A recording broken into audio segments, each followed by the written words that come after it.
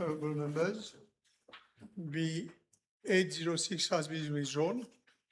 So I call upon the Honorable Second Member for Belle-Rose and Carbone. Je vous remercie, Monsieur le Vice-président. B807. Mr. Deputy Speaker, with your permission, I shall reply to this parliamentary question. I am informed by the Traffic Management and Road Safety Unit of the Ministry of Land Transport that the stretch of road along Draper Avenue extending from Sir Virgil Naz Avenue to Belle-Rose Avenue in the vicinity of Restaurant Venise is a two-way carriageway of width varying from 5 to 5.5 meters over an approximate length of 480 meters. It is predominantly characterized by continuous residential properties on both sides. I am further informed that the TMRSU received a petition dated 6 February 2026 from the residents of Draper Avenue, Belle-Rose, requesting the installation of speed humps and speed breakers along this road, deploring serious concerns regarding excessive vehicular speeding and pedestrian safety. The TMRSU initially assessed the feasibility of installing raised speed tables along this stretch of road. However, pursuant to a site visit conducted on 21st of May 2026, recommendation has been made for the installation of 3 rubber-based road humps, together with appropriate traffic signage, due to the inadequate drainage system in the area. These traffic calming measures are intended to curb speeding and improve road safety for local residents, pedestrians, and other road users. Mr. Deputy Speaker, sir, I am advised that the Ministry of Land Transport has already initiated the procurement procedures for the acquisition of these rubber-based road humps, and that the TMRSU has been directed to prioritize and expedite the implementation of these safety measures as soon as the contract is awarded. Thank you, Mr. Deputy Speaker, sir. Yes, Honorable Member. Je vous remercie, Monsieur le Vice-président. Au nom des résidents de Drapers Avenue et à la suite de leur pétition, je remercie le ministre pour sa réponse. Le ministre pourrait-il indiquer à la Chambre dans quel délai les résidents pourraient espérer l'installation des ralentisseurs surélevés? I believe very soon, Mr. Deputy Speaker, sir, as the procurement procedures have already been launched. It's a question of 1 or 2 months. Okay, that's fine. Je vous remercie, Monsieur le Vice-président. Would the Minister inform the House whether consultations will be held with the Municipal Council of Quatre-Bornes and local residents of Drapers prior to the installation of high-raised speed breakers? Thank you. And the MPs. Sorry? And the MPs as well. And the MPs as well. Thank you. Mr. Deputy Speaker, sir, I am informed by the TMRSU that the engineer informed one of the local petitioners already. However, during the site visit, the latter could not come for the site visit. Concerning the Municipal Council of Quatre-Bornes, in fact, before the installation, we leave from the Municipal Council of Quatre-Bornes will be sought. Thank you. The Honorable Second Member for Savannah and Black River. Mr. Deputy Speaker, sir, B808, please. Mr. Deputy Speaker, sir, I'm informed by the Beauvalon Skateboard Park is managed by the Mauritius Sport Council. This park became operational in April 2024. The scope of work for the period was the construction of a changing room, bicycle motocross, and skateboard tracks. The total cost of the project amounted to 9,272,698 rupees and 50 cents, including VAT. Mr. Deputy Speaker, sir, regarding part B of the question, I'm informed by the MSC has implemented the following key health and safety measures: the right use of protective equipment, including, but it's not limited to, a strap helmet, knee and elbow pads and wrist guard is mandatory. Should the users fail to wear the protective equipment, the management of the park reserves the right to restrict access to them. Participation in any activities at the park under the influence of alcohol or non-prescribed drugs is prohibited. Only one person can use the ramp at a time, and the use of motorized or electric equipment is strictly prohibited. Mr. Deputy Speaker, sir, I'm also informed that since the inauguration of the park, the skating facility has been underutilized. Regarding part C of the question, I'm further informed by the Mauritius Sport Council that the skating infrastructure has been showing visible signs of wear and tear since last year. Additionally, part of the metal barricading structures located in the upper park area leading to the skate zone have been damaged due to acts of vandalism. Thus, following the identification of potential safety hazard, the facility is presently considered unfit for use and has been temporarily closed.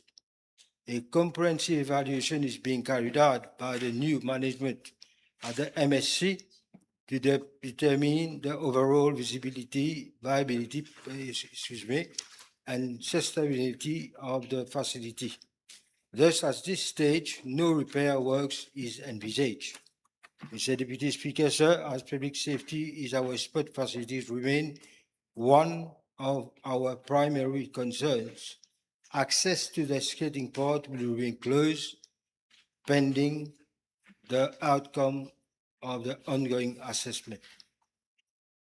Yes, Honorable Member. Can the Minister inform the House a brief on the construction of the changing room and BMX skateboard tracks? And what about procurement method applying thereof? Bidders were invited on the 11th October 2022 through an open national bidding exercise advertised in local newspaper to submit their best offer for the above-mentioned project, with the deadline for submission on 7 November 2022. 3 bids were received, namely from RBL Contracting Limited, SMS Contracting Limited, Good Peace Company Limited. The contract was awarded to Good Peace Company Limited for the contract amounted 9,023,450, including the contingency sum of 900,000, but exclusive of that. Signature of the contract, letter of award issued to the bidder on the 27 December 2022, and signature of contract with the bidder was done on 28 February 2023. The starting and completion date, the starting date was on 14 March 2023, Works were completed on April 2024. The total cost of the project for the construction of changing room and BMX skateboard tracks amounted to 9,272,698.56, including of VATs. Honorable members, the chair has been advised that the following PQs have been withdrawn: B835, B811, B850, B855, 845, 819, 854, 840, 822, and 838. Now I call upon the Honorable Third Member for Mayberg and Plumagnon. Thank you, Mr. Deputy Speaker, sir. B809, please.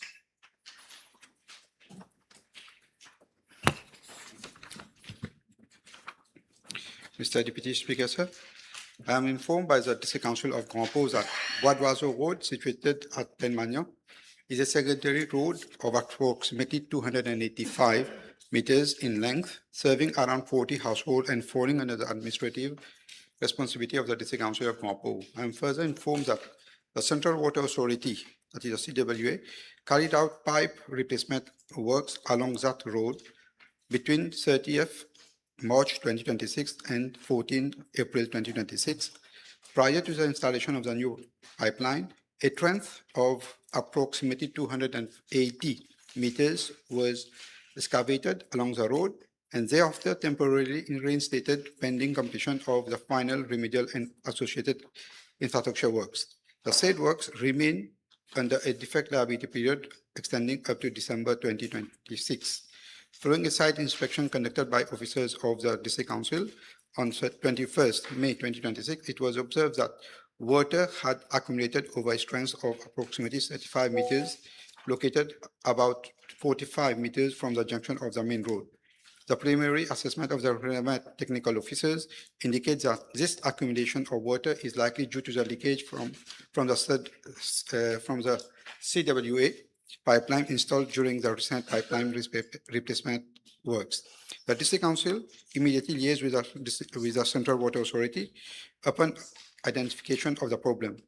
I am informed that remedial measures were initiated by the Central Water Authority on 22nd May 2026 to address the leakage and alleviate the inconvenience being faced by residents, pedestrians, school children, and other road users. The situation is being jointly monitored by the District Council and the Central Water Authority, and any further corrective intervention deemed necessary will be carried out without delay.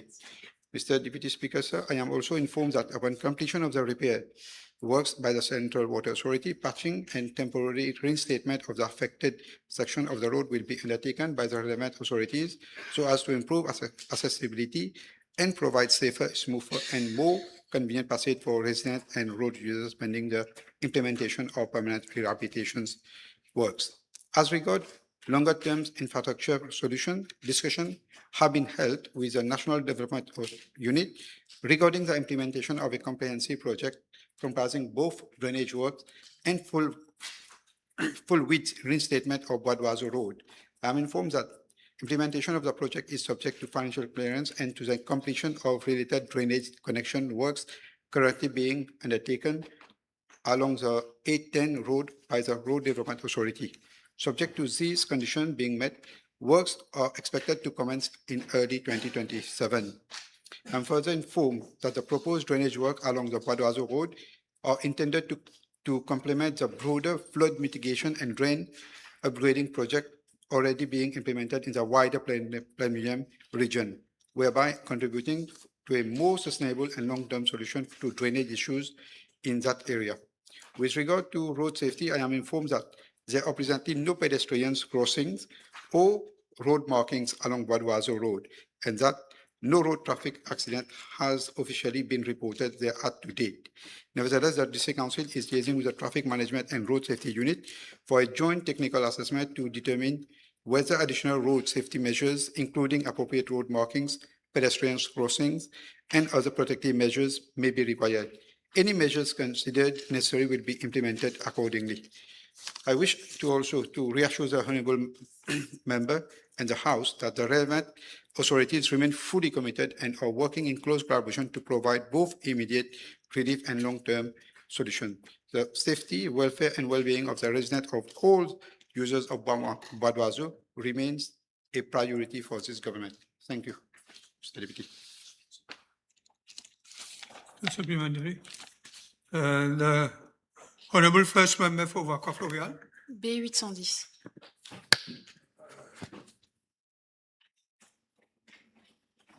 Who is answering this question? Mr. Deputy Speaker, sir, with your permission, I shall reply to parliamentary question B810. The Mauritius Society for Animal Welfare, commonly known as the MSO, is a statutory body operating under the aegis of the Ministry of Agro-Food Security, Blue Economy and Fisheries, and is responsible for animal welfare prevention of cruelty to animals and related operational programs. As regard to Part A, subsection 1 of the question, Mr. Deputy Speaker, sir, I am informed that on 30 April 2026, the chairperson and 2 members of the MSO Council resigned. 1 member serving in an ex officio capacity cited excessive load work due to his representation on several boards. The former chairperson and another member referred to governance and administrative concerns at the MSO. Following an inspection carried out at the Enforcement Department, the former chairperson submitted a report dated 28 April 2026, highlighting deficiencies in the record keeping, the absence of fully formalized standard operating procedures, weaknesses in the lodging and traceability of animal cruelty complaints, and shortcomings in operational records relating to dog registration, adoption, euthanasia, and catch-neuter release activities.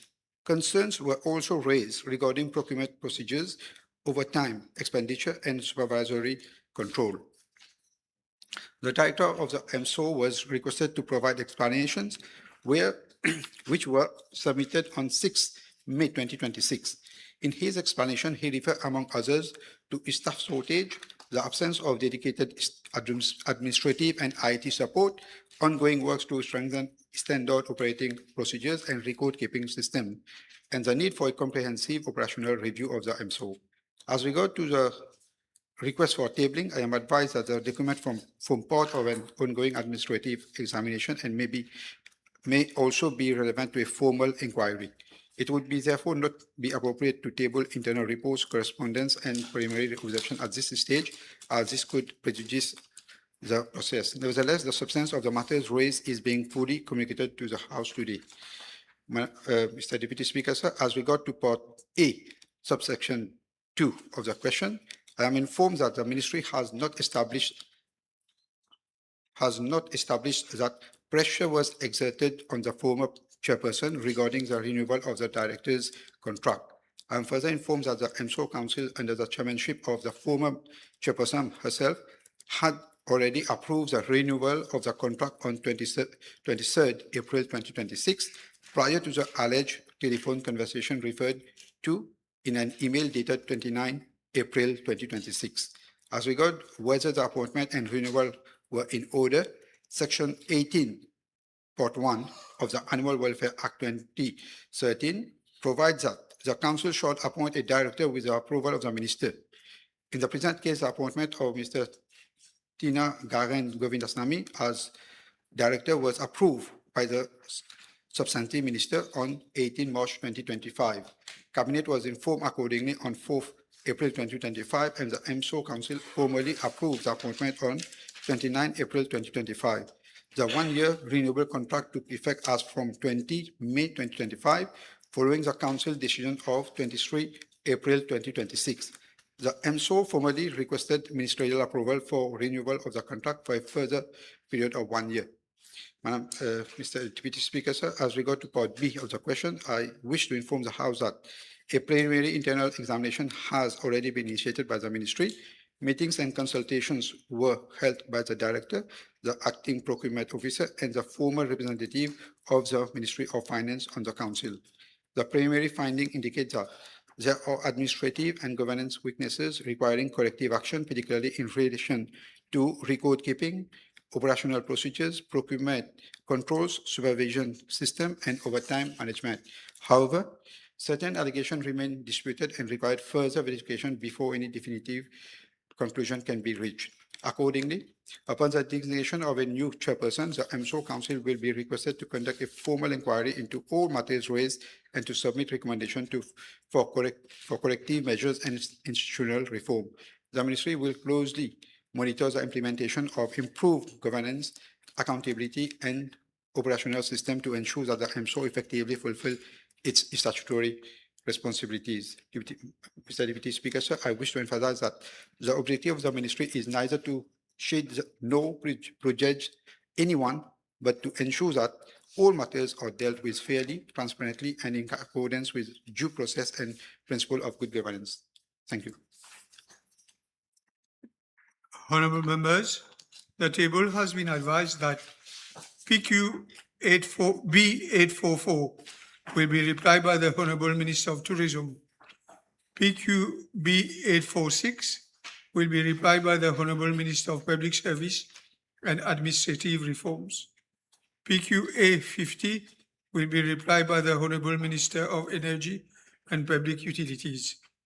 PQ B14 has been withdrawn. Now I call upon the Honorable Second Member for Flag-Bolacoy. B812, s'il vous plaît.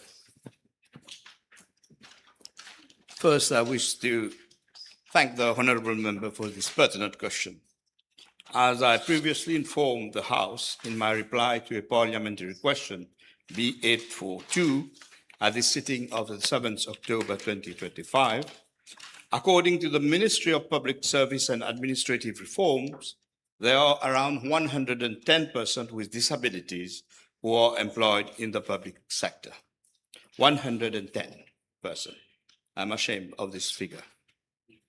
With regards to data for the private sector, I'm informed that the Ministry of Labour and Industrial Relations keeps no such record at its level.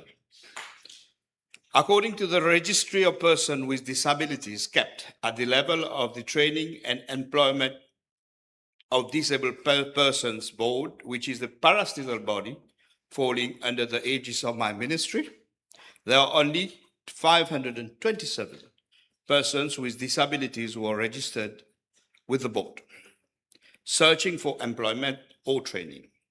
Only around 900 employers are registered with the board. With regard to part B of the question, I wish to add that the Training and Employment of Disabled Persons Act 1996 provides that all employers with a workforce of 35 or more must employ 3% of the staff from among persons with disabilities. The Act also requires the maintenance of registers of persons with disabilities as well as the register of employers, the establishment of a hearing committee to review non-compliance and the possibility of requiring non-compliant employers to be fined.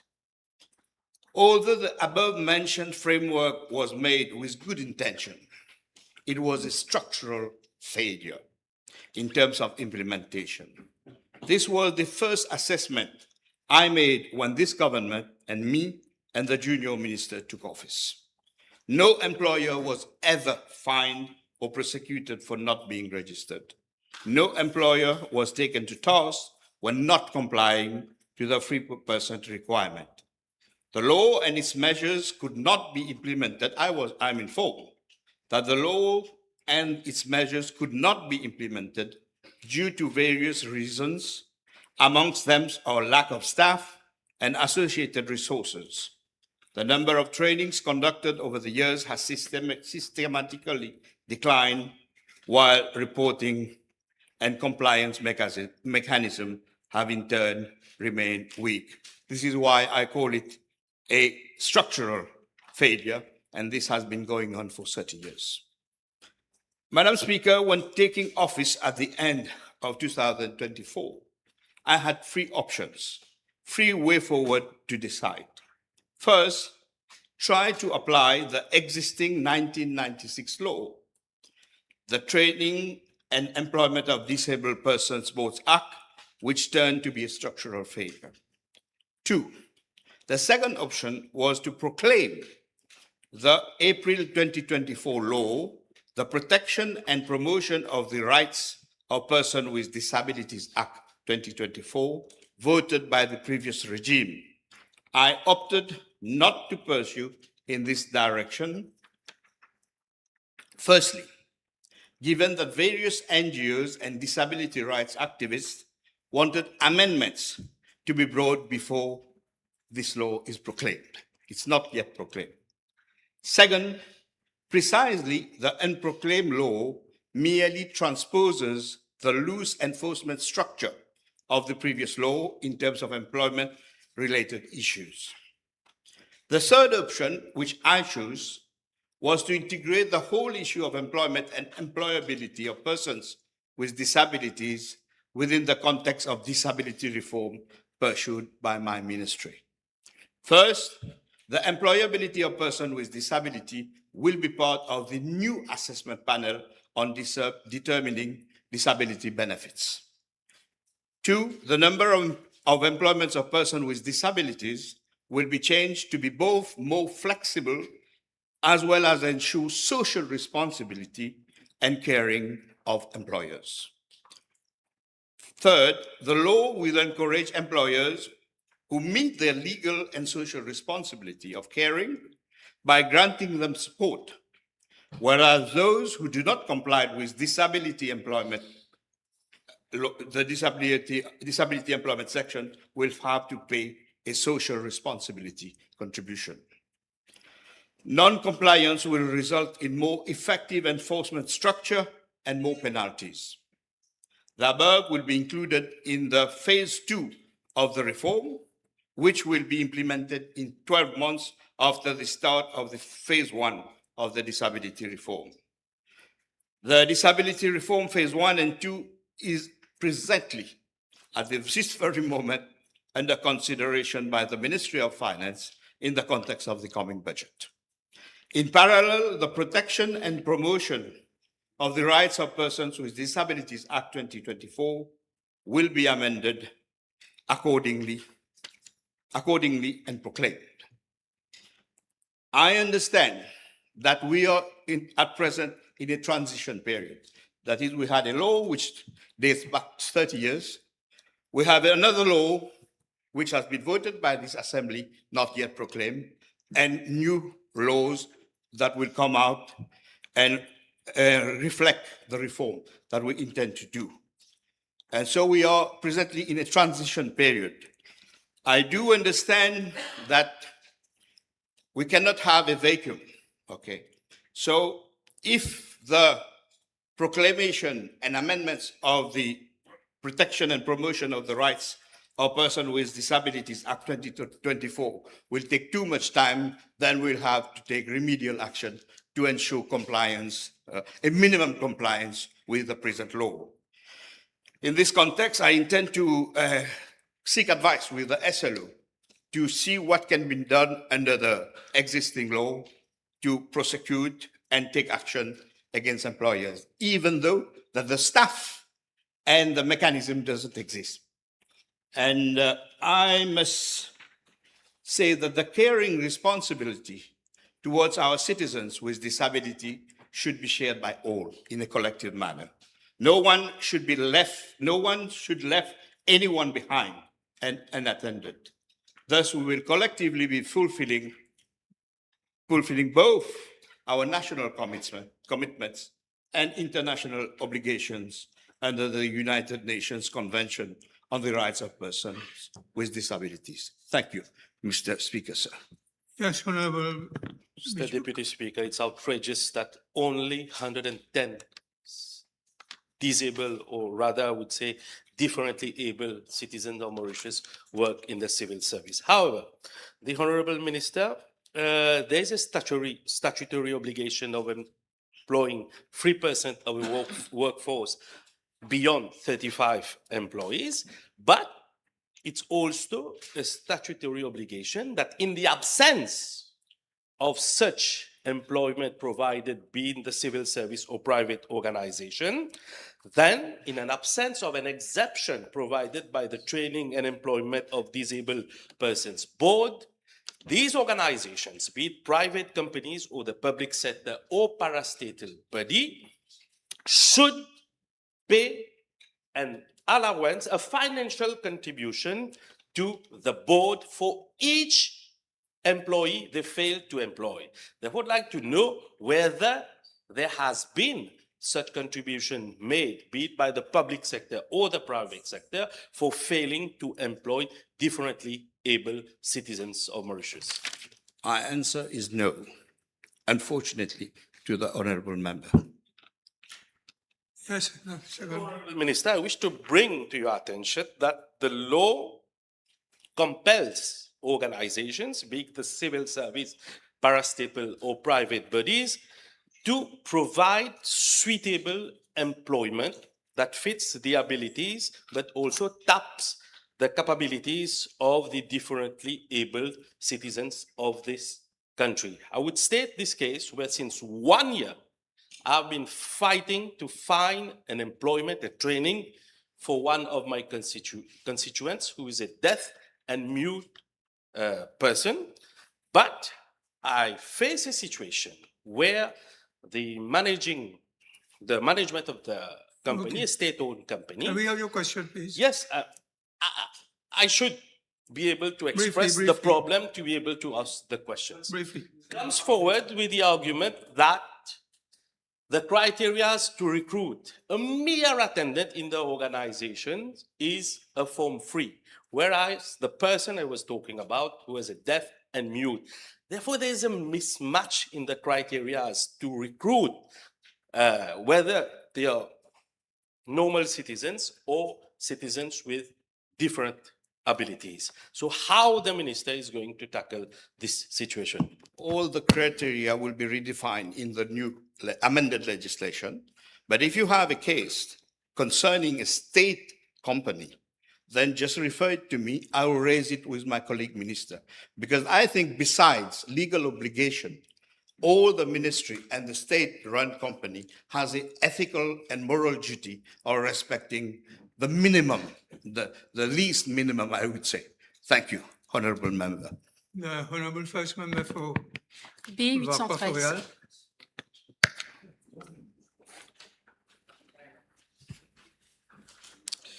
Mr. Deputy Speaker, sir, with your permission, I shall reply to parliamentary question B813 regarding the 30th session of the Indian Ocean Tuna Commission, which was held from 11 to 15 May 2026 in the Maldives.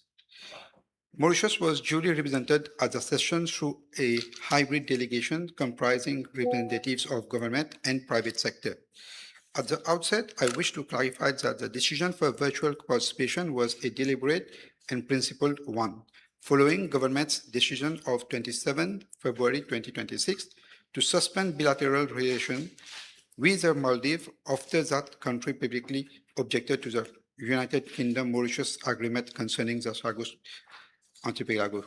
However, I must emphasize that the hybrid mode of participation is fully recognized under the IOTC rules of procedures and resolution 25/01. Mauritius was not the only member state participating virtually, as several delegations similarly opted for remote participation during the session. I also wish to place on record that virtual participation of Mauritius did not in any way affect the effectiveness or substance of the Mauritian delegation's contribution. Mauritius participated fully in all negotiation, technical discussion, and decision-making processes and firmly defended its national, economic, and strategic interests throughout the proceedings. Mr. Deputy Speaker, sir, as regard to Part A of the question, the Mauritian delegation was led by Mrs. M.S. Kunjal, Director of Fisheries of the Ministry. The delegation further comprised representative from the Prime Minister's Office, the Attorney General's Office, the Ministry of Foreign Affairs, Regional Integration and International Trade, and the private sector, namely Alba Fishing Limited, Prince Group, and IBL Seafood. The participation of both government institutions and major operators of the seafood industry reflected the importance attached by Mauritius to regional fisheries management, seafood export, employment creation, food security, and the blue economy. Mr. Deputy Speaker, sir, as regard to Part B of the question, I am informed that 17 proposals, including amendments to existing conservation and management measures, were tabled and discussed during the session.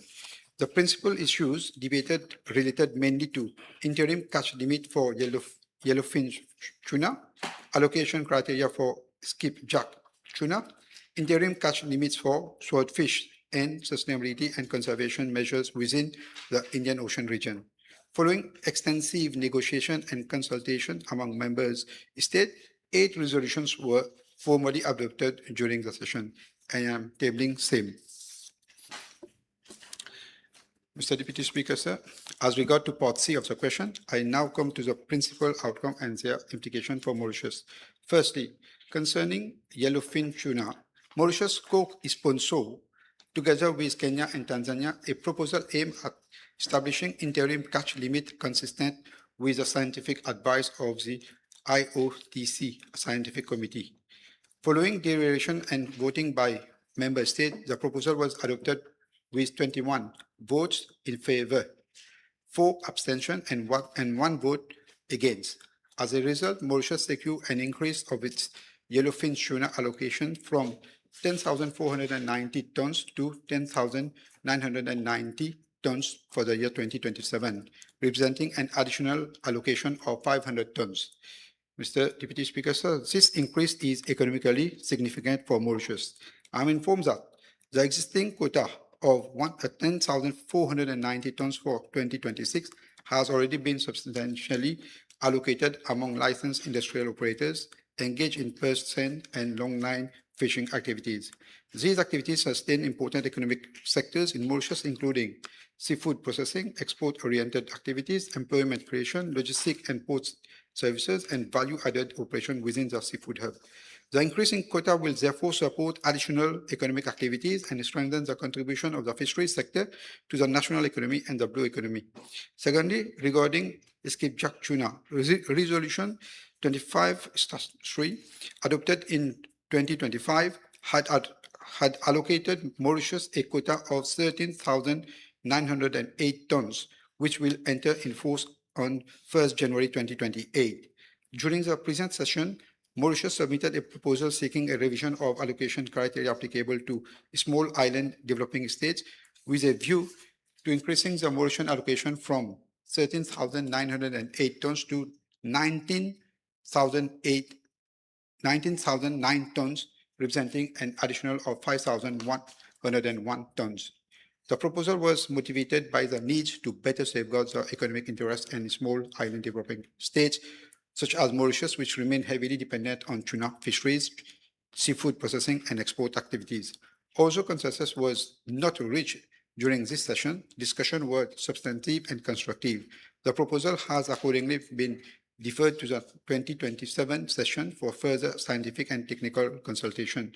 Mauritius will continue to engage actively with like-minded member states in support of a fairer and more equitable allocation framework that better reflects the realities and vulnerabilities of small island developing states.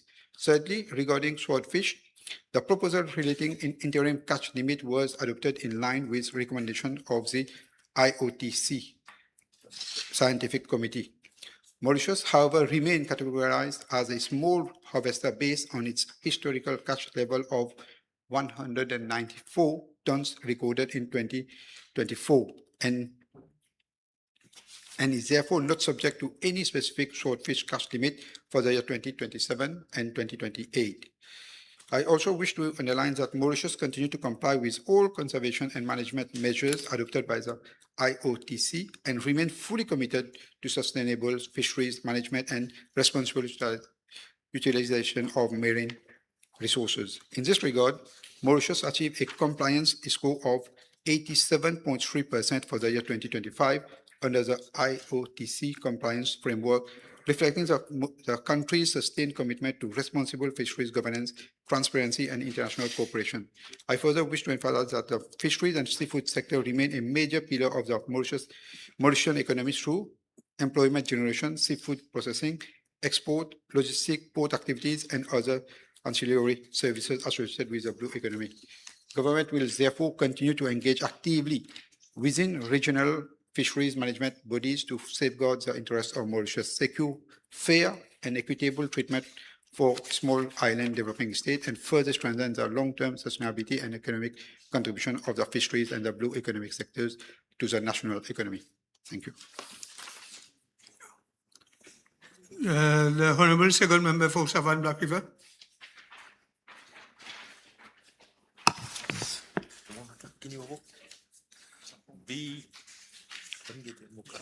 B815. Yes, B15. Mr. Deputy Speaker, sir, with your permission, I shall reply to this parliamentary question. At the outset, I have to highlight that there is a significant regulatory and operational inconsistency regarding the use of liquefied petroleum gas LPG propelled vehicles in Mauritius. While the National Land Transport Authority, NLTA, does not prohibit the conversion of petrol or diesel vehicles to LPG, there is currently no LPG dispensing stations across the island.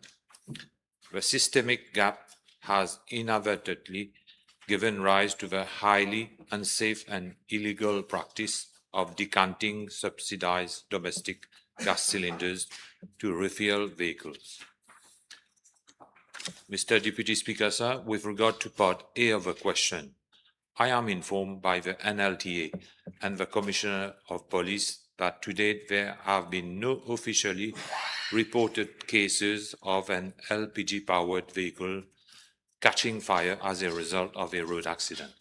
However, the Ministry of Financial Services has informed that, as per information at its hand, there has been one case of an LPG-powered vehicle which caught fire on being involved in a road accident in the course of the past 2 years. I am further informed by the Mauritius Fire and Rescue Services that 11 LPG-powered vehicles have been involved in fire incidents for the period 2024 to date, irrespective of cause, as follows. In 2024, 2 incidents. In 2025, 7 incidents. And in 2026, up to 25th of May 26, 2 incidents. With regard to Part B of the question, I am advised that there are currently 15,696 vehicles registered as operating with LPG propulsion systems. Any vehicle fitted with a gas propulsion system undergoes inspection at the authorized vehicles examination stations. They are strictly required to comply with the 6th schedule of the Road Traffic, Construction and Use of Vehicles, Regulation 2010, which mandates comprehensive technical and safety standards for gas containers, pipelines, valves, and pressure relief systems. Certificates of fitness are issued under compliance with the regulations. However, Mr. Deputy Speaker, sir, I must clarify a critical caveat. Private cars under 7 years old fitted with LPG system are not legally bound to undergo annual fitness tests. Consequently, they may not be captured in the 15,696 figure as amendments to the registration book. Horsepower are only made when the owner formally notifies the NLTA. Mr. Deputy Speaker, sir, turning to Part C of a question, the NLTA maintains that the primary responsibility rests on vehicle owners to ensure their LPG systems remain leak-free and meticulously maintained in accordance with the law.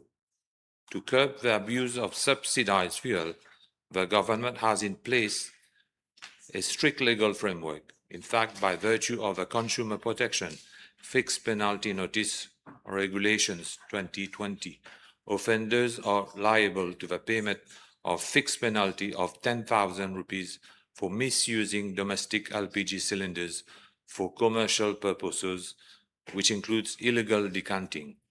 Furthermore, the Consumer Protection Use of Liquefied Petroleum Gas in Small Cylinders, Regulation 2012, provide for penalties ranging from 10,000 rupees to 75,000 rupees for repeat offences, such as unauthorized storage or selling more than 4 cylinders at a time.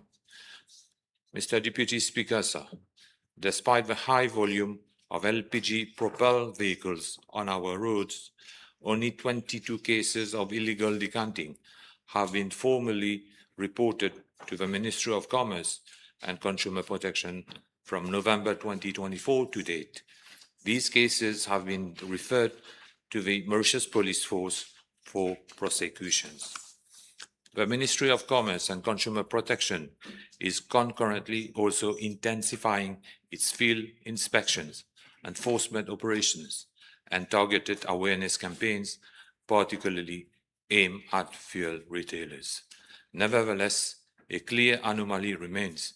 There is an urgent need for the Ministry of Land, Transport, and my substantive ministry to collaborate closely with all relevant stakeholders to resolve this operational gap swiftly and permanently. Thank you, Mr. Deputy Speaker. Yes, Honorable Governor. In regards of the refilling of this car, can the minister inform the House where there are the sites to refill?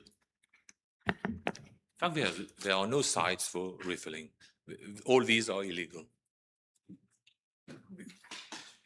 The Honorable Third Member for Port Resource, Mount Island. Sorry, you have a question? Okay.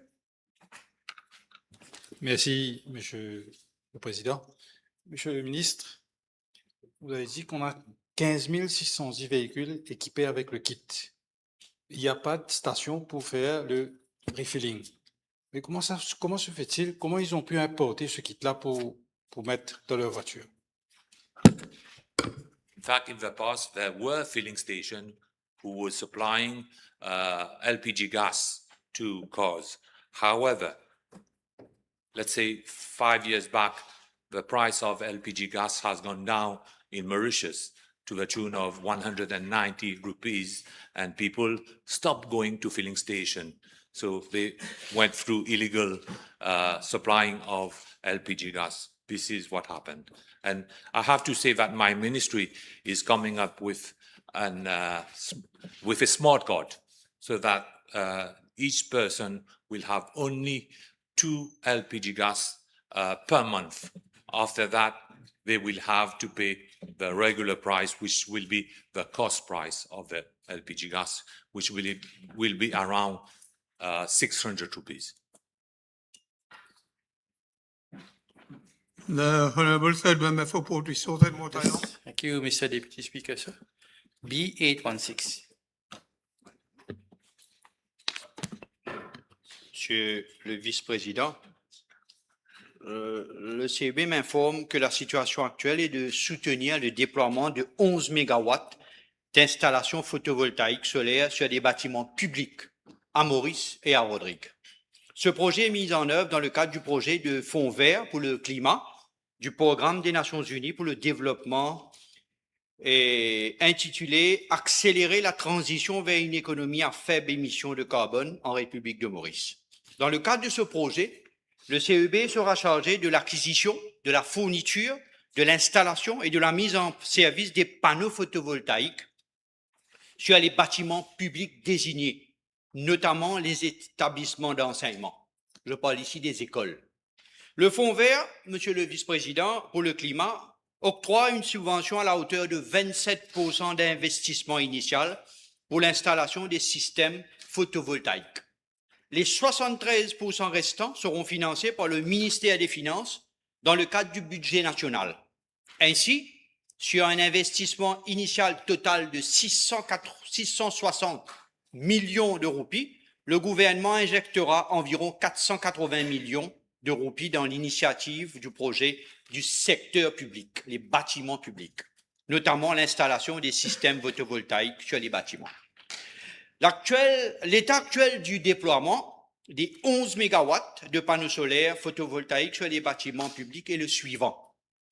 D'abord, l'évaluation technique de 175 bâtiments publics à Maurice pour déterminer l'état des toitures, les travaux de préparation pour l'installation des panneaux solaires en cours.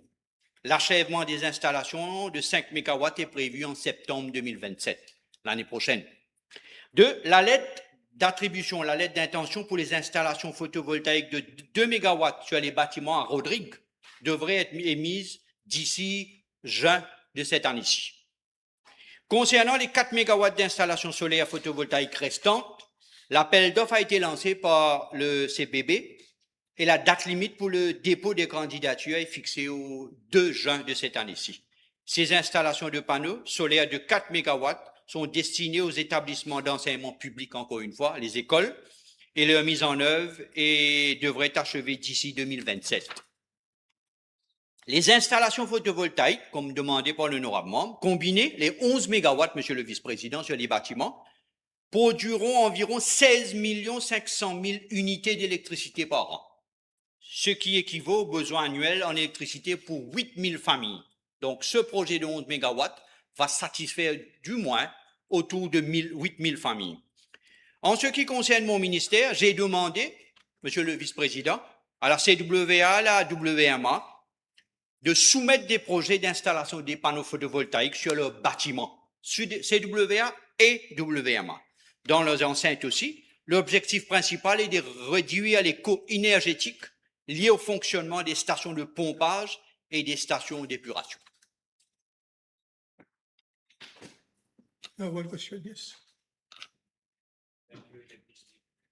Thank you, Deputy Speaker, sir. Will the Honourable Minister inform the House whether similar solar photovoltaic projects are being envisaged after this initial project with a view to reducing electricity costs and promoting renewable energy across government facilities? Oui. Est-ce que ce projet va continuer, vous voulez dire? Oui, bien sûr, parce que dans les 175 projets mentionnés, monsieur le vice-président, il y a des projets peut-être, quand on va faire les études techniques, il se peut que ces toits ne vont pas pouvoir être équipés de panneaux. Donc, tous nos projets, depuis qu'on est arrivé au pouvoir, tous les projets, les schemes agrivoltaïques, greenfield, household, it's ongoing. Parce qu'il y a des projets qui vont rentrer. Par exemple, là, il y a le projet, c'est important, le projet de Storsen et Care. C'est un projet de 60 mégawatts, 30 de mémoire, 30 et 10, 70 mégawatts, qui devrait être sur le réseau en septembre. Malheureusement, il y a des projets qui sont encore 9% d'achèvement. Ils ont fait que 9%. J'ai demandé d'écrire pour dire que si rien n'est fait en ce qui concerne ce projet de Storsen ou de Care, ils vont devoir sortir sur la liste parce qu'on ne peut pas attendre. Donc, tous les projets vont être, chaque année, il se sera ouvert et continuellement. Parce que nous sommes qu'à 17%. Nous voulons atteindre 60% en 2035. Donc, les projets vont rester ouverts, comme le household, comme agrivoltaïque, que ce soit greenfield, que ce soit le commercial, que ce soit pour les industriels. Donc, les projets vont rester ouverts et le CEB va entertain. Donc, ceux ou celles qui sont les premiers à arriver et pouvoir être sur le réseau vont être acceptés. Thank you. Honorable Second Member for Vieux-Grand-Port, Thank you, Mr. Speaker, sir. It's question B/817, please. Mr. Deputy Speaker, sir, in regard to the question, I wish to inform the House that through the Government Programme 2025-2029, culture and the creative economy have been positioned as important drivers of national development, tourism, and economic diversification. Measures announced include inter alia, the holding of the Assise des Arts de la Culture, the implementation of a heritage stewardship scheme to encourage public-private partnerships, the modernization and revitalization of museums, heritage sites, and cultural infrastructure, the promotion of cultural tourism and locally made crafts, and the setting up of the National Arts Open Commission. Mr. Deputy Speaker, sir, government has already moved beyond policy announcement, and concrete actions have been initiated for the implementation of the above measures in collaboration with relevant stakeholders, with certain initiatives already completed and others currently at an advanced stage. I am pleased to inform the House that the Assises des Arts de la Culture has already been completed. The recommendations will feed into the preparation of the first comprehensive strategic plan for the arts and culture sector for the period 2026-2029 through the National Arts Open Commission currently being set up. Mr. Deputy Speaker, sir, concrete actions are also underway on other fronts. The Heritage Stewardship Scheme announced in the budget speech 2025-2029 is being finalized by the Economic Development Board and my ministry. The objective is to encourage greater private sector participation in the restoration, maintenance, management, and promotion of heritage assets, including historical buildings, museums, and cultural sites, while enhancing their tourism and economic potential. In parallel, under the cooperation agreement with the government of the French Republic, Business Mauritius, and civil society partners, a team from Expertise France is working on the public-private partnership model for selected national heritage sites. Necessary consultations and technical exercises are currently underway. Mr. Deputy Speaker, sir, we are also working on the development of local economic development plans around major heritage sites so as to create greater economic opportunities for the local communities, artists, and cultural entrepreneurs.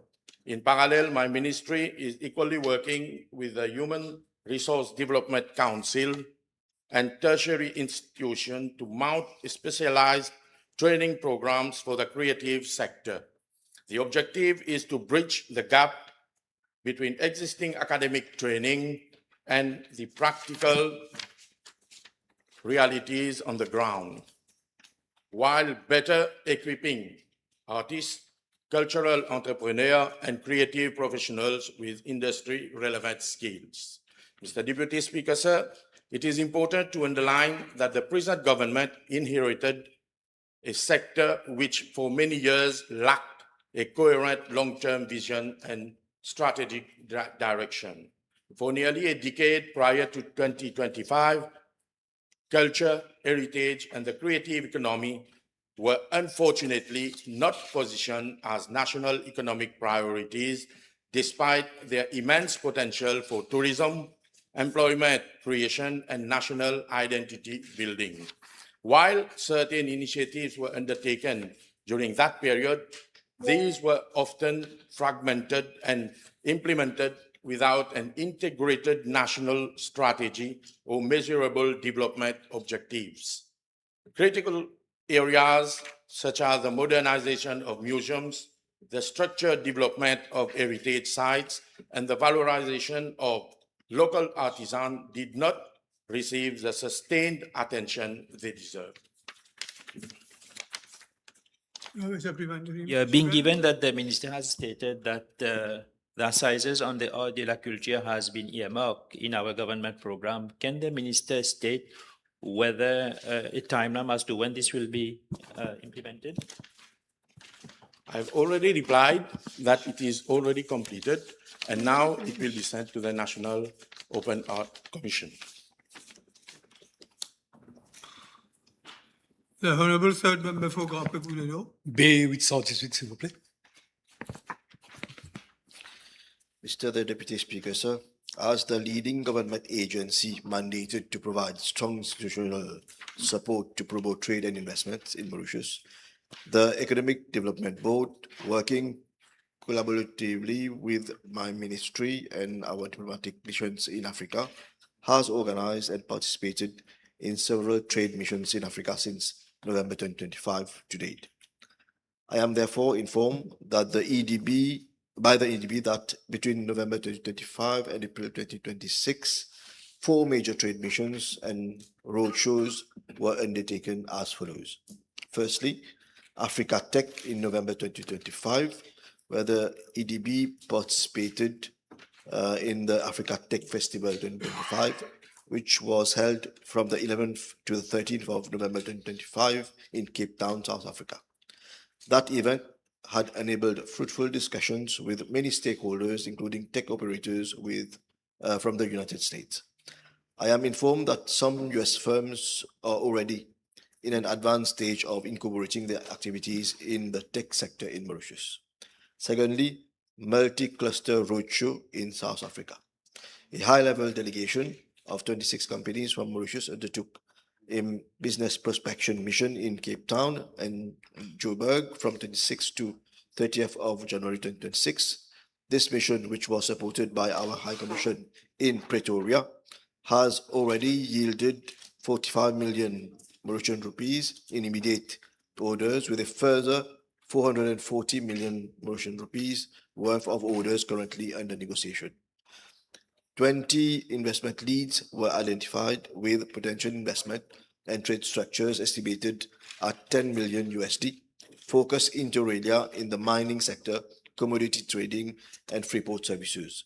In the margins of that roadshow, our High Commission in Pretoria has also established contacts with representatives of the First National Bank, who manifested an interest in promoting Mauritius as preferred investment destination for their high-profile clients. Thirdly, joint education fair in Zambia and Zimbabwe in February 2026. So the EDB and the Ministry of Tertiary Education, Science and Research organized a joint education fair in February 2026 in Lusaka to create awareness about the educational opportunities available in Mauritius, particularly for students from Zambia and Zimbabwe. The education fair generated great interest on the part of students from those two countries and successfully registered some 409 on-the-spot applications for seats at Mauritian universities. Lastly, the ICT Roadshow in Namibia, Botswana, Zambia in March 2026. So an ICT Services Roadshow for Zambia, Botswana, and Namibia was organized by the EDB in March 2026 in Zambia, targeting ICT operators in those 3 countries. The aim was to promote business growth and export our services opportunities in the ICT sector and strengthen collaboration between Mauritius and the government, industry, startups, SMEs, and African partners in those countries. The roadshow successfully established high-level institutional links and paved the way for several memoranda of understanding with regional investment promotion agencies. Mr. the Deputy Speaker, sir, the government continues to monitor the outcomes of those trade missions to ensure that such commercial efforts translate into tangible economic growth for the sustainable diversifications of our exports. In addition to those specific trade missions pursued by the EDB, in collaboration with my ministry and other ministries, government is committed to broaden and diversify our investment space and encourage Mauritian businesses to integrate the regional supply chains in targeted sectors such as agro-processing, textiles, and ICT. My ministry follows closely the evolution of trade within the existing trade blocs. We participate in ongoing trade negotiations, address implementation challenges, including non-tariff barriers, and make proposals when necessary with a view to improving regional trade. In this regard, Mauritius is actively participating in the various meetings of the AU with a view to implementing the African Continental Free Trade Area. At the sub-regional level, Mauritius trade within the SADC and COMESA free trade areas and has followed which has followed an upward trajectory, reflecting the country's ability to effectively leverage the preferential trade access provided under those agreements. Thank you. The Honourable First Member for Montagne Blanche and Grand Rivière South, please. Thank you, Mr. Deputy Speaker, sir. B820. Mr. Deputy Speaker, sir, I wish to inform the House that the National Certificate of Education, NC, was introduced in 2018 under the 9-year Continuous Basic Education Reform Framework by the previous government. While the inaugural assessment for grade 9 students was originally scheduled for 2020, disruptions caused by the COVID-19 pandemic delayed the first live administration of the examinations until 2021. Mr. Deputy Speaker, sir, my ministry is currently finalizing a comprehensive blueprint for the Mauritian education sector, which proposes, among other structural reforms, the abolition of the NC examinations at the end of grade 9. I wish to inform the House the blueprint has almost reached the final stage of its preparation. Following legal vetting by the Attorney General's office and review by an interministerial committee, the blueprint will be submitted to Cabinet for consideration. Mr. Deputy Speaker, sir, I wish to assure the House that this government does not believe in throwing the baby out with the bathwater. Where a system is pedagogically flawed, it is our responsibility to rectify it, not merely patch it. In its current form, the curriculum of the NC is partially flawed because it does not adequately prepare our students to meet the exigencies of school certificate examinations. Consequently, we are reviewing both the lower secondary curriculum and its assessment framework. In collaboration with Cambridge International, we are developing a new curriculum and assessment framework that prioritizes holistic student development over rigid, high-stakes testing. Let me inform the House that the NC was initially designed to assess both mainstream and extended program students. Numerous stakeholders openly showed their disapproval regarding the practice of asking the former extended stream students to take the NC examinations. Mr. Deputy Speaker, sir, unfortunately, between 2022 and 2025, nearly 7,000 extended program students who sat for the NCE examination failed miserably, and 7,000 extended program students were left entirely without certification. This is unacceptable systemic failure which could not be condoned. That is why this government came with a foundation program as an alternate pathway for children who need a special curriculum and assessment framework based on their competencies. Mr. Deputy Speaker, sir, during the extensive stakeholder consultations held for the preparation of the blueprint, educators, parents, and psychologists highlighted several critical flaws inherent in the NC system. For example, 1, the current system induces severe stress. Learners are driven into an intense cycle of private tuition spanning from grade 7 to grade 9, and in reality, extending continuously from grade 5 through to the higher school certificate, causing learner burnout and considerable harm to the well-being of our children. Second, the NC curriculum is inherently flawed that it is not designed to prepare our grade 7 to grade 9 students to actually prepare for the exigencies of the school certificate examinations. 3, the migration of thousands of students from regional colleges to academies after the NC examinations, which severely disrupts schools' continuity. Mr. Deputy Speaker, sir, education cannot be reduced to a conveyor belt of examinations that alienates and penalizes the majority of our children. The alternative pathways being engineered in our upcoming blueprint will ensure that every child, regardless of the academic stream, is provided with a humane, equitable, and certified pathway toward secondary and technical education. Thank you. Yes, Honourable Member. Yes, I thank the Honourable Minister for his answer. But can the Honourable Minister give at least some indication, because there is a legitimate expectation in the public for teachers and pupils, they have stressed as well, when the system will change? Thank you, Honourable Member, for this question. And through this question, let me assure, with your permission, Mr. Deputy Speaker, sir, everyone, that due attention will be given for the phasing out so that the new system which will come, it will, one, respect the legal framework so that enough time will be given for students who are, for example, students who are already in grade 8, okay, they will take the NC. The phase out will not come out abruptly in order to we ensure students and everyone that nobody will be harmed, and they will be given sufficient time in order to prepare for the change that will take place. Yes, you have a question? Thank you, Deputy Speaker, sir. Will the Honorable Minister inform the House whether the NC examination is used to eliminate students from being promoted to grade 10 so that the percentage of pass rate in the SC exam could be maintained at a high level? Thank you, Honourable Member, for this question. In fact, I would wish to inform the House in general. This is what was happening when we came with the criteria of 5 credit. With the criteria of 5 credit, what was happening?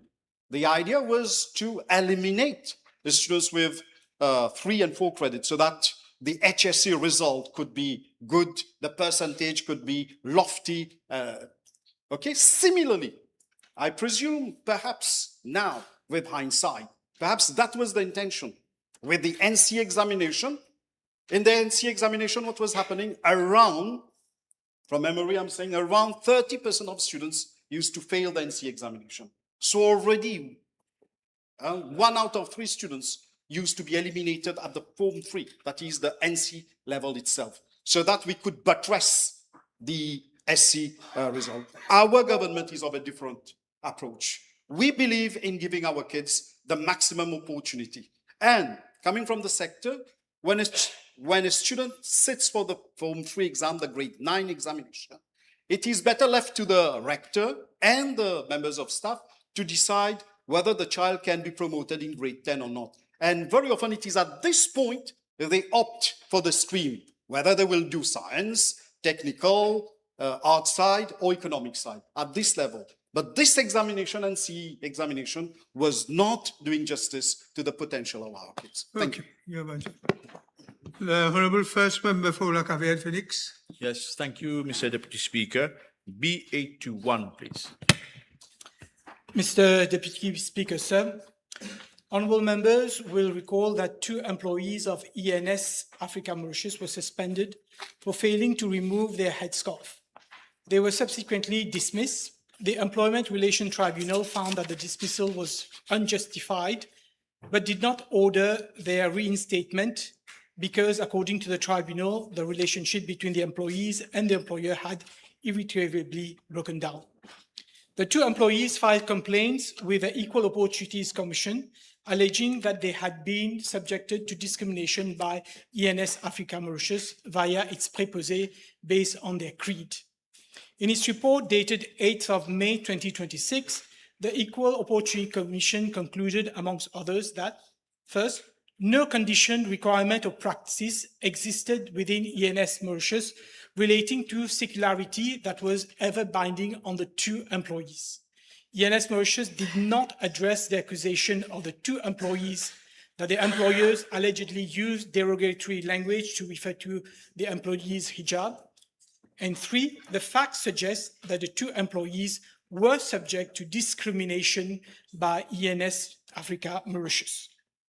The Equal Opportunity Commission also emphasized that even where an express policy exists regimenting employees' dress code, any such policy must pass a test of constitutionality under Section 11 and 16 of the Constitution. And they should also meet the threshold set under the Equal Opportunities Act, which prohibits discrimination based on creed.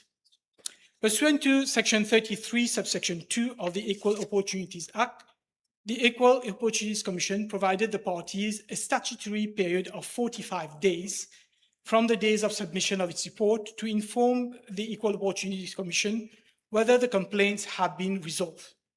Where the complaints remain unresolved, the Equal Opportunities Commission shall, with the consent of the complainants, refer the complainants to the Equal Opportunities Tribunal.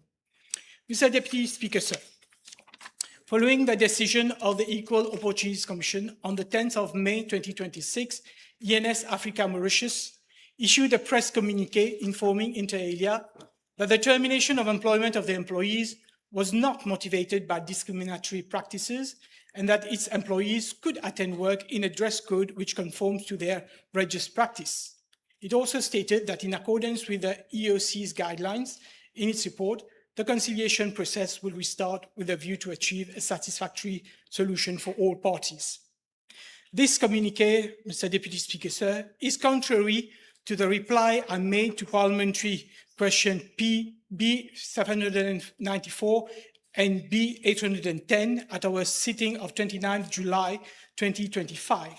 The House was informed that on 26 June 2025, the representative of ENS Africa Mauritius was convened to my ministry, and he informed that there was a dress code which had been well established in the past 30 years and that all employees of ENS Africa Mauritius had to officially adhere to same. Mr. Deputy Speaker, sir, in July 2025 and November 2025, my ministry submitted proposal to the Attorney General's Office for amendments to Section 5 of the Workers' Rights Act to prevent discrimination based on religious appearance or dress, which is required by or symbolic of a person's religion or religious belief. The proposed amendment will also require an employer to make such adjustment to the condition or practice as may be reasonable and necessary to accommodate a worker's religious appearance or dress, unless the employer can demonstrate that making such adjustment would impose unjustifiable hardship. On the 25th of May 2026, yesterday, the Solicitor General Office sent a reply to my office opining that, and I quote, the existing legal framework appeared to be sufficient to cover dress code issues, provided they are interpreted and applied correctly by our court and tribunal. As we only received that opinion yesterday, the matter is still under consideration. As far as ENS Africa Mauritius is concerned, Mr. Deputy Speaker, sir, should ENS Africa Mauritius fail to reach an amicable settlement with the two employees within the 45 days given to them by the Equal Opportunities Commission, I will ask the Honourable Attorney General to consider revoking the license of ENS Africa Mauritius under the Law Practitioners Act on the ground of public interest, because in my opinion, a law firm which engages in discriminatory practices should not be allowed to practice in Mauritius. Yes, Honourable Lubin. Yes, thank you, Honourable Minister, for this reply. In the meantime, will the Honourable Minister consider issuing a guideline or a notice to all employers that they should make it mandatory at their workplace to have written non-discrimination and dress code policies that are in line with our Constitution, written guidelines? Yes, Mr. Deputy Speaker, sir, I'll give the instruction to my officers to liaise with the different employers' organizations to make sure that they have this non-discrimination policy in written form, which is circulated to all employees. Your next question, Honourable. First member for La Caverne. Sorry, Your Honour. I'm not in court in Parliament, sorry. So am I, I'm not in court either. Yes. Yes, Mr. Deputy Speaker, B823, please.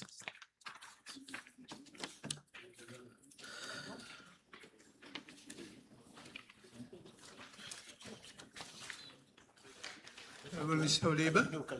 823. 823. Okay, I thought it was 822. 823. Sorry.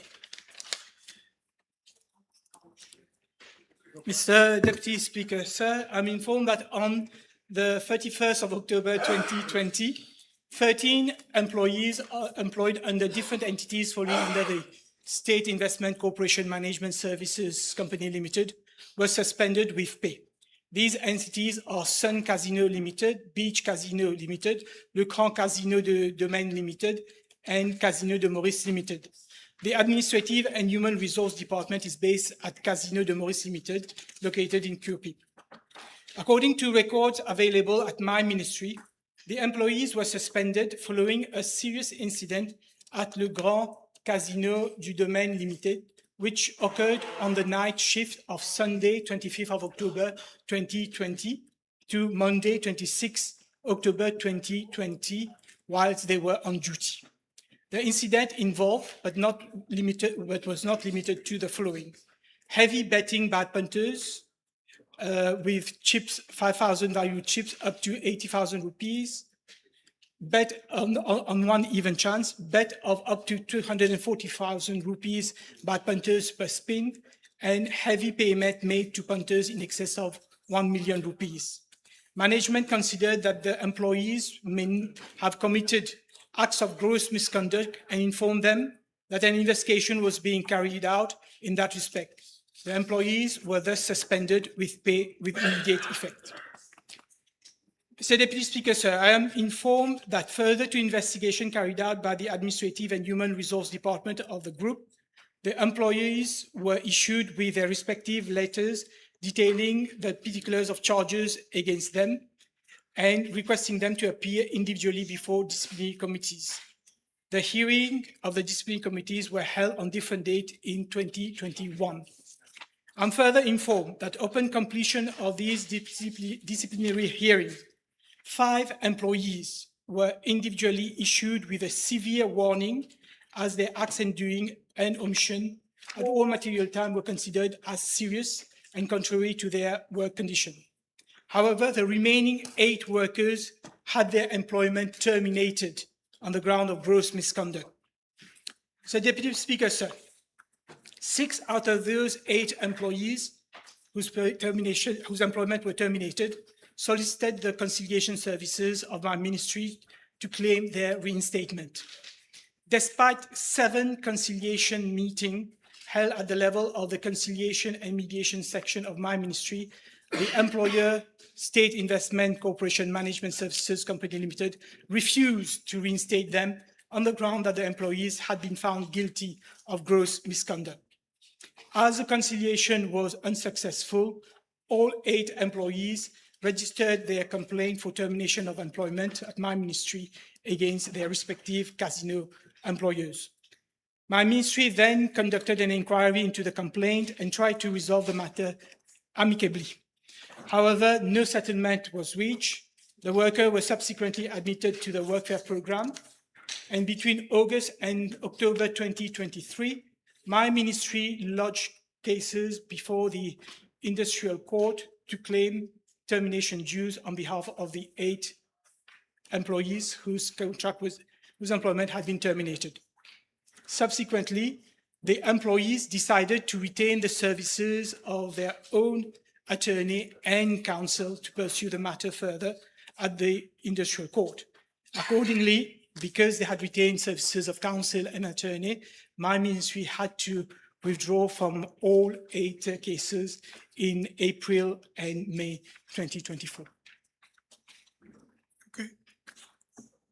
The Honourable Second Member for Vieux-Grand-Port, Rosebell. Question has been withdrawn, this one. Has been withdrawn? Yes. Thank you.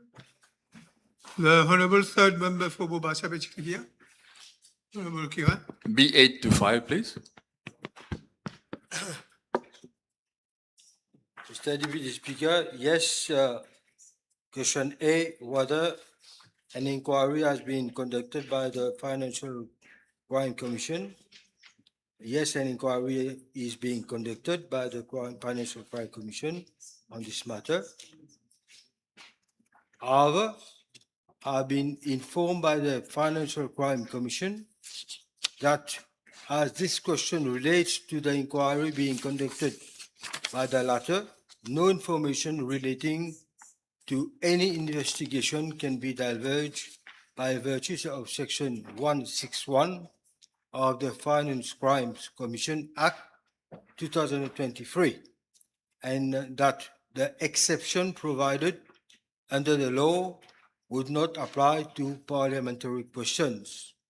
Furthermore, Mr. Deputy Speaker, sir, I'm also advised that under Section 1313 of the Financial Crimes Commission Act 2023, even the parliamentary committee set up under section 1291 of the said act is precluded from seeking information regarding any investigation. As such, Mr. Deputy Speaker, sir, I'm not in a position to reply to this question. Monsieur le vice-président, il est bon de savoir que la FCC a référé toute la question, tout le cas au ministère des Sports, quoi qu'en dise l'honorable ministre. De ce fait, peut-on savoir justement ce que compte faire le ministère des Sports, vu que les procédures de transfert n'ont pas été respectées, monsieur le vice-président? Premièrement, concernant le paiement. Oui, mais c'est la question. Que compte faire le ministère des Sports, vu que les procédures de transfert n'ont pas été respectées? Premièrement, concernant le paiement fait par chèque et tiré au nom d'un dirigeant de Pamplemousse SC au lieu du club lui-même. Et deuxièmement, en évitant de suivre les règlements de la FIFA, tout en ignorant les formalités de transfert à travers le transfer matching system. Hang on. If this is the subject of the FCC inquiry, I won't allow you to proceed any further because the FCC inquiry, and nobody is allowed to ask any question about the inquiry. Monsieur le vice-président. If what you are saying is the subject of the inquiry at the FCC, so I won't allow any question on this incident. Cela concerne la MFA, cela concerne un transfert. Je viens de vous dire que la FCC a référé toute la question au ministère des Sports, ce que je viens de dire. How do you know that? Well, we don't have any evidence here. We don't have, unless you have any, there's no evidence. Documents, monsieur le vice-président. N'essayons pas de camoufler toute l'affaire. N'essayons pas de camoufler. J'ai des documents ici. Are you saying that I'm trying? Permettez-moi. Are you saying that I am trying to camouflage?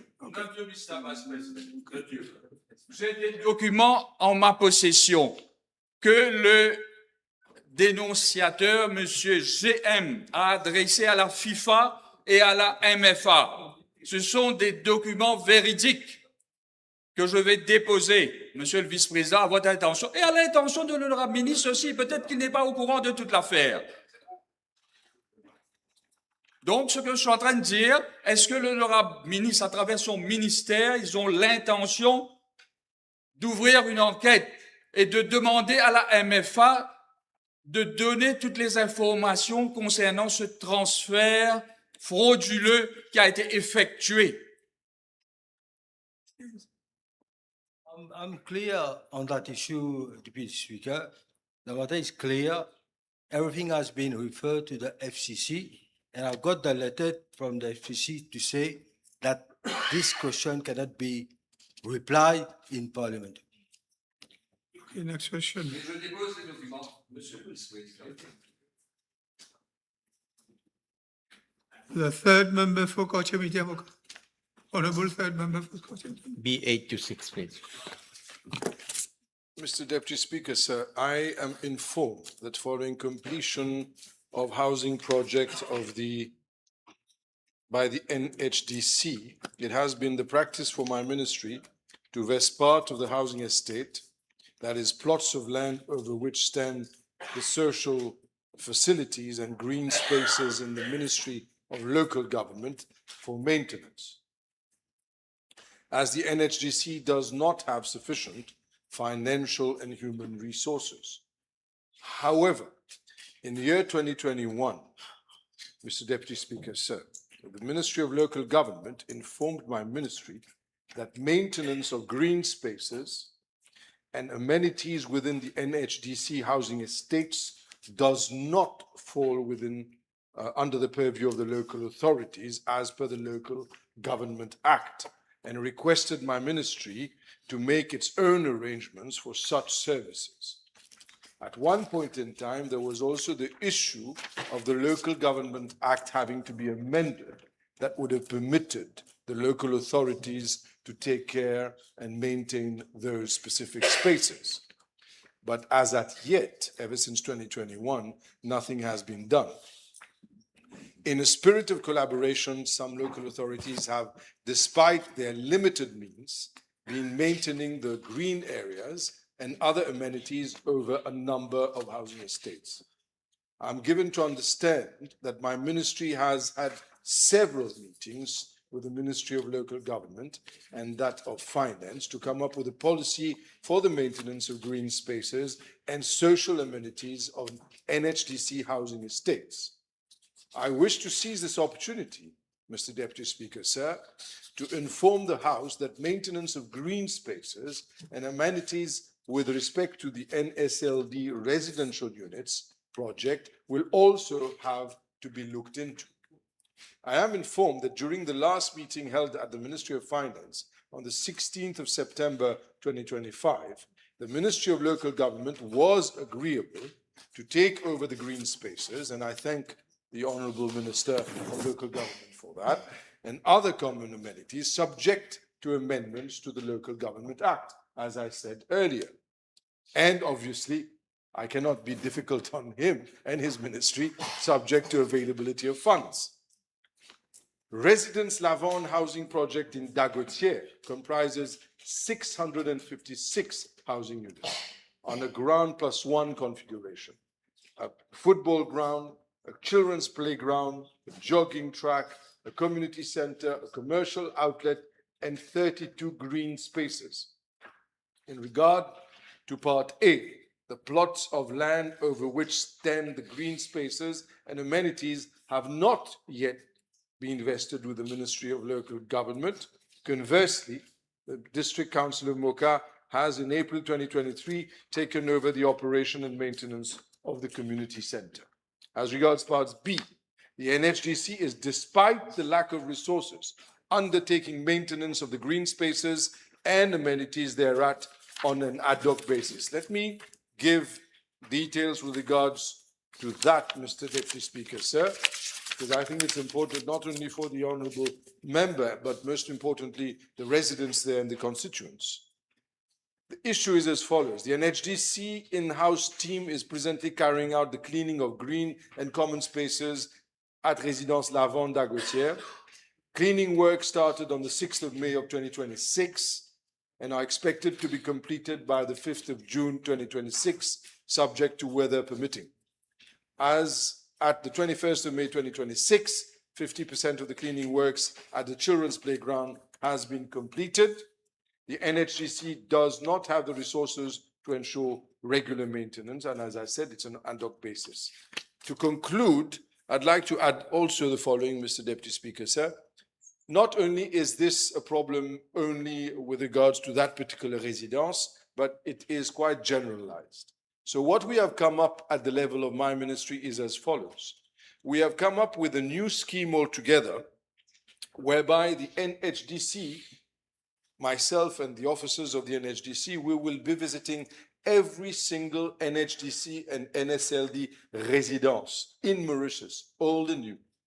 We will be proposing our services in-house. Government, at one point in time, the Labour government started by giving 200 rupees per household of NHDC residence, per family.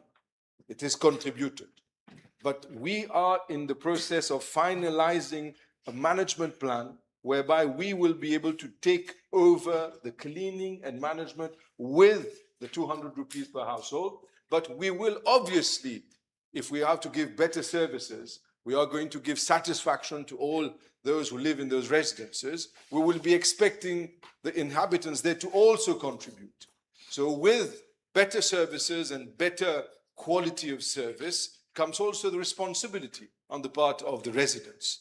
So we will both act responsibly, NHDC staff as well as the residents of all those NHDC estates. It will be up to them to decide whether they are agreeable to us stepping in to take over those services, because it is for the residents to decide. We'll be giving them the opportunity, we will be presenting them what exactly we're offering as services, and we will be showing them how much it will be costing, and there will be a total transparency in the management of the finances for that new project, which I have been spearheading ever since last year. Yes. Do you have a timeline for this project to be realized? The timeline for the project to be realized is we will be starting with constituency number 19 first. We will be starting, it's not because of you, but what I'm saying is we have to start with constituency number 19 first because there are serious problems there. There are such urgent problems there that deserve our immediate attention. It's not in any way minimizing the problems elsewhere. But what I'm saying is that I want to take it upon myself to meet with the members of each constituency, where I will expect and I hope that you will all be helpful to organize meetings with all residents at one place where we show them exactly what we want to do. And now the timeline is very simple. We're going to start by next week, at the most the week after, with constituency number 19. We'll be moving then to constituency number 3. Forgive me, I just wanted to do so in my constituency. I'm sure you'll understand. And then we will be moving to other constituencies on a weekly basis. So it's going to be constant progress, work in progress, but it's going to be changed. Everyone will also will come to their constituency now. So, okay. Honorable Kira, the document you have produced has not been admitted yet. They are mere communication. They are printout of computer communication between. We'll have to study it and see whether we can admit it or not. For the time being, it's not admitted. The next question, Honorable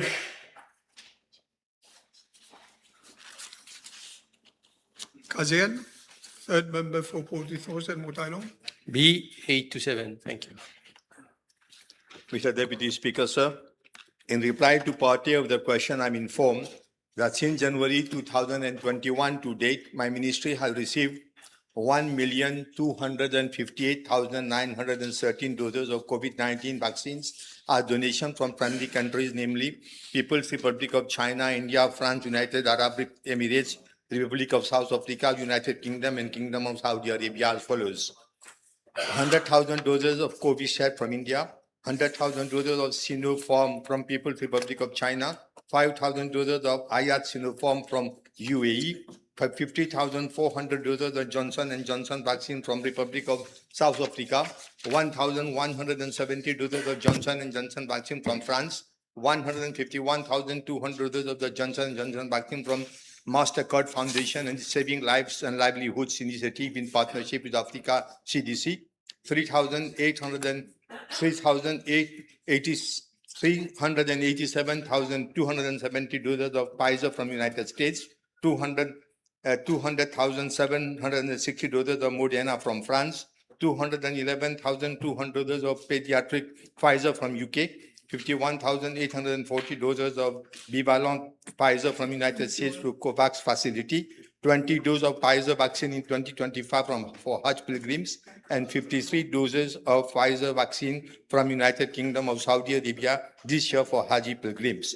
Madam Deputy Speaker, sir, regarding Part B and B1 of the question, I'm informed that some 2,708,940 doses of COVID-19 vaccines were purchased and delivered for COVID-19 vaccination campaign in 2021 as follows. 100,000 doses of Covishield from Serum Institute of India for a total amount of 21,149,472 rupees. 200,000 doses of Covaxin from Bharat Technologies. The cost thereof was around 139,650,763 rupees, and 100,800 doses of AstraZeneca from COVAX facility for the total cost of 17.17 million, including bank guarantee and other expenses.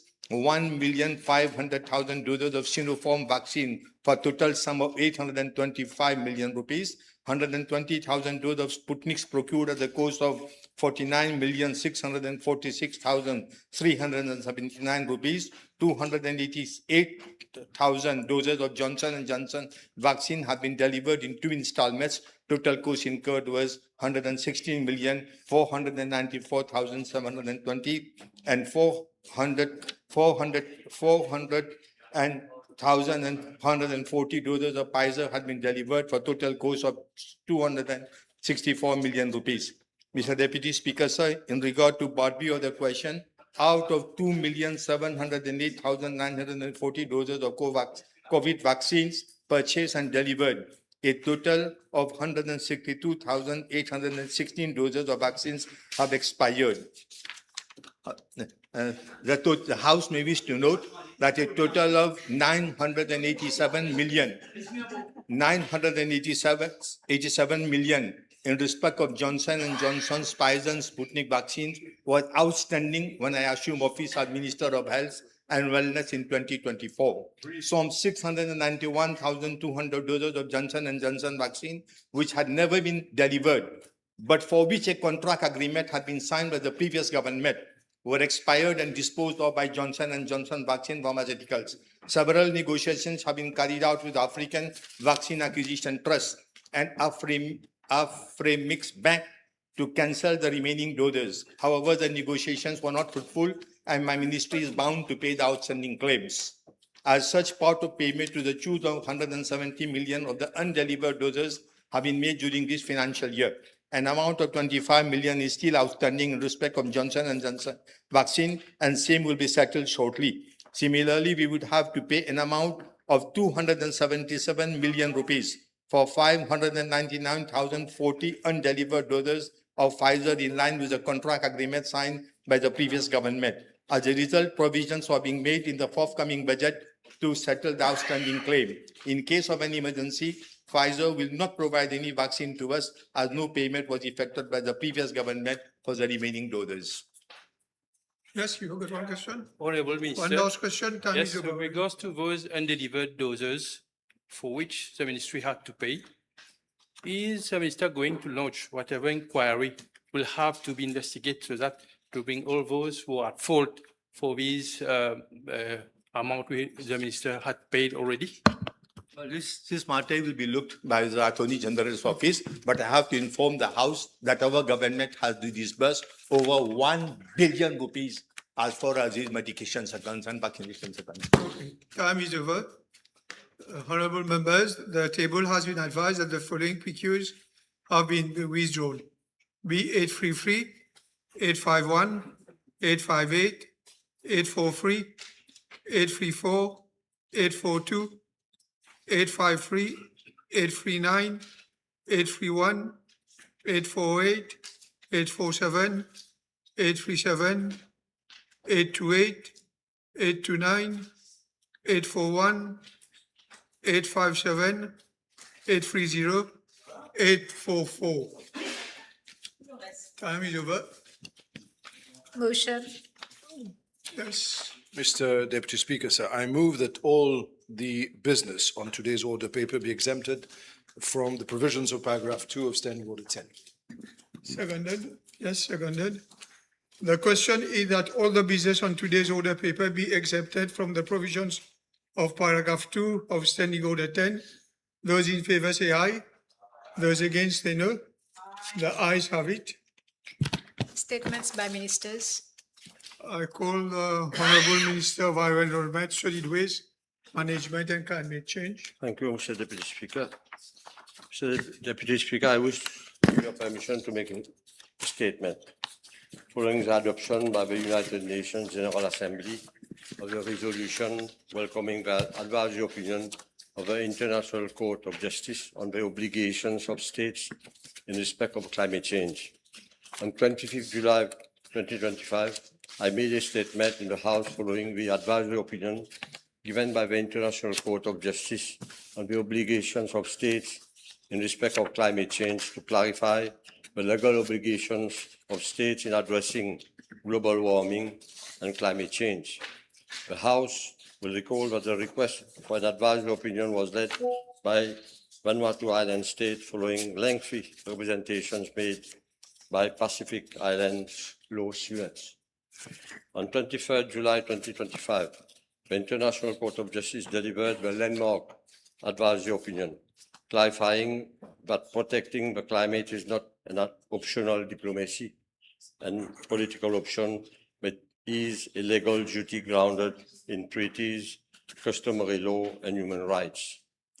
Thus, states which fail to fulfill their obligations risk legal responsibility and claims for repair.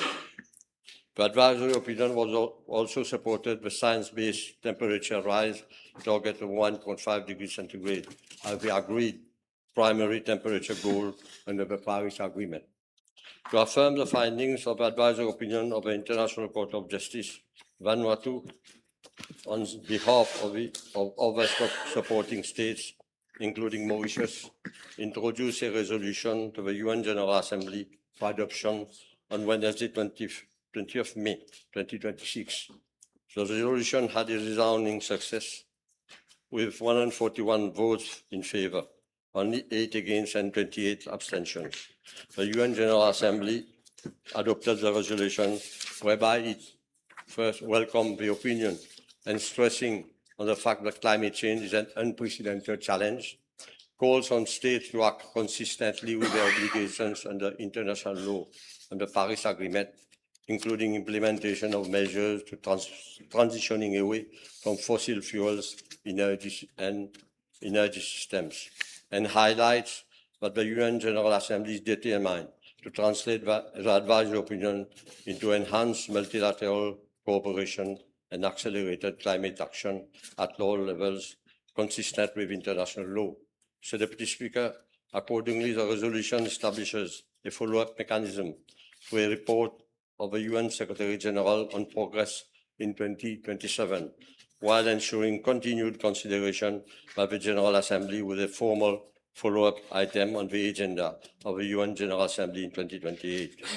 This resolution is a powerful message for vulnerable nations, such as small island developing states, which bear the brunt of climate change, although they are the least responsible for global warming.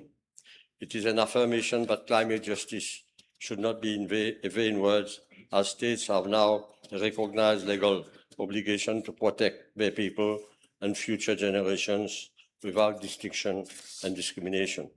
Moreover, it has given renewed trust in the multilateral system as member states are preparing for the climate COP31 this year, conceptualized as a COP of implementation.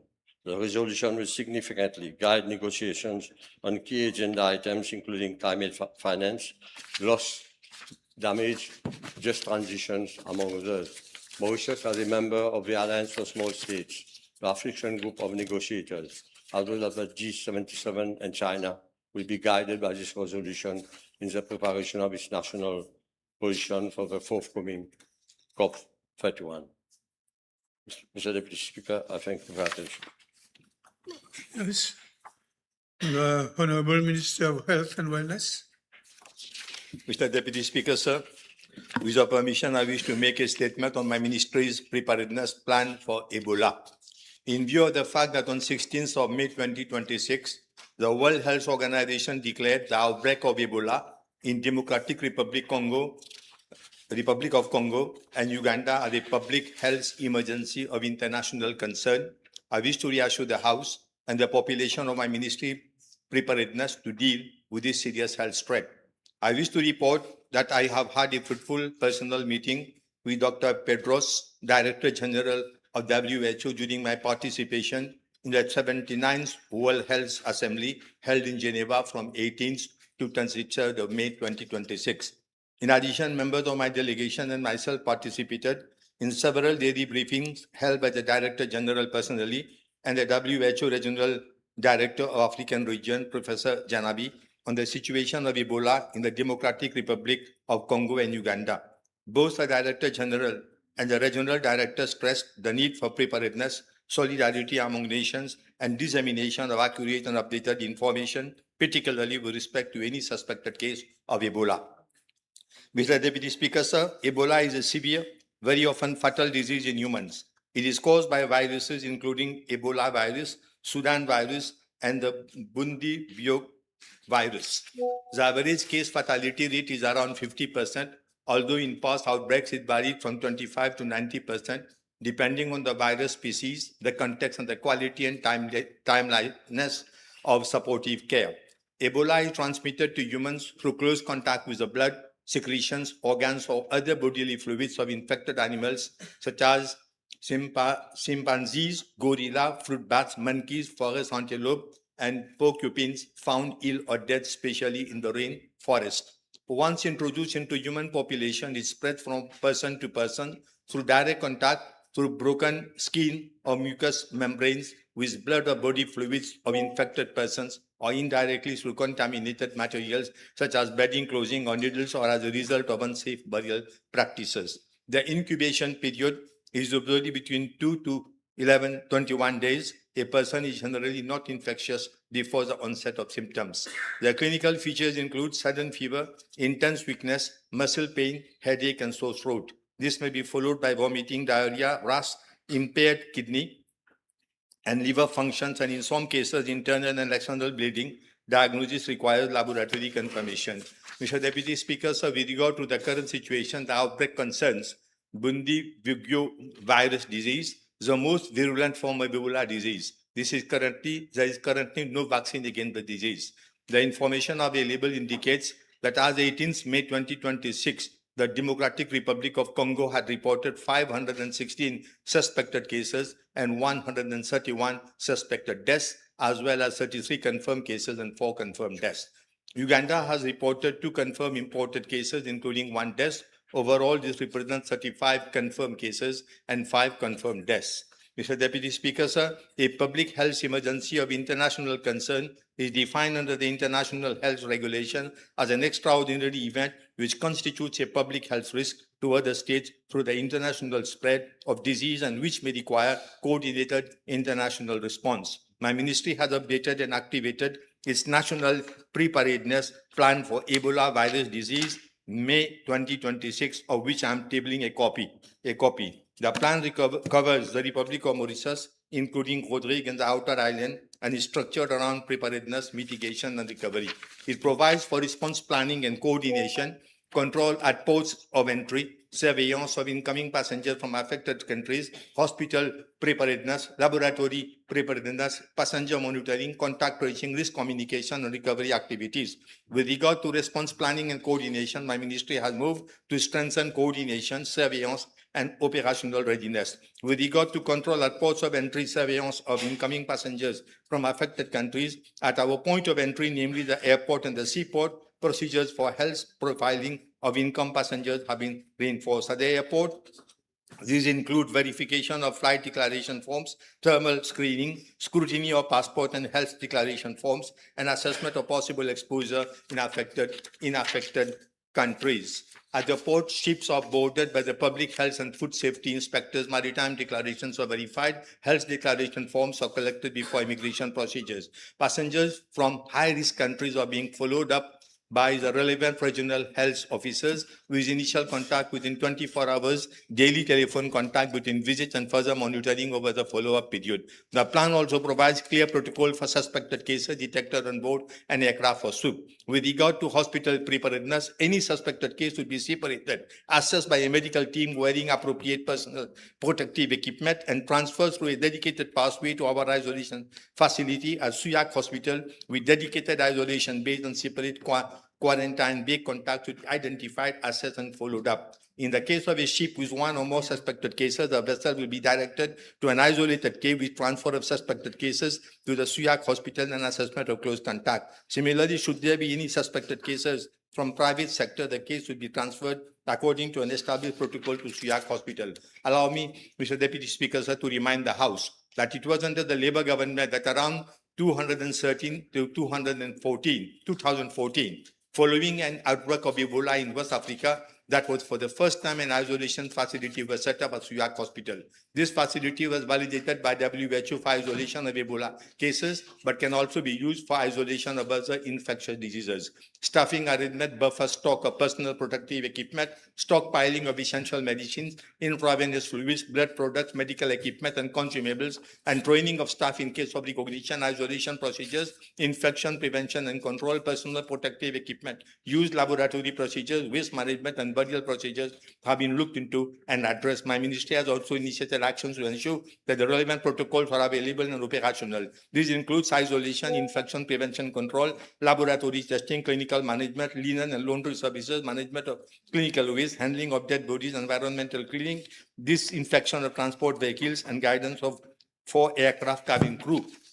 With regard to laboratory preparedness, laboratory testing protocols have been elaborated, recognizing high biohazard risk posed by specimens from suspected cases, hence requiring safe handling, strict infection prevention and control, and appropriate sample transport procedures. With regard to contact tracing, contacts are being identified through interviews, hospital records, and other reliable sources. Follow-up is to be conducted for 21 days following exposure with quarantine measures applied according to level of risk. From 17th May 2026 to 24th May 2026, a total of 30 passengers arriving from the Democratic Republic of Congo and 45 passengers arriving from Uganda are under active 21-day public health surveillance. To date, follow-up has been uneventful. Mr. Deputy Speaker, sir, with regard to risk communication, Ebola outbreaks are not managed only with ambulances and hospital beds, but also with accurate information, public trust, and rapid correction of rumors regarding the alleged exposure of Mauritian nationals abroad to a patient with Ebola. Yesterday, my ministry promptly informed the population that there have been up to date no known case of any Mauritian national locally or abroad who has been exposed to any patient. I make an appeal to the public and health professionals to immediately inform my ministry of any suspected case of Ebola, for us to firstly to confirm the veracity of the information and to take actions accordingly. As a responsible citizen, a responsible citizen does not trust to the press to create sensation, spread alarm, or provoke panic among people. The irresponsible and unethical spreading of rumor regarding alleged Ebola cases is not only reckless, it is unpatriotic. It risks creating unnecessary fear, damaging public confidence, harming our tourism industry, and affecting the economy of our country. My ministry will provide press releases, targeted radio and television programs, counseling of travelers, distribution of fact sheets to public and private doctors, information materials for airport and port staff, hotlines, regular situation reports, and community engagement. The key message is this: Mauritius has a national updated preparedness plan, actions initiated, and my ministry strengthening operational readiness in line with WHO guidance and our obligations under international health regulation. Our objective is clear: early detection, rapid isolation, safe management, effective contact tracing, protection of health workers, and prevention of any local transmission, and putting a rapid halt to irresponsible spreading of rumors. Mr. Deputy Speaker, sir, I wish to say with the House and the public that the risk of Ebola spreading widely in Mauritius remains extremely low or non-existent. Unlike COVID-19, Ebola is not primarily airborne, and unlike chikungunya or dengue, it is not spread by mosquitoes. It is transmitted mainly through direct contact with body fluids of an infected person. Let me reassure the House and the population at large. My ministry is supported by experienced professionals who have already helped the country to successfully manage H1N1, chikungunya, dengue, and the first outbreak of COVID-19 in the past. Mr. Deputy Speaker, sir, in matters of public health, credibility matters, experience matters, integrity matters. We'll continue to act calmly, firmly, and responsibly to protect the population. I thank you. Thank you. The Honorable Minister of Labour and Industrial Relations. Deputy Speaker, sir, with your permission, I wish to make a statement in connection with the advisory opinion of the International Court of Justice delivered on the 21st of May 2026 on the issue of whether the right to strike of workers and their organizations is protected under the Freedom of Association and Protection of the Right to Organize Convention 1948, Convention number 87. 18 member states of the International Labour Organization, including Mauritius, 5 international organizations, namely ILO, the International Trade Union Confederation, the International Organization of Employers, the International Cooperative Alliance, and Business Africa, made oral statement during the advisory proceedings. In my oral statement before the International Court of Justice, I spoke about the evolution of the right to strike and freedom of association in Mauritius, and reaffirmed Mauritius' stand that the right to strike was protected under the convention, but it was a qualified right. So, Deputy Speaker, sir, following our participation in the advisory proceedings, Mauritius was commended by the African Regional Organization of the International Trade Union Confederation, which represents over 18 million workers from over 52 African countries. In a correspondence dated 20th of October last year, the General Secretary, ITUC Africa, congratulated Mauritius for the country's, and I quote, courageous and principled stand before the ICJ, where clear and compelling arguments were made in defense of the right to strike as an integral component of freedom of association under ILO Convention 87. The ITUC Africa described this government's position as, and I quote, unambiguous, principled, and anchored in deep understanding of democracy and justice, end of quote.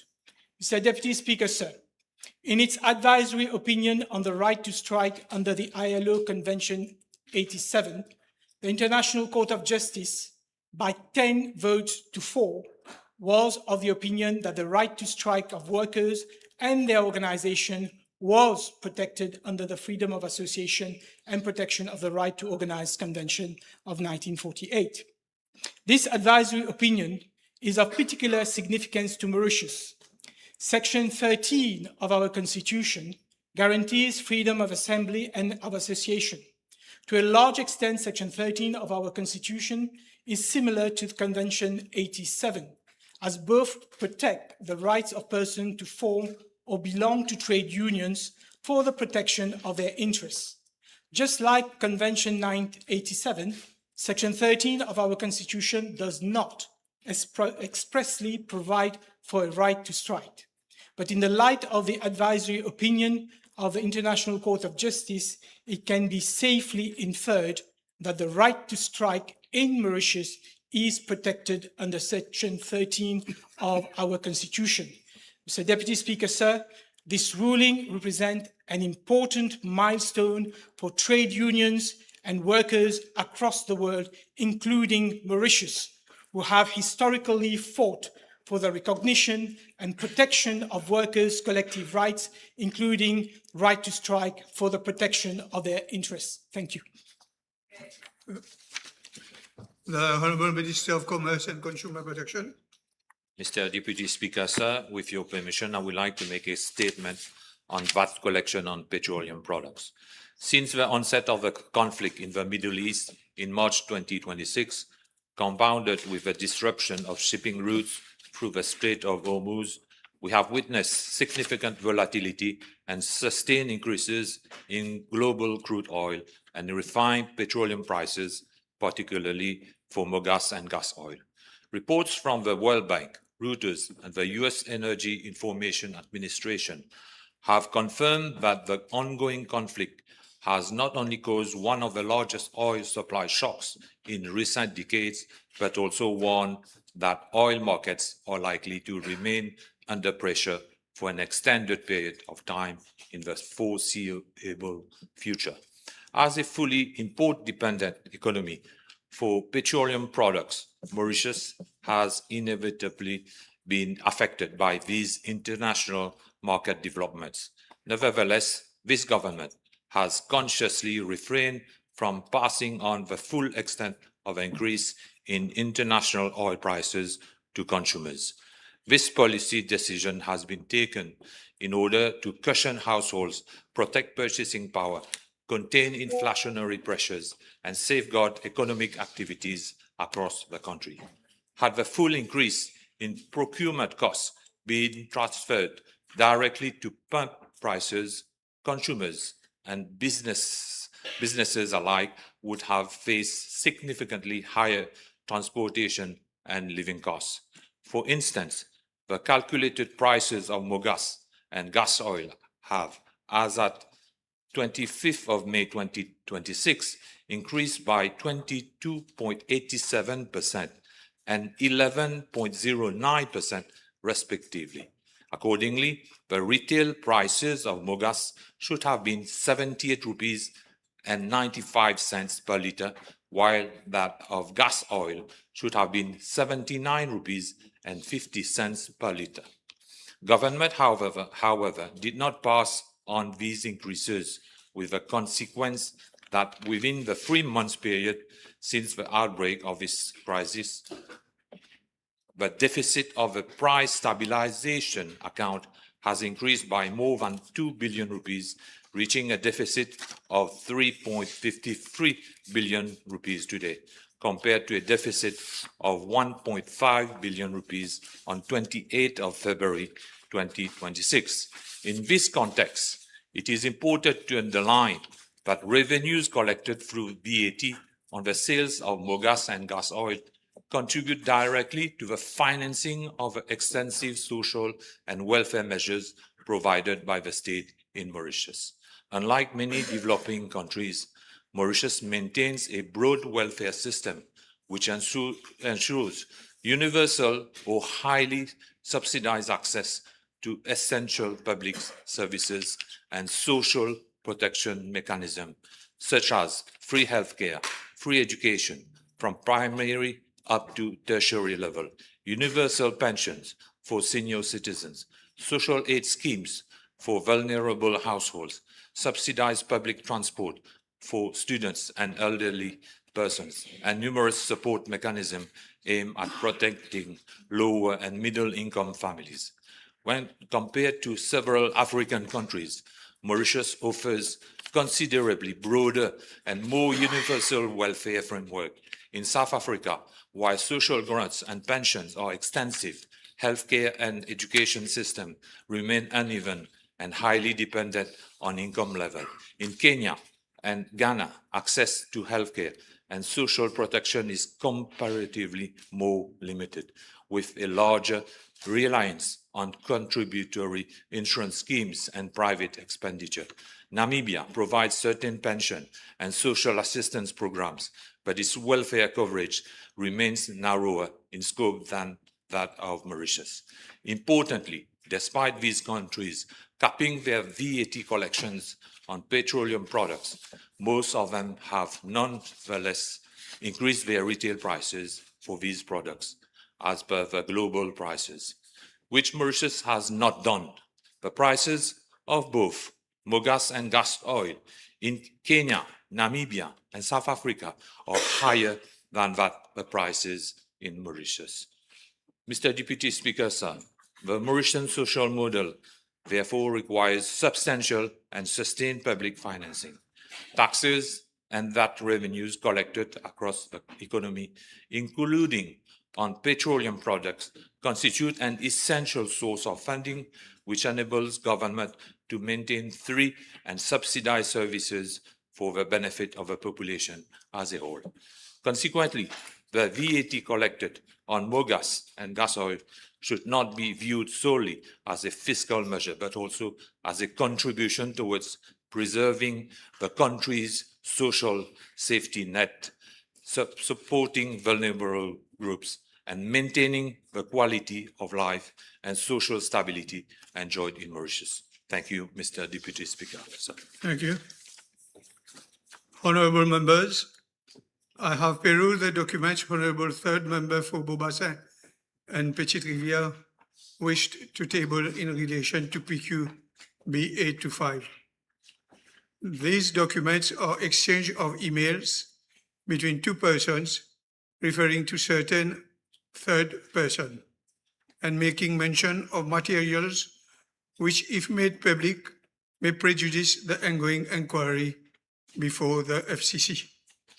I am therefore not allowing the tabling of the said document, and the document will be returned to the honorable member. I suspend the sitting for half an hour.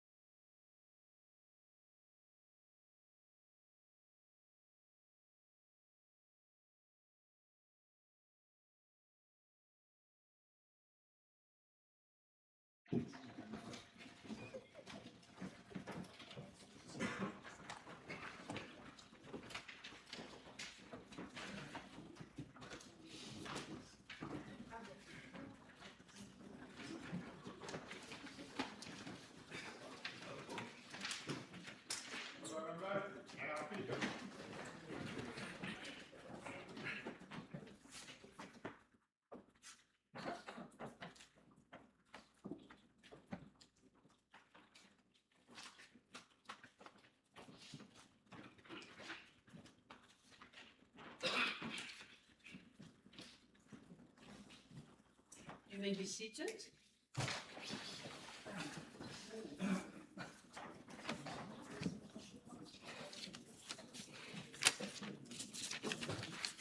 Honorable members, let me take my breath. Okay. Honorable members, this morning, before lunch, the Honorable Member for Vaqua-Floréal raised a supplementary question for her parliamentary question B805, on which I decided to give a ruling. I have just read the uncorrected transcript of the Hansard so that I may be properly guided in delivering my ruling. I refer honorable members to Standing Order 22.1, which refers to the rules concerning parliamentary questions, including supplementary questions. Standing Orders 22.1H, which I partly referred to recently, reads, a question shall not include the name of persons or statements of facts unless they're necessary to make the question intelligible, and in the case of statement of facts, can be authenticated by the member concerned, nor shall it contain charges which the member asking the question is not prepared to substantiate. Standing Order 1I, small I, a question shall not contain any arguments, expressions of opinion, inferences, imputations, quotations, extracts from newspapers and periodicals, epithets, or controversial, ironical, or offensive expressions or hypothetical cases. In the same vein, I also refer to Standing Order 1 still, but this time L, small l, which was not totally the case this morning, but again refers to statements in the press and reads as follows. It will stand as a guideline, as recently there was such a question regarding l'Express during the PNQ. A question shall not be asked, I'm quoting, a question shall not be asked whether statements in the press or of private individuals or unofficial bodies are accurate. Members, I also wish to draw your attention to Standing Order 22.5. A question shall not be made a pretext for a debate. I have noted that of late, this has often been the case. Members tend to make statements rather than put questions. Sometimes I'm lenient. I'm once more appealing to all honorable members on whichever side of the House you may be sitting to please respect the standing orders and help me to uphold the dignity of our Parliament. You have the duty, of course, to fight for your ideas, but please do so with respect for your opponents, but also for all those watching you on Parliament TV. Thank you. Public Bill, second reading. Madam Speaker, I move that the Constitutional Review Commission Bill number 6 of 2026 be read a second time. Yes. Madam Speaker, the bill we are presenting today is not an ordinary bill. It concerns the supreme law of the land. the very constitutional architecture upon which our democracy, our institutions, and the rights of our citizens rest. For decades, Mauritians have been proud of the democratic traditions of this country. We have been often cited as an example of constitutional stability, institutional continuity, and the respect for the rule of law. But, Madam Speaker, recent years have also exposed vulnerabilities in our constitutional framework, which can no longer be ignored. Madam Speaker, a constitution cannot remain frozen in time while society is evolving around it. The Constitution is a living instrument. And like any living thing, it is as capable of being exploited as it is of offering protection. History has shown us with painful clarity that a constitution alone does not save democracy. What saves democracy is the strength of its institutions and civil society, the independence of its judiciary, the freedom and independence of the press, the vigilance of its citizens in defense of the democratic rights, and the safeguards that prevent any single individual or family or political clique from subverting all of them. A constitution must not only reflect the realities of the present, but must also protect the future of the nation. It must be sufficiently robust to withstand the abuses of power, sufficiently modern to protect emerging rights, and sufficiently democratic to ensure that no government, no institution, no individual may place themselves above constitutional accountability. This government was elected, Madam Speaker, in November 2024 on a clear mandate to restore confidence in our institutions, reinforce democracy, strengthen the rule of law, and modernize the constitutional framework of Mauritius. The Constitutional Review Commission gives concrete effect to that commitment contained in the government program of 2025-2029. By this bill, we take an important step to fulfill an electoral promise. We're not, Madam Speaker, we're not today amending the Constitution itself. We are establishing an independent, and it needs to be highlighted, an independent Constitutional Review Commission, which will undertake wide consultations, examine constitutional reforms, and make recommendations to the President and therefore to the government. The Commission will have the responsibility to hear all views, engage with experts, civil society, institutions, political parties, the legal profession, academics, and citizens from all walks of life. Constitutional reform, Madam Speaker, cannot and should not be the monopoly of politicians alone. It concerns the entire nation. This bill we present establishes these commissions, sets out its composition, its mandate, its independence, and its process. Let me now address the substance of what this commission will examine and why each area demands urgent attention. Madam Speaker, Article 19 of the Universal Declaration of Human Rights recognizes freedom of information as a fundamental human right.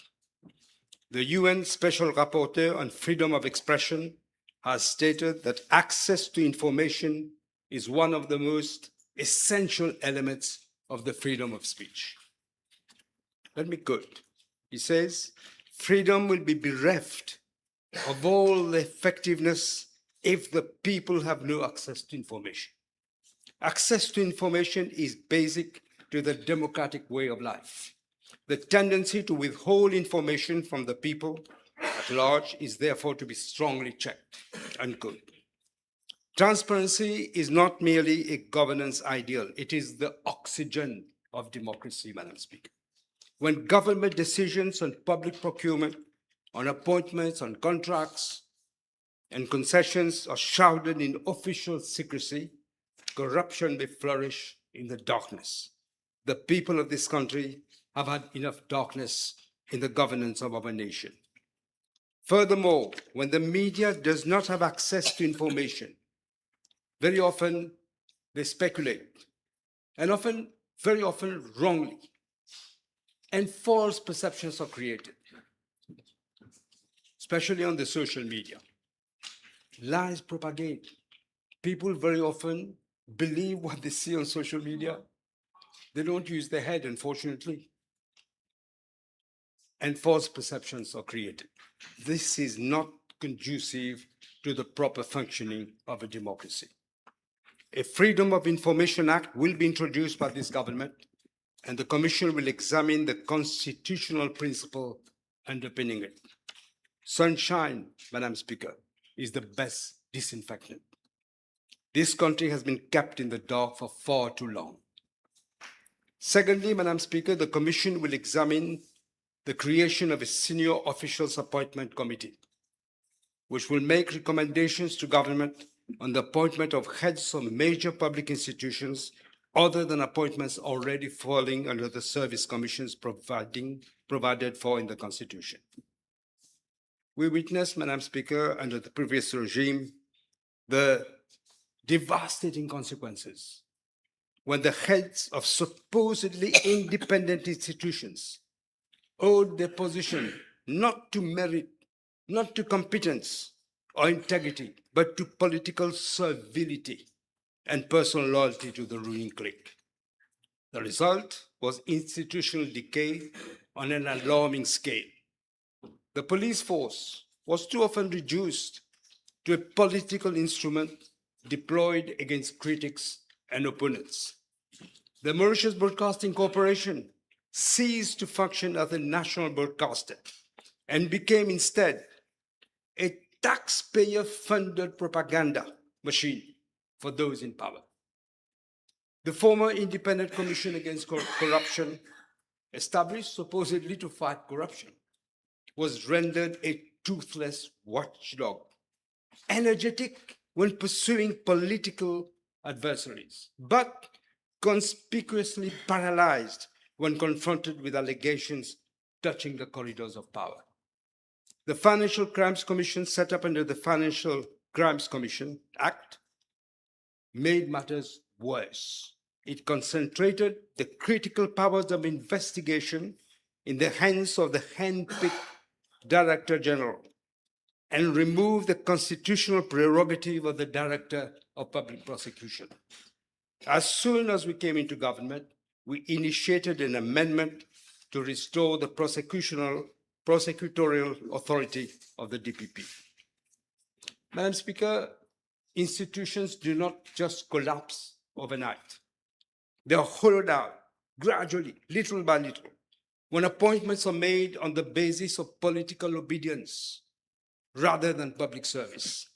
And once public confidence is lost, the damage extends far beyond any one government. It strikes at the very legitimacy and effectiveness of the state itself.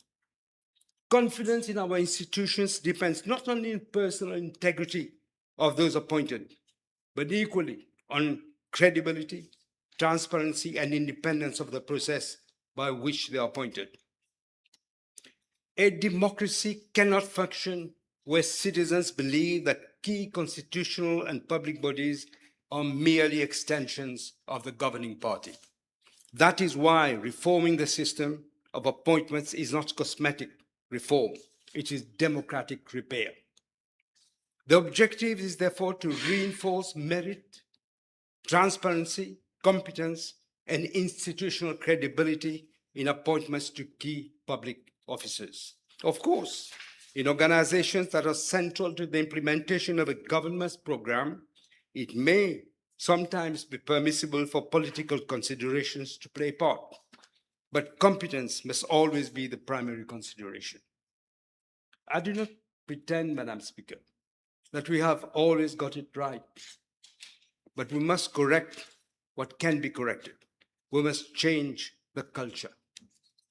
Unless our nation can rise above the tribal divisions that afflict us, we cannot build the sound foundations for a future in which the youthful generations of our country can have confidence. Madam Speaker, the Commission will also consider constitutional provisions for the mandatory holding of local government elections at statutory intervals. The successive postponement of municipal elections, not once, not twice, 3 times if I'm not mistaken, was one of the most brazen exercises of institutional manipulation witnessed in this country's modern democratic history. Local elections represent a fundamental democratic right. They are not a convenience to be scheduled when a government feels it might win or deferred when it fears it might lose. It is an essential component of our democratic governance. Citizens must have the constitutional guarantee that local authorities remain accountable to the electorate through regular elections. The Commission will examine the mandatory constitutional entrenchment of local government elections at fixed statutory intervals, removing forever any government's ability to weaponize delaying elections as a political strategy. Madam Speaker, since the beginning of this government's mandate, with the participation of the Attorney General's Office, we have brought about a series of significant reforms to our laws in order to make justice more accessible, more efficient, and more responsive to the lived realities of our citizens. The Commission will therefore be asked to examine further constitutional and judicial reforms that will align with this commitment. Madam Speaker, if there is but a whiff of the perception of bias, there cannot be justice, and the people must be confident that the system is not and cannot be biased. Today, our current system permits judges who sit at first instance to sit on appeal. So today, for example, a judgment may be on appeal before 2 judges, and tomorrow, the judge whose judgment was on appeal sits on appeal on a judgment at first instance handed down by his or her colleague. This is unacceptable. The perception that this may give rise to bias undermines public confidence in the impartiality of our courts. Justice, Madam Speaker, must not only be independent, but must be scrupulously impartial. The Commission will therefore examine the creation of a new Court of Appeal within the Supreme Court, consisting of dedicated judges of appeal, as recommended by Lord Mackay. Judges at first instance will adjudicate, judges of appeal will review. This would reinforce appropriate judicial specialization, improve efficiency, and strengthen public confidence in the administration of justice. The right of the final recourse to the Judicial Committee of the Privy Council will, of course, be maintained. This is therefore a critically important institutional reform.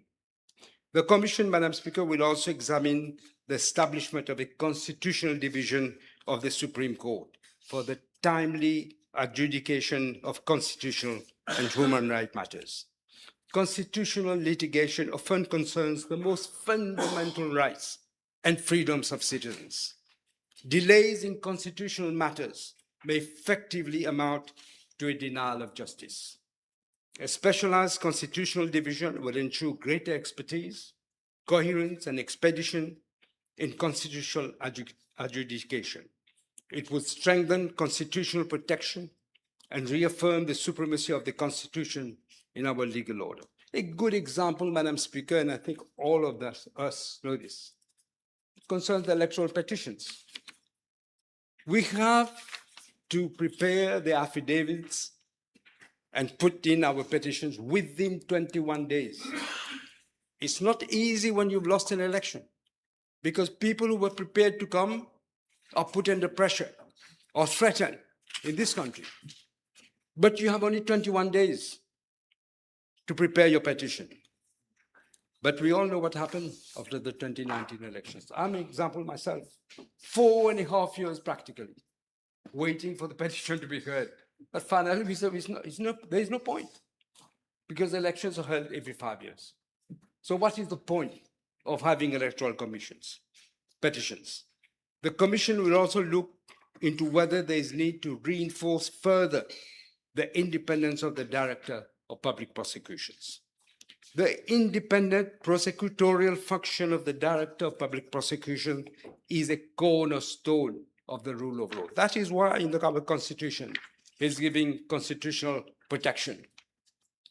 If prosecutions are selectively initiated or dropped based on political considerations, and if the Director of Public Prosecutions is perceived as vulnerable to executive influence, the entire edifice of the criminal justice becomes an instrument of executive power rather than that of justice.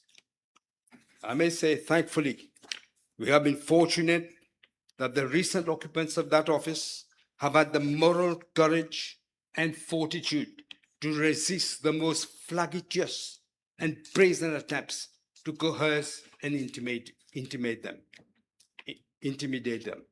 Who can forget, Madam Speaker, who can forget the astonishing spectacle, widely reported not only here, but around the world, of a sitting DPP, his house being surrounded by compliant police officers on the orders of 2 political ministers and with the approval of the then Prime Minister. He was forced to seek an order for habeas corpus to prevent his arrest on trumped-up charges. He had to go by the back door, run away. Who can forget the campaign of steady, attritional executive harassment and coercion exercised against him and his successor right up to the election 18 short months ago to capture the institution of the DPP and bend it to its will? A campaign which, I must say,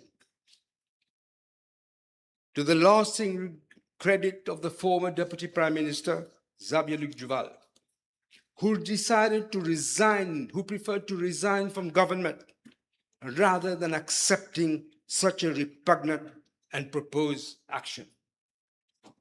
He resigned. That, Madam Speaker, was a testimony to their character, the former DPPs, but it doesn't mean the system is incapable of improvement. To better protect the prosecutorial independence and impartiality of the DPP's office. The Commission, therefore, will examine whether further constitutional reinforcement of the DPP's independence is necessary, including protections against political interference in prosecution decisions and clearer constitutional delineation of the DPP's exclusive prosecutorial authority. As alluded to earlier, the government has already moved to amend the Financial Crimes Commission Act to remove the power of its Director General to prosecute or decline to prosecute without the DPP's consent. He cannot do it without the DPP's consent anymore. The Commission will consider whether there is need to further constitutional underpinning to buttress the independence of the DPP. Madam Speaker, on another note, the Commission will examine amendments to Chapter 2 of the Constitution to further protect fundamental rights, including new generation rights relating to environment, technology, health, education, and other economic, social, and cultural rights recognized under international treaties, and to provide for the rights of nature. Chapter 2 of our Constitution, which is our Bill of Rights in a way, was drafted in 1968. It was time, it was after the Constitutional Conference of 1965. It was, for its time, a remarkable document and has served us well. At the time our founding document was written, the internet did not exist. The climate crisis was not yet understood as an existential emergency. Artificial intelligence was science fiction. And yet today, we are asking a 1968 document to protect citizens whose rights are being violated through digital surveillance, through environmental destruction, and through the denial of adequate health care and education. The Commission will examine how to strengthen the protection of fundamental rights and enshrine what we call new generation rights: the right to a clean environment, the right to health, the right to education are constitutional guarantees, rights recognized under international treaties to which Mauritius is already a party. The bill also provides for the Commission to examine the rights of nature, a concept that has gained momentum in constitutional jurisprudence from Ecuador to New Zealand, and to which this government committed in its program. If we are serious about climate justice and ecological sustainability, we must be prepared to enshrine it at the highest level of our legal order while paying due regard to practicalities. Madam Speaker, the Commission will also be mandated to examine the introduction of public interest litigation and cross actions to better safeguard public interest and better protect citizen rights. Our Supreme Court has consistently held that Mauritius does not recognize representative standing, that only those with direct personal interest who have locus standi may bring constitutional proceedings. The consequences of this restrictive position are profound. Communities devastated by pollution, for example, cannot sue without proving individual harm. Environmental NGOs cannot challenge destructive government decisions. Marginalized groups lacking the resources to litigate individually find the courts effectively closed to them. In India, South Africa, and the United States, these tools have enabled courts to move beyond narrow adversarial disputes and to address systemic wrongs affecting large sections of society. There is a landmark judgment, Madam Speaker, Taj Trapezium case. In that judgment, the Supreme Court of India used public interest litigation to compel the state to take action to protect the Taj Mahal and the surrounding communities from the devastating effects of industrial pollution. It demonstrates how judicial intervention can safeguard both heritage and public health. Similarly, in the case of the Government of the Republic of South Africa against Groot Mom, the Constitutional Court affirmed that constitutional rights are not abstract promises, but enforceable entitlements holding the state accountable for its obligations to provide adequate housing to those living in inhumane conditions. These experiences demonstrate that where traditional mechanisms of litigation may be insufficient for the various reasons I gave to diffuse or to collective harm, public interest litigation and cross actions can serve as vital instruments of accountability, ensuring that the justice system remains accessible not only to the privileged few, but to society at large. Madam Speaker, after careful deliberation, I will bring an amendment at committee stage of the bill to extend the mandate of the Commission. The Commission will be empowered to examine the introduction of an electoral college for the election of the President of the Republic with a view to strengthening democratic governance by providing for a more deliberate and representative mechanism for the selection of the head of state rather than a direct nationwide popular vote. Such an electoral college might enable a specific caucus, whether of elected representatives or of delegates, to reflect the diversity of regional, institutional, and sector interests within the Republic, thereby ensuring a more balanced and inclusive process. It might further serve to mitigate the risk of excessive polarization and personality-driven electoral competition by encouraging the emergence of persons who command broad national consensus rather than narrow majoritarian support. In a society characterized by diversity, this mechanism might enhance political stability reinforce the legitimacy of the office of the President, and strengthen public confidence in the neutrality and unifying role of the Presidency as an institution which should be standing above partisan politics. I shall await the Commission views with keen interest. Madam Speaker, the integrity of our electoral system is the foundation of everything. An election that is not free, that is not fair, that is not credible, is not an election at all. It is a performance of democracy dressed in democratic costume. The Commission will therefore examine a comprehensive package of electoral reforms, stronger powers and independence for the Electoral Commissioner and the Electoral Supervisory Commission, fast access to justice in electoral disputes, as I mentioned, the introduction of a proportional element in our electoral system to reflect more closely the will of the people. As the highly respected journalist, Mr. Ile-Maurice, said recently in an interview in the L'Express of 20th of May of this year, and I quote, "Quand un système électoral donne tous les votes à un seul parti et 0 siège à l'opposition, c'est une forme de dictature." Unquote. This is, I should say, the unintended consequences of our electoral system. Nobody at the time thought that an alliance could sweep all the seats. This was not even envisaged. And it has already occurred, not once, not twice, 3 times again. The last one being the general election of 2024. The Parti de l'Alliance Nationale, led by the Labour Party, with its friends of the CM and all this, in spite of having got 25.7% of the vote in 1982, was not represented in Parliament. That is, 25.7% of the people's voice were ignored, stifled.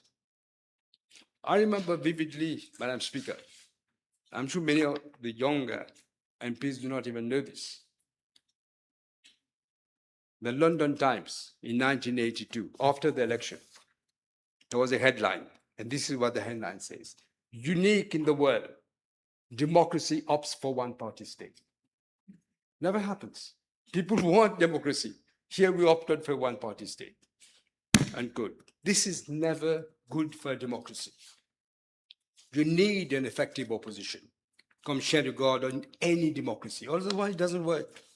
Furthermore, the regulation of political party electoral funding and the right of constituents to recall the members for serious misconduct should also be considered. Madam Speaker, the Commission will be charged with examining the introduction of anti-defection provisions for members of the National Assembly, a provision necessary to protect the integrity of Parliament and the mandate given by voters. It seeks to prevent elected members of Parliament from opportunistically changing political allegiance after elections in exchange for personal benefit or ministerial office or political favor.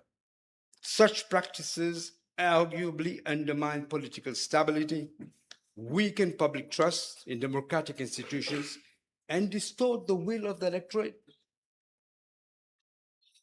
An anti-defection framework could promote accountability and ensure that governments are formed and maintained on the basis of principles and electoral legitimacy rather than political bargaining and inducements, very often financial inducements as well.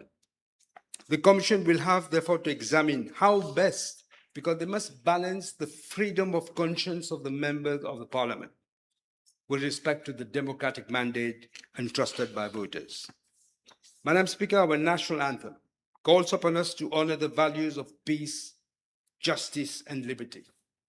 Values we pledge at every gathering of the nation. This is not just poetry. They are foundational principles upon which the Republic rests. Peace, justice, and liberty are constitutional values which must guide our institutions, public institutions, democratic governance, and national life. Constitutional recognition of these principles would reaffirm the moral and democratic identity of the Mauritius Republic. The Commission will therefore examine how to enshrine these fundamental, foundational values constitutionally, not as mere aspirations, but as justifiable standards by which the conduct of all public authority may be measured. Madam Speaker, finally, the Commission will also consider any associated matters which it may think relevant in the line of the objects of the bill. This flexibility is important because constitutional review cannot always be confined within strict, rigid parameters. During consultations, additional concerns, proposals, and constitutional issues may well emerge which deserve consideration. Madam Speaker, the Commission will operate with the full independence guaranteed by Clause 4, subsection 2 of the bill, free from the direction of control of any person or authority. It will conduct public sittings, invite written submissions from every citizen, whoever, political parties, associations, engage with experts, both domestic and foreign, and deliberate in a structured, transparent process before presenting its findings to the President. Every Mauritian include Rodriguez, people from Magaliga, from Saint-Brando, and very soon from Djegogosha, who wish to be heard will have the opportunity to be heard. This is participatory and consultative constitutional reform. It will be the people's constitution. Commissioners and all persons assisting the Commission will be protected by immunity from legal proceedings for acts done in good faith. This is the Commission built for candor, rigor, and for courage. Madam Speaker, the philosopher Aristotle wrote that the purpose of the Constitution is to organize the city in the manner most conducive to good governance. Our Constitution was written from a different era. More than 50 years, it's nearly 60 actually, have passed. We have grown, other nation, other people, other democracy. It is time that our supreme text grew with us. Madam Speaker, de Gaulle was once the former president of the French Republic. He was asked about this and he said, des Grecs, I'm quoting, des Grecs jadis demandaient aux sages Solon, quelle est la meilleure constitution? Et il répondit, dites-moi d'abord pour quel peuple et à quelle époque. This exercise is not academic, it is urgent. Every mechanism we have described on which we invite the Commission to reflect and report stronger fundamental rights, protected privacy, an independent and impartial judiciary. Not just independent, they have to be impartial. A reformed electoral system, public interest litigation, freedom of information, every one of these themes is a direct and deliberate response to the documented failures of the decades between 2014 and 2024. Madam Speaker, we're not drafting hypothetical safeguards against hypothetical abuses. We are giving the mandate to the Commission to come up with real and effectual shields against the very real violations that this country has suffered. Mauritius was Africa's beacon for democracy. But we slided. You just have to look at the democracy reports. We said we were democracy, we have slided into an autocracy. They've just had a report, we said we're back as a democratic country. November 2024 was the moment these people, Mauritian people, arose to reclaim that distinction.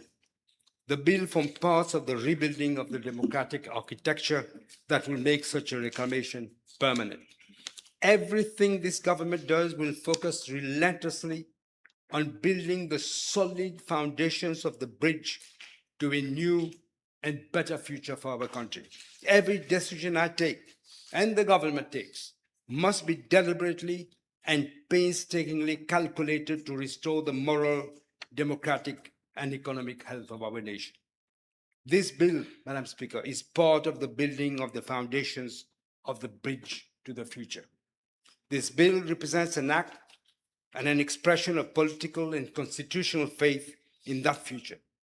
The magnificent people of our republic deserve so much better. And at this time, we're going to make sure that they get it. The government program presented to this nation in January 2025 made a promise. Today, we are delivering on that promise. We are establishing the commission this country needs to undertake the constitutional review the country deserves.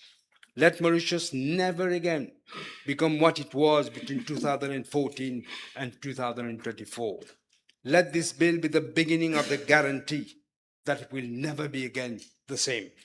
I therefore invite, Madam Speaker, all the members of this House to support the Constitutional Review Commission bill and to participate constructively in what may become one of the most important democratic exercises in the constitutional history of our republic.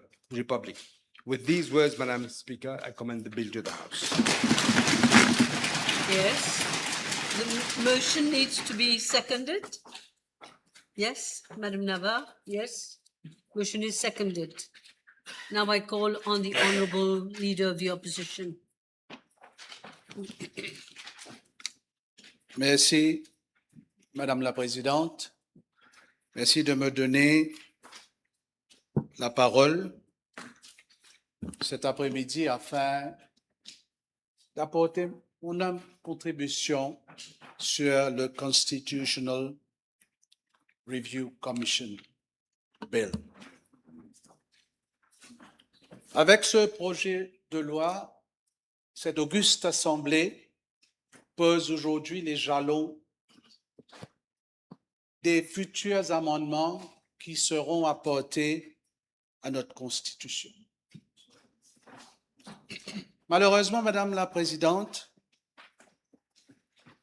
la présentation aujourd'hui de ce projet de loi est à l'image de ce gouvernement. À l'envers, ou comme on dit en balao, un projet de loi qui est contradictoire. Et je vais expliquer pourquoi, Madame la Présidente. Dans un état de droit, le cadre juridique doit précéder les nominations et non les suivre. Le 24 juin de l'année dernière, c'est-à-dire presque qu'une année de cela, l'Attorney General a affirmé à cette auguste assemblée, et je cite, « At the same time, a Constitutional Review Commission is expected to commence its work in the coming weeks. » This is what he said, Madam Speaker, in the coming weeks. Et cela a pris une année.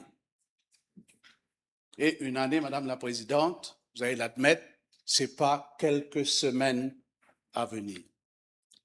Et lorsqu'un gouvernement bafoue une promesse démocratique phare, les citoyens sont en droit de se demander, cette réforme est-elle dictée par des principes ou par un calendrier politique? Et nous savons tous que cet empressement à présenter ce projet de loi est principalement pour retenir les papillons et les empêcher de voler de leurs propres ailes vers d'autres cieux politiques, Madame la Présidente. L'Attorney General poursuivait ainsi. It will allow for a principled and inclusive review of our Constitution with a view to strengthening checks and balances and reinforcing public trust from electoral reform to a new generation of rights drafted by Mauritians, for Mauritians, and passed by a parliament with a clear mandate to do so. J'ai écouté avec beaucoup d'attention l'honorable Premier ministre faisant référence à la réforme électorale. C'est vrai qu'il a dit dans son intervention que la Commission will look also into associated matters. Mais permettez-moi de me référer à la section 4R. Et la section 4R fait mention de l'intégrité électorale, de l'équité et de la transparence du processus électoral. Est-ce qu'on comprend que ça englobe aussi la réforme électorale comme avait promis le gouvernement, Madame la Présidente? Or, ce que je vois, par exemple, la réforme fait clairement mention du financement des partis politiques. Et il faut se rappeler, Madame la Présidente, qu'un projet de loi avait été présenté à cette Chambre en juillet 2019, mais ceux qui aujourd'hui sont au gouvernement, autrefois dans l'opposition, avaient voté contre. Madame la Présidente, permettez-moi de faire référence au Government Programme. Et je cite, et c'est la première mesure concernant la commission constitutionnelle, where it was stated that the commission will inter alia examine the setting up of an electoral college which will elect the President of the Republic with a view to ensuring that the President has a mandate for a broader base. Et ce n'est que ce matin, Madame la Présidente, qu'on a circulé un amendement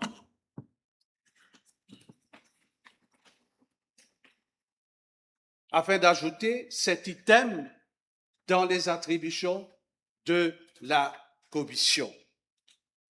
Est-ce un oubli? Mais par contre, voilà ce que dit cet amendement, c'est-à-dire d'ajouter à la clause 4 ce qui suit, paragraphe G, the creation of an electoral college to elect the President of the Republic in order to increase the legitimacy. Je fais référence avant, c'est-à-dire de broader base, mais aussi, on a ajouté cette fois-ci an independence of the office, qui n'était pas dans le discours programme. Doit-on, par cet ajout, Madame la Présidente, comprendre que quelqu'un au sein du gouvernement a l'ambition de devenir président de la République avec les pleins pouvoirs?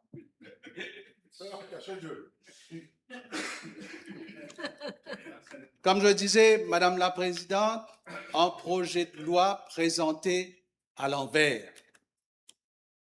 Le 19 décembre 2025, les highlights des décisions du Conseil des ministres, et je me réfère au paragraphe numéro 4, et je cite, Cabinet has taken note that former Chief Justice YKJ Bernard Young Sikyan, GOSK, has been designated as chairperson of the Constitutional Review Commission.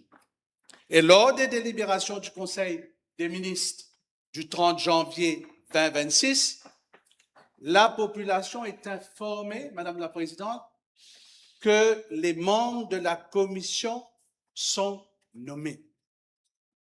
Et depuis, c'est le silence complet jusqu'à la présentation de ce projet de loi.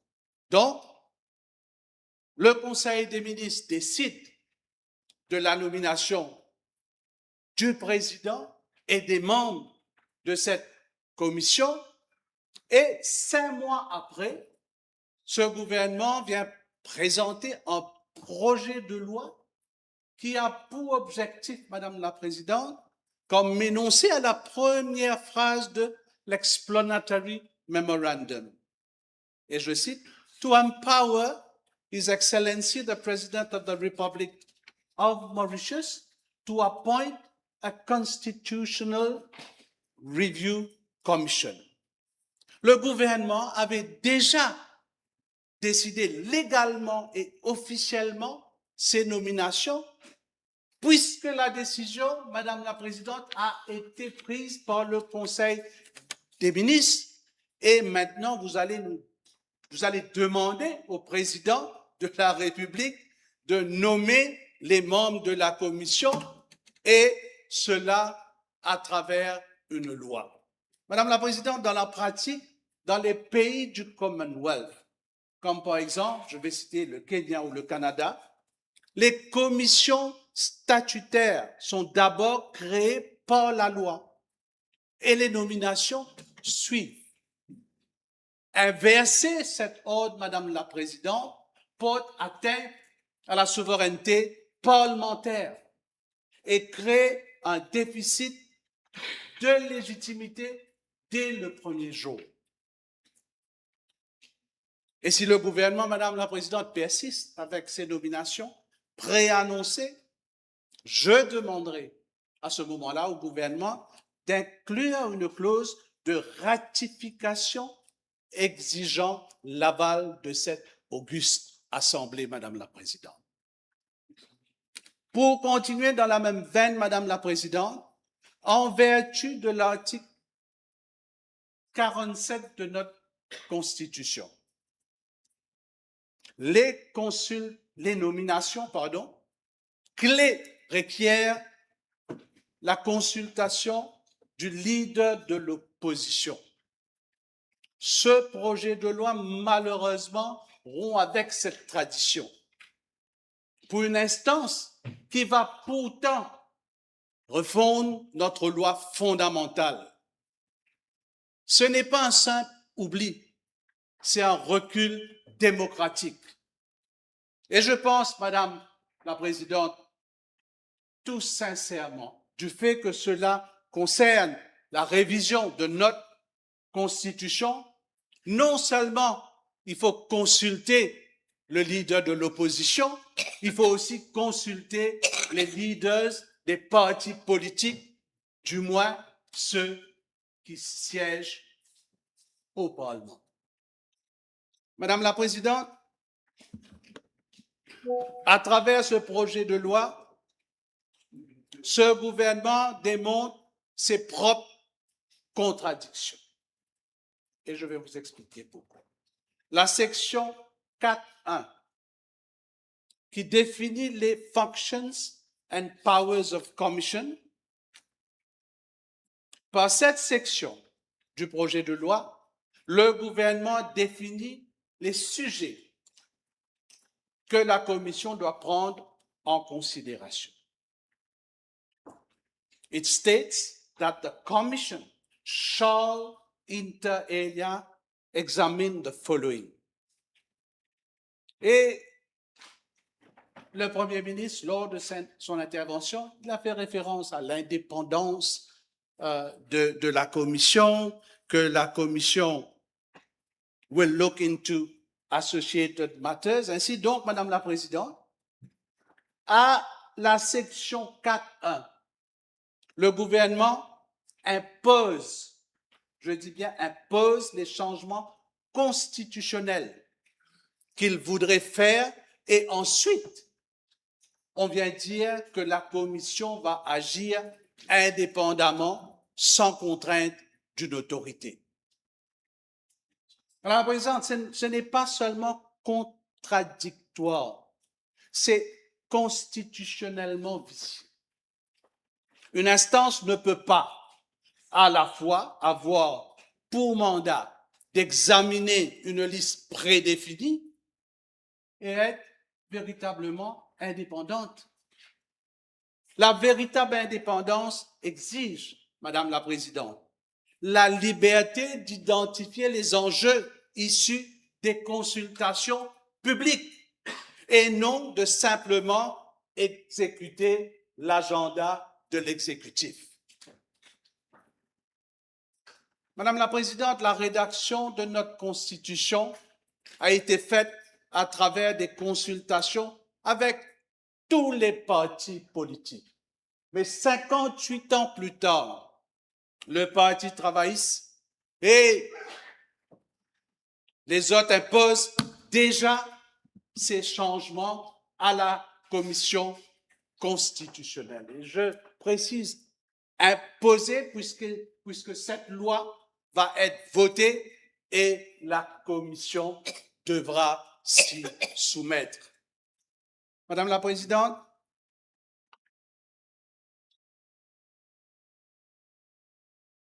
il y a des dysfonctionnements graves au plus haut sommet de l'État. Et la chronologie de la présentation de ce projet de loi est un autre exemple. Dysfonctionnement entre l'administration publique et l'exécutif, des décisions qui sont prises à l'à peu près, et cela va aller en s'empirant, Madame la Présidente. La nomination du président et des membres de la Commission par le Conseil des ministres démontre un certain amateurisme. Et c'était le cas aussi, si je peux rappeler à la Chambre, le 16 mai 2025. Et toujours après les délibérations du Conseil des ministres, une des décisions prises ce jour-là par le Conseil des ministres, c'était la nomination de M. Axel Chenet,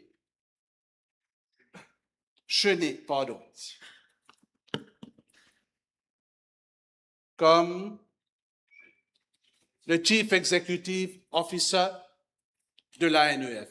Et quelques semaines plus tard, le ministre concerné, le père Papillon, l'honorable Soubron, à une PNQ affirme ceci: As for Mr. Axel Chenet, I propose that he be nominated by the coming board as CEO. And when Cabinet analyzed this nomination, Cabinet was of the opinion that we cannot proceed with the nomination, so we let the new board sit and make proposals, then we will discuss.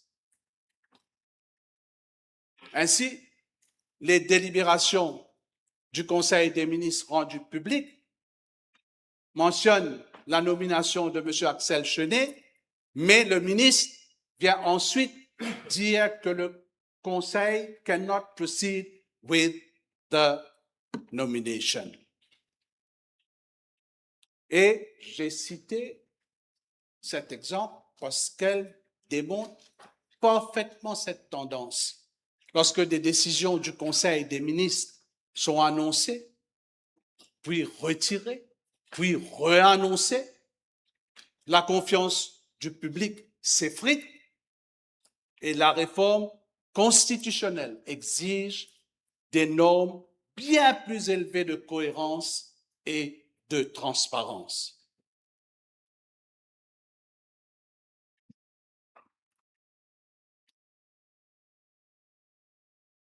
Je l'ai dit plus haut et je le redis, Madame la Présidente. Je suis contre le fait que le gouvernement, les partis de l'alliance gouvernementale imposent les propositions dans ce projet de loi à la commission qui va être mise sur pied. Alors, permettez-moi, Madame la Présidente, de faire référence à la section 7.1a de ce projet de loi, où il est écrit ceci, et je cite, a preliminary consultation and exploration stage whereby citizens and group of citizens, including political parties and associations, shall be invited to submit their ideas and suggestions. Madame la Présidente, cette section fait mention de preliminary consultation. Doit-on conclure que la société civile et les partis politiques ne pourront faire uniquement des propositions qu'au début des travaux de la commission et non pas après? J'aimerais bien savoir, Madame la Présidente. Madam Speaker, let me come to some other clauses of the bill. I made reference earlier to clause 7. Let me come back again to clause 7 with regard to the consultation process. Madam Speaker, section 7.1 outlines a 4-stage process, which is good, but it lacks safeguards, no timeline, no requirement to publish submissions, no obligation to explain how public input shape recommendations. With regard to that section, Madam Speaker, I propose that all non-confidential submissions should be published on dedicated portal in langage créole mauricien, in French, and in English. With regard to sections 7 and 9 of the bill, which deal with proceeding of commission and deposit of records, I propose that another clause be added for the report and the interim report, if ever there is one, to be submitted to the clerk of the National Assembly. And at clause 9, concerning the deposits of record, also I propose that the Law Reform Commission be deleted and replaced by the clerk of the National Assembly. Parce qu'on est en droit de savoir, nous. C'est vrai qu'on peut aller to the Law Reform Commission, but not everybody knows where it is, Madam Speaker. Let me refer to clause 15, which deals with blanket immunity.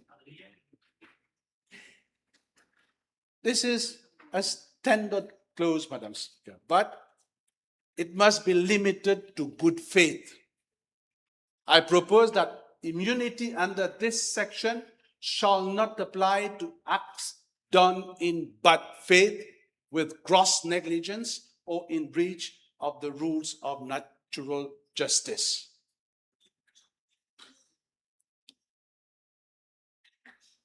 Madame la Présidente, une constitution n'est pas un document pour des salles fermées. Comme l'a si bien dit l'honorable Premier ministre dans son intervention, elle appartient aux pêcheurs de la région de Grand Gobe, aux planteurs de Vacois, à l'enseignant de Port-Louis, aux jeunes entrepreneurs de Rosil, à l'aîné de Rodrigue, à l'infirmier d'Agalega. Ce projet de loi est un début, mais un début doit être bien fait. Je ne m'oppose pas à la révision constitutionnelle. Je m'oppose à un processus qui commence à l'envers, qui impose un agenda au lieu d'écouter le peuple et qui nomme des commissaires avant que la loi n'existe. Madame la Présidente, cette commission doit être un forum national et pas un instrument exécutif, et que la révision constitutionnelle soit digne de notre démocratie, Madame la Présidente. Je vous remercie. Je vous en prie. Yes, Honorable Minister of Labour.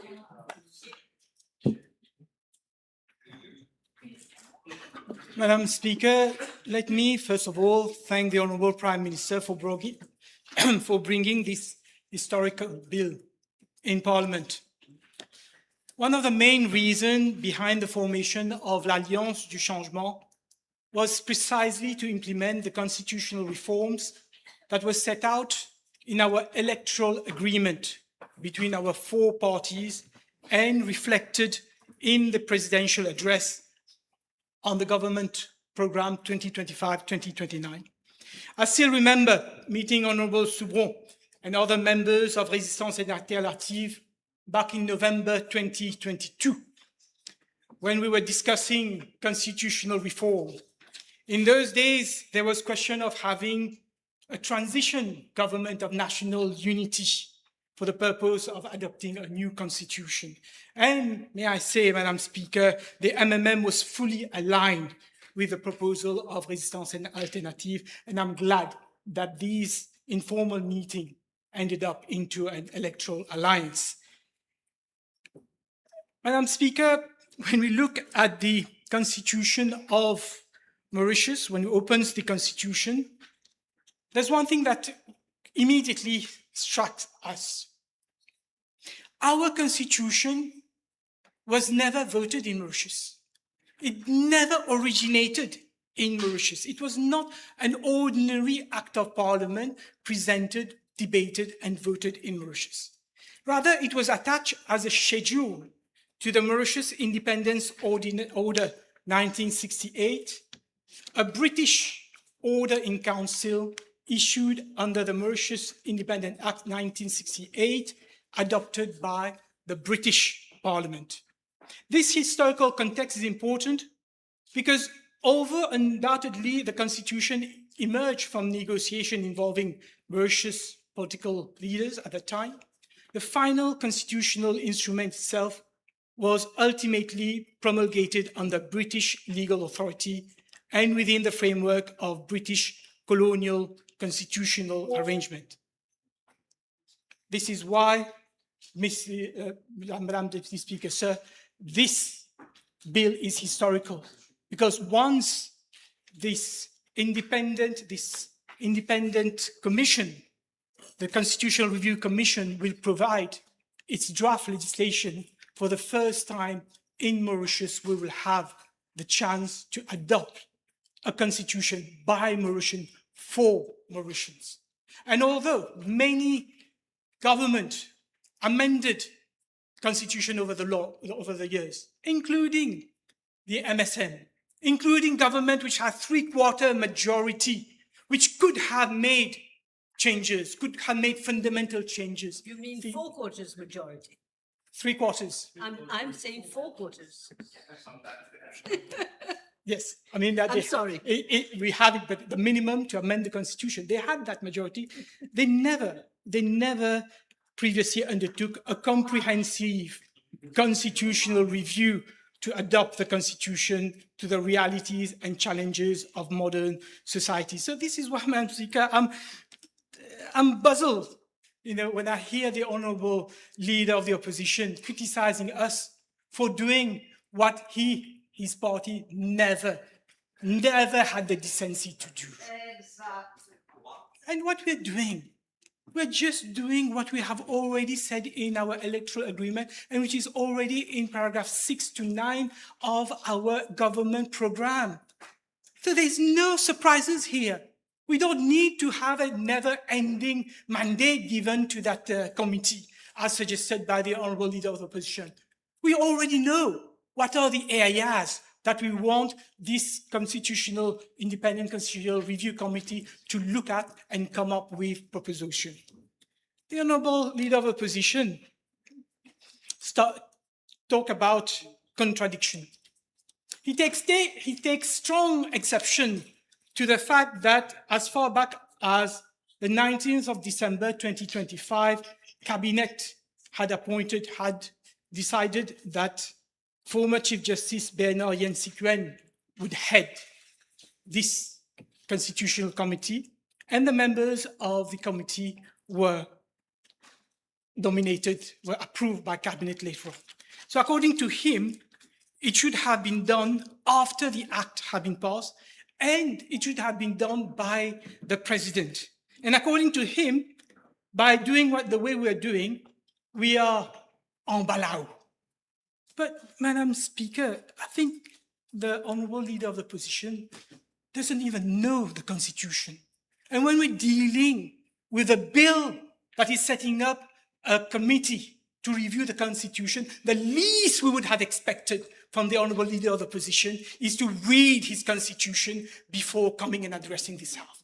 Had he done so, he would have seen, Madam Speaker, Section 64 of the Constitution, and I read, In the exercise of his function under this constitution or any other law, the president shall act in accordance with the advice of cabinet or a minister acting under the general authority of cabinet, except in cases where he is required by this constitution to act in accordance with the advice of or after consultation with any person or authority other than cabinet or in his own deliberate judgment. So the Constitution does not have any provision today requiring the president to act on his own deliberate judgment to set up this review committee. So the Constitution requires the president to act on the advice of cabinet. So what's unbalao about it? What's unbalao about respecting the Constitution and doing it the way the Constitution is telling us to do it? And now, why have we done it the way we have done it? Why has cabinet chosen as far back as December to appoint the Honorable former Chief Justice? Precisely to have the benefit of the wisdom of those who are going to constitute this committee.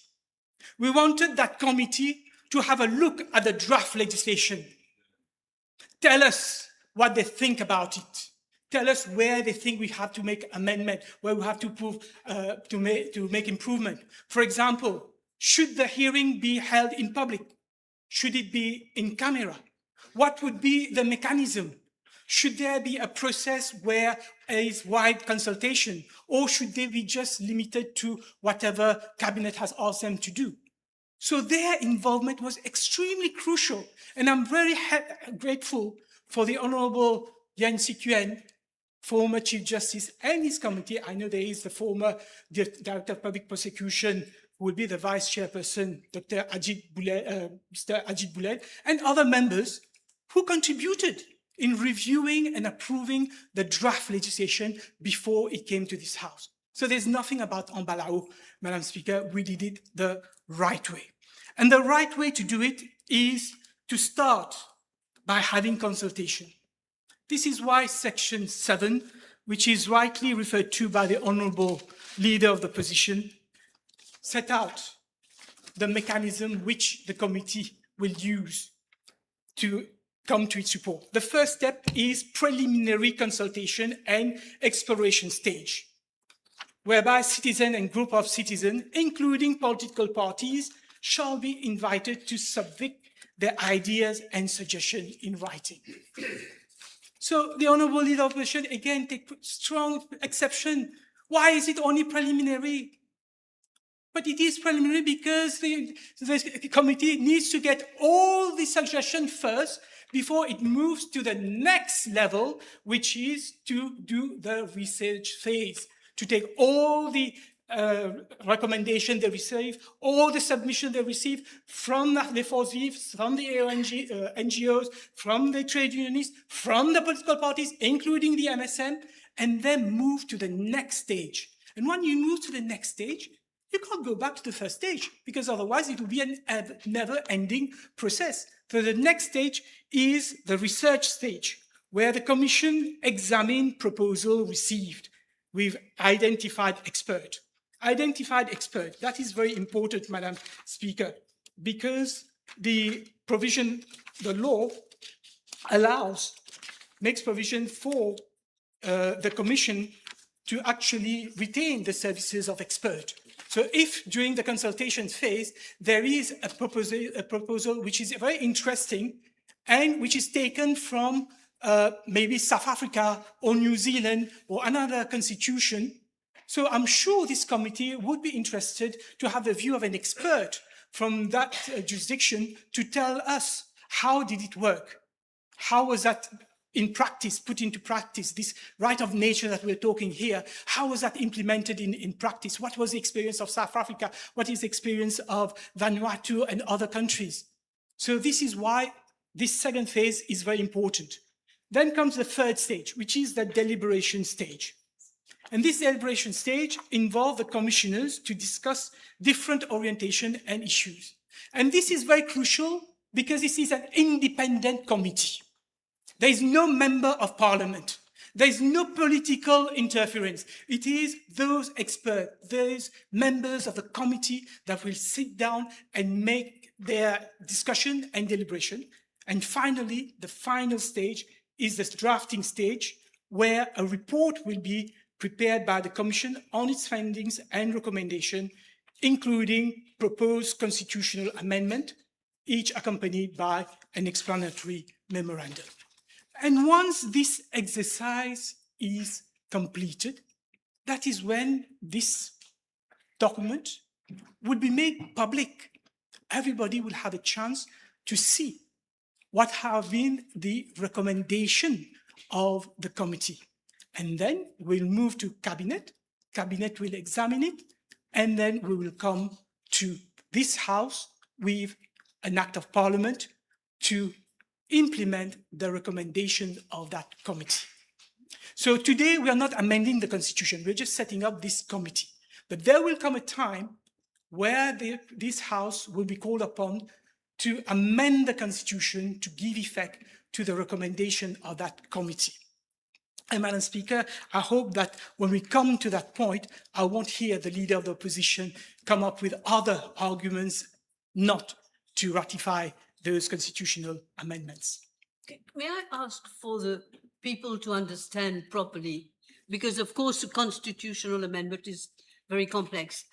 Do we understand that these recommendations can refer to part of what is in the proposed, not the whole of it? Do you understand my question? Yes, Madam Speaker, this is a very valid point. You would see that section 4.1 of the bill set out, an extensive number of proposed matters that can be covered. You'd see, for example, Madam Speaker, some of the matters to be examined can be grouped under fundamental human rights. Some of them can be grouped under improving governance. Another group can be improving access to justice. And the fourth volley would be the political aspect of it. Now, of course, it will be for cabinet ultimately to decide what recommendation to accept and what not to accept. And it will be for this House ultimately to decide what recommendation to accept or not to accept. But at least there would have been a process of consultation, there will be a process of debate, and after that, people will have adopted a constitution by Mauritian for Mauritian.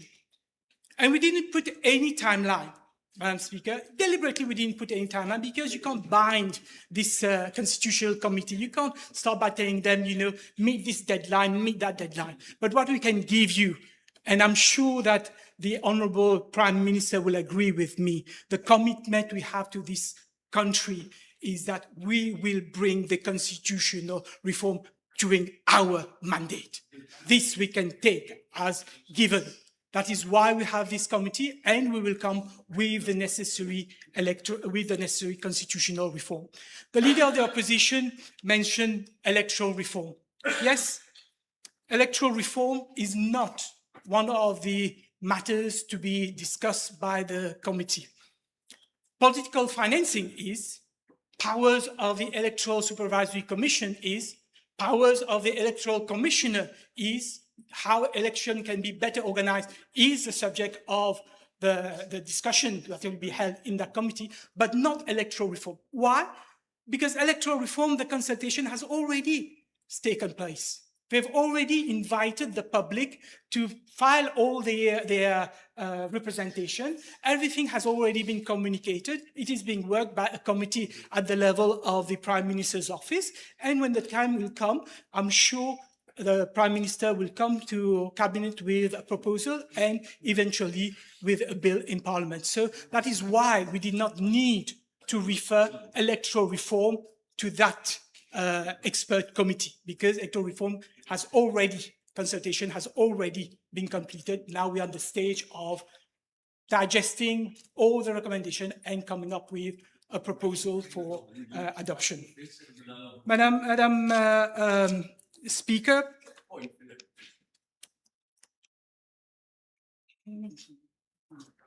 Carry on. Yeah, I heard some noises, so I didn't know what, Don't take what it any was notice. because you know there Only are some take people notice who of are- what I say. So the other point by the leader of the opposition was about the confidential submission. Now, the honorable leader of the opposition know already that at paragraph 6 of the bill, the commission may hold public seating as and when it deemed necessary and may call any person it desires to hear in connection with the terms of reference. So it is for the committee. We are not directing the committee how to conduct the proceedings, but the committee, the Constitutional Review Commission. Sorry, I keep saying committee. There should be the Constitutional Review Commission. Yes.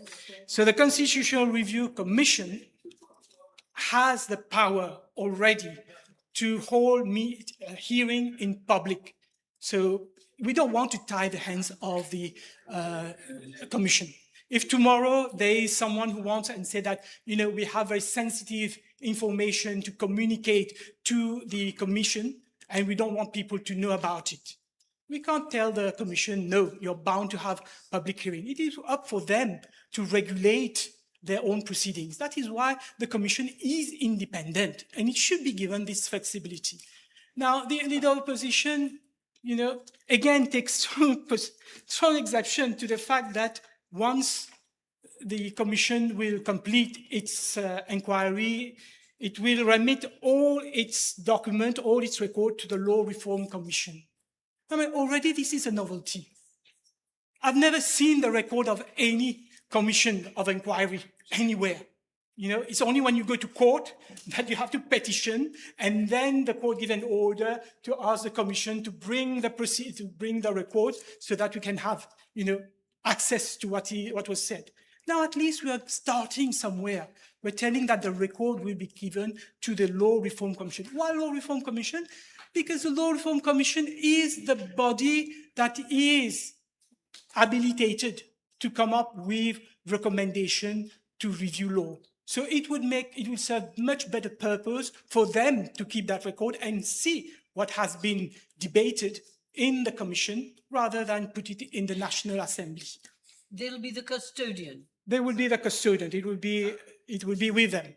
Nothing prevents them, for example, from disseminating it, but they will be the one keeping it, because otherwise, why do we keep it? There's going to be a secretariat, but once the commission has completed its business, there would no longer be any secretariat, there would no longer be any staff, any room to keep all these records. So at least we are providing that the record will be safely kept with the Law Reform Commission. Then the honorable leader of the opposition, and that is the one where was the most laughable of all the comments. He took strong objection. We are not consulting the leader of the opposition. We should have consulted the leader of the opposition. May I remind him, when his party was in power, when Sir Anirudh Jagannath was Prime Minister, what consultation meant. Because I know in those days the MMM had the leader of the opposition. So we know what was meant by consultation. There's never been any consultation when Anirudh Jagannath was Prime Minister. There was only notification. They just notify, we are appointing ICAC, we are appointing this person, you know, do whatever you want. And today, he's telling us to consult the leader of the opposition. We did better than this. We did better than this. We publicized the names. We publicized the names of the members of the commission so that if there were any objection before the law was passed, they would have already come up and told us what are their objections to the present composition of the commission. They have not done so, and I hope that goes to pay tribute to the identity of the members who will you know, be at that commission.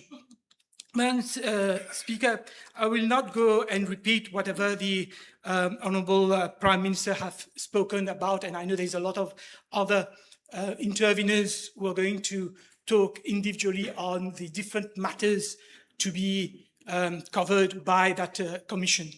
I would like to only say one thing. First, as a lawyer, as a lawyer, as a practitioner, I think it was high time that we start getting someone to implement the recommendation of Lord Mackay and create this new Court of Appeal with dedicated judges sitting on appeal. It is high time to create this constitutional court that is going to speed up process and resolve matters dealing with constitution, so we don't have to wait for ages, for years, before we can have a constitutional redress. I'm all for extending the powers of the Public Bodies Appeal Tribunal, which, Madam Speaker, you know very well, having chaired it yourself, increasing the powers, allowing it to consider appointment, enlarging it to even public service. The reform, which is fundamental on public interest litigation, which is already there in India. So many of us have gone to court with very good cases, very sound legal cases, and even before the judges were able to go on the merit of the case, the application was thrown out because the applicant did not, in the eyes of the judiciary, have sufficient direct interests in the matter. They didn't have sufficient locus standi. And a final word before we resume our seat, Madam Speaker, which is on the political front. And, you know, and it relates to anti-defection. Anti-defection, which will be dealt with. There are those who are in favor, there are those who are against anti-defection. We already have anti-defection laws in our local government legislation, and we've seen that today several councillors, despite no longer forming part of the Mouvement Militant Mauritian MMM, refuse to give effect to that defection rule. But I personally think that it is well worth having an independent review commission to look once and for all at this issue of anti-defection. Because we cannot go on with on and off, Madam Speaker. You cannot have a government which is at the ransom of one person. We cannot have a political party which keep having on the ransom of one leader. You know, if you have an ideological problem, I can understand. But you cannot, on whims and fancies or out of your own interest or revolution today, decide that you will be on this side, tomorrow you'll be on that side. Government, the people have elected a government. They have elected a coalition with a mandate. And Madam Speaker, I will end by saying, and I'll read it out. Ce projet de loi est une gifle magistrale à ceux qui ont abdiqué leurs responsabilités en prétextant que le gouvernement n'avait pas l'intention d'implémenter son programme électoral. Le MMM soutient entièrement ce projet de loi et le moment venu, nous voterons en faveur tout amendement à la Constitution qui requiert une majorité de 3/4 des votes des élus de l'Assemblée nationale. Thank you. Thank you.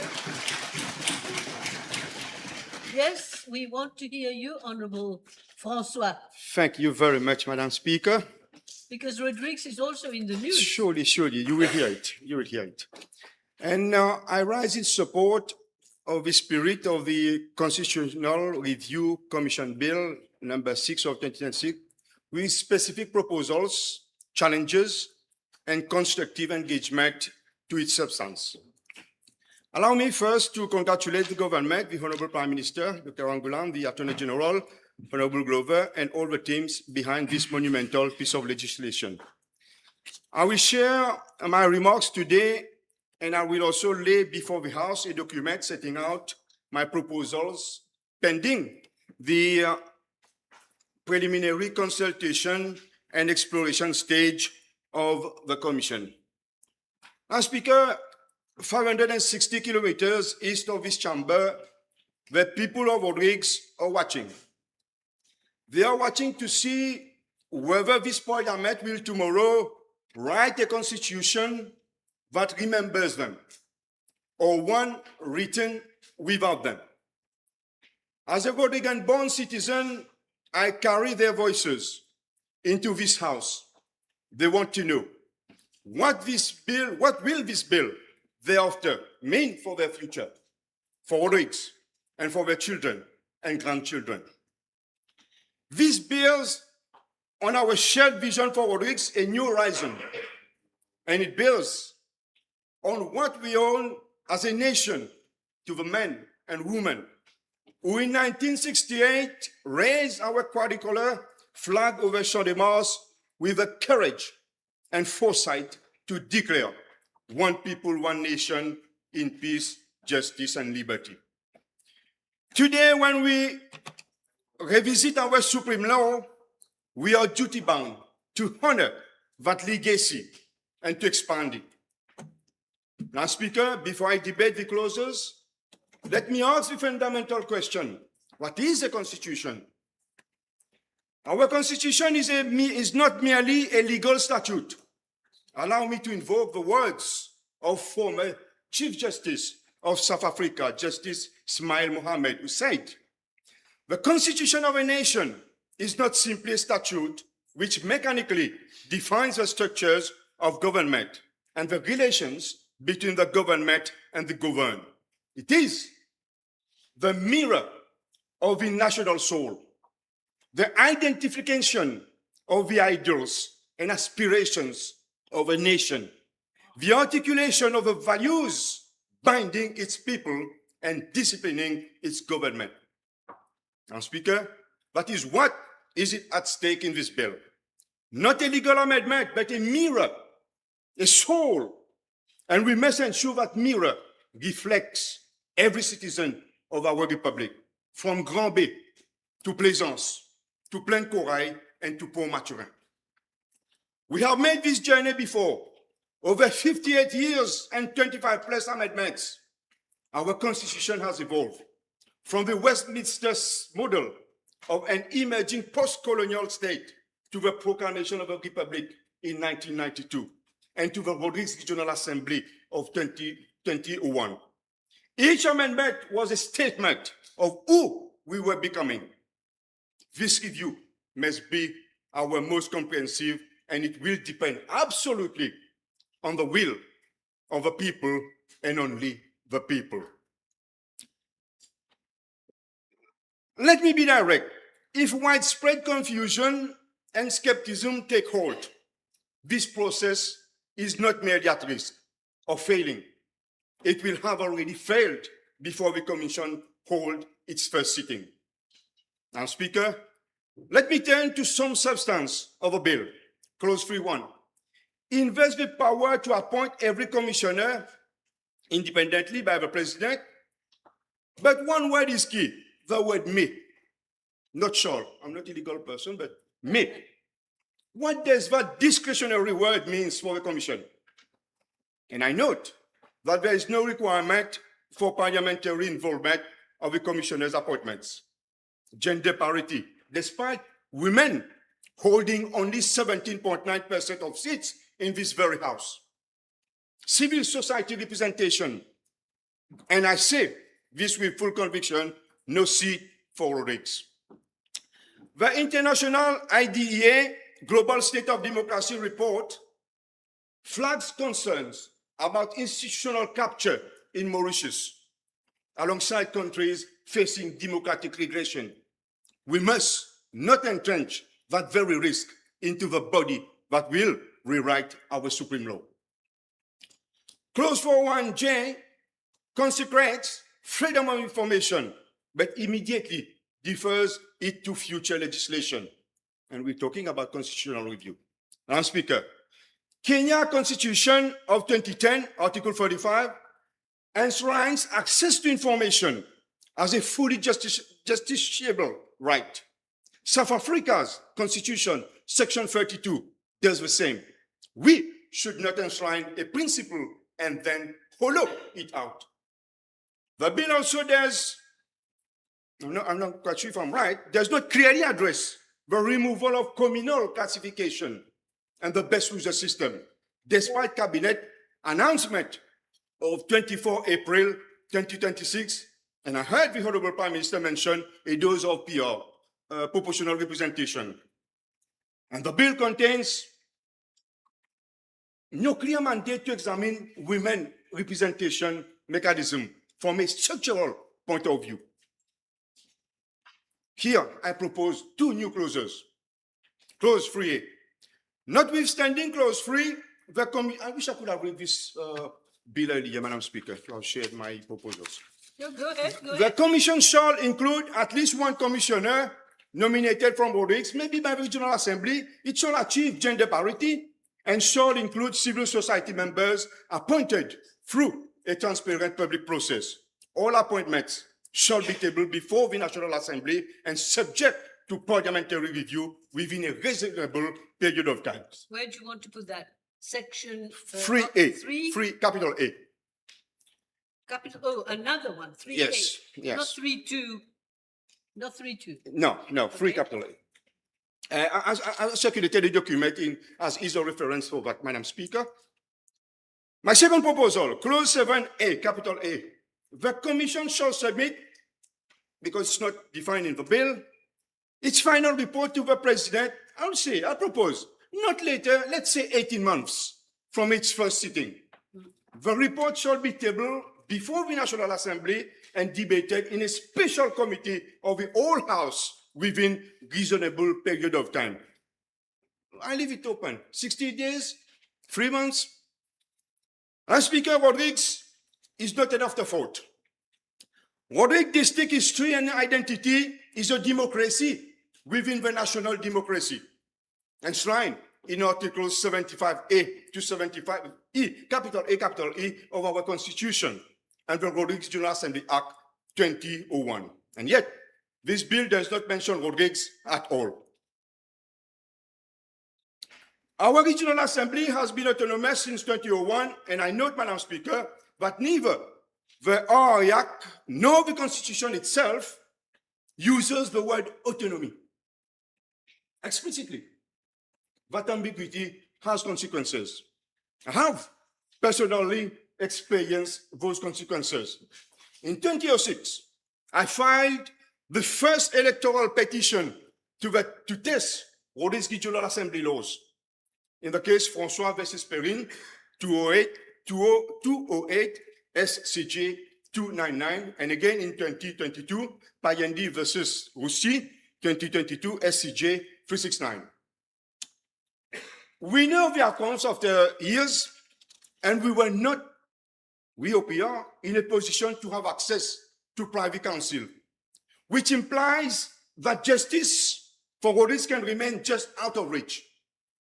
I therefore welcome clause 4.1K, the new Court of Appeal, and the Constitutional Division of the Supreme Court. These will make constitutional justice faster, closer, and more accessible, and without any bias. But, Madam Speaker, the bigger question remains, will Rodrigues simply be taken on board through consequential amendments, as the Honorable Prime Minister indicated in his reply to my parliamentary question B44 on 31st April 2026? Or will Rodrigues be a full and equal partner in this historical constitutional movement? And I now put to this House, 3 specific concerns. First, the President can today dissolve the Rodrigues Regional Assembly by simple executive action. Rodrigues autonomous status must be protected from simple dissolution. Just one example aside, Madam Speaker. Second, Rodrigues today depends almost entirely on budgetary transfers from Mauritius. The Constitution must guarantee that financial relationship. However, our people must go beyond waiting for Port Louis to allocate funds. We need an extra step for greater control over our own destiny, our development, and especially protections of our lands from bravery. Our lands from bravery. Third, I propose the establishment of a Rodrigues Constituency Constitutional and Electoral Review Forum. I mean a forum, not a committee, a forum, composed of political parties, NGOs, social and economic associations, unions, and community leaders to ensure Rodrigues people are not just consulted, but heard. In relation there, Madam Speaker, I propose a new clause, 4.1T, small t. the constitutional entrenchment and reinforcement of the autonomy of Mauritius, including the protection of the regional assembly, the guarantee of adequate financial transfers to Mauritius, and why not the extension of equivalent autonomous consideration to Agaliga, the over outer islands, and in the future, Diogo Garcia, Sagos. And Speaker, clause 4.1a, small a, mention technology as a new generation right. That is welcome. But I submit that technology must be more than a subject of rights. It must be an instrument of democracy itself. Let's consider these realities. In Estonia, citizens vote online from anywhere in the world for national, local, and European Parliament elections through iVoting. Government services are fully digital. In Taiwan, the Taiwan platform enables open policy deliberation and consensus building online. In Ecuador, the right to internet access is in the constitution. Ecuador. In France right now. Right now. I was going to mention that, you mentioned it for me. In India, just last year, the Supreme Court, in the case of Amar Jain versus Union of India on 30th April 2025, declared that inclusive digital ecosystems are a constitutional imperative, part of the right to life and liberty under Article 21.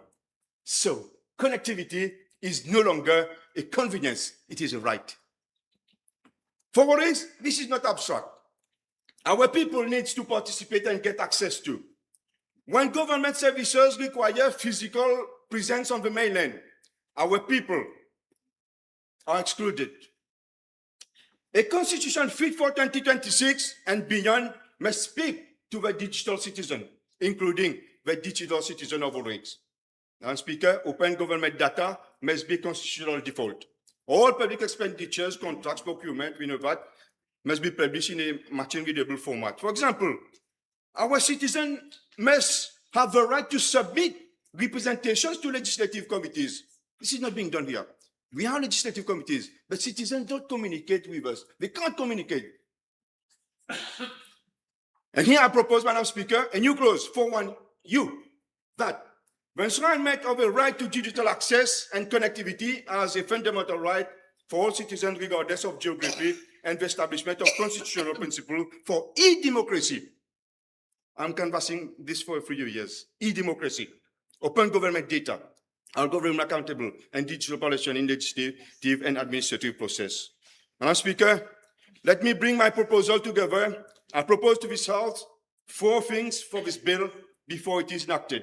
First, amend clause 3 to guarantee an independent, gender-balanced, geographically representative commission with a commissioner from Mauritius. Second, add a new clause 7.8 to set and let's say an 18-month deadline requiring tabling of the final report and mandate a full parliamentary debate. Third, add a new clause 4.1t, small t, to constitutionally reinforce the entrenchment of Mauritius autonomy, not as a consequential amendment, but as a first-order constitutional commitment. Fourth, and a new clauses 4.1u to establish a constitutional right to digital access and e-democracy framework, making this constitution fit for the century it must govern. This has been from part of the mandate of the commission beforehand.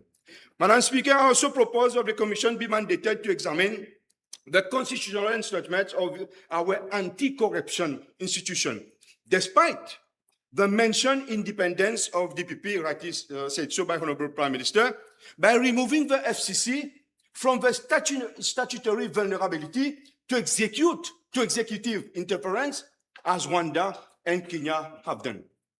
And I call on the Honorable Prime Minister to report progress on establishing a high-level committee to examine proposed amendments to the Regional Assembly Act before the next Regional Assembly election due in a few months, despite bad governance challenges thereat.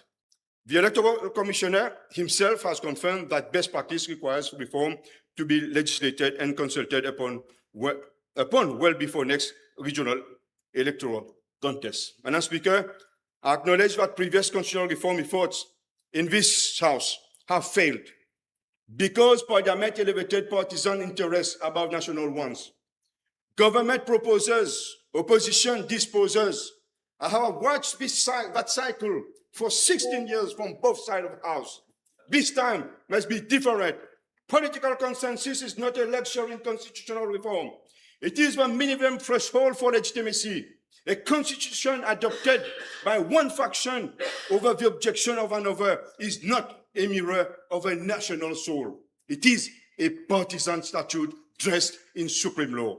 Let us build something broader, something that will stand the test of time, something that every Mauritian in Port-Louis, Vacois, Grand Port, Mont-Libyen, Rivière-Coco, La Ferme, and in Port-Mathurin can call their own avec un vrai sens du mauritianisme, comme le rodriguanisme naturellement présent à Rodrigue, un pays, un peuple, une nation. This bill, with a proposal, I and others will lay before the House, and I will conclude, Madam Speaker. That sounded like a conclusion. Sorry? It sounded like a conclusion already. No, I'm setting the tone where, because it's very important. Yes, I'm getting there. And I'm concluding, Madam Speaker, to conclude, a constitution, what we are doing, Madam Speaker, has the potential to be the foundation of what I mentioned. A constitution is a covenant between citizen and the state. For my people of Rodrigues, that covenant must be written and applied with their full voices. This is the moment, this very specific historic moment. Let us make our pledge real in pixels and broadband cables, and as well as in ink. For the people of Rodrigues, for the women in Mauritius, for the digital citizens of tomorrow, and for the generation not yet born, who will live under whatever constitution we will adopt in this house. We own our youths and our future generations a living constitution that adapts with our evolving society. May this house, with courage and determination, deliver a new constitution soon that reflects the will of all the people and the Republic of Mauritius. Long live Mauritius, Rodrigues, Agalega, and Chagos, long live the Republic. Madam Speaker, I thank you for your kind attention. Thank you. We enjoyed that. Yes, we enjoyed that. Yes, Honorable Jaman, are you going to give us a flamboyant speech as well? Thank you, Madam the Speaker.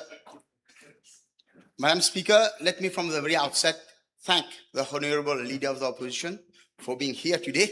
I don't know whether to listen to us or in support of the other members of the opposition. I will not spare this opportunity to refute him. I don't get this opportunity often. After having listened to him carefully, I think his proposals are en balao. He's proposing us to mettre soulier les lames de. You know that balao is wood. You know that. Balao. Okay. Not en balao. Madam Speaker, we are here today to debate a monumental piece of legislation. The Constitutional Review Commission Bill. Why is this monumental?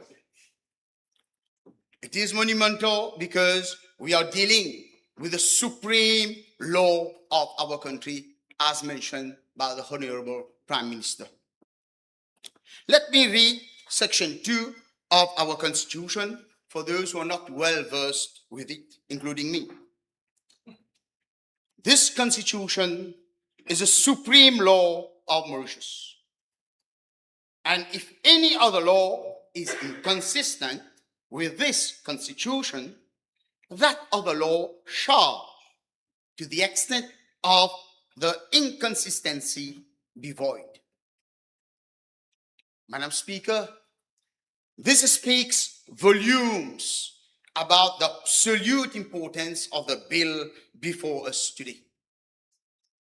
The monumental importance of this bill is clearly demonstrated by the overwhelming public interest it has generated.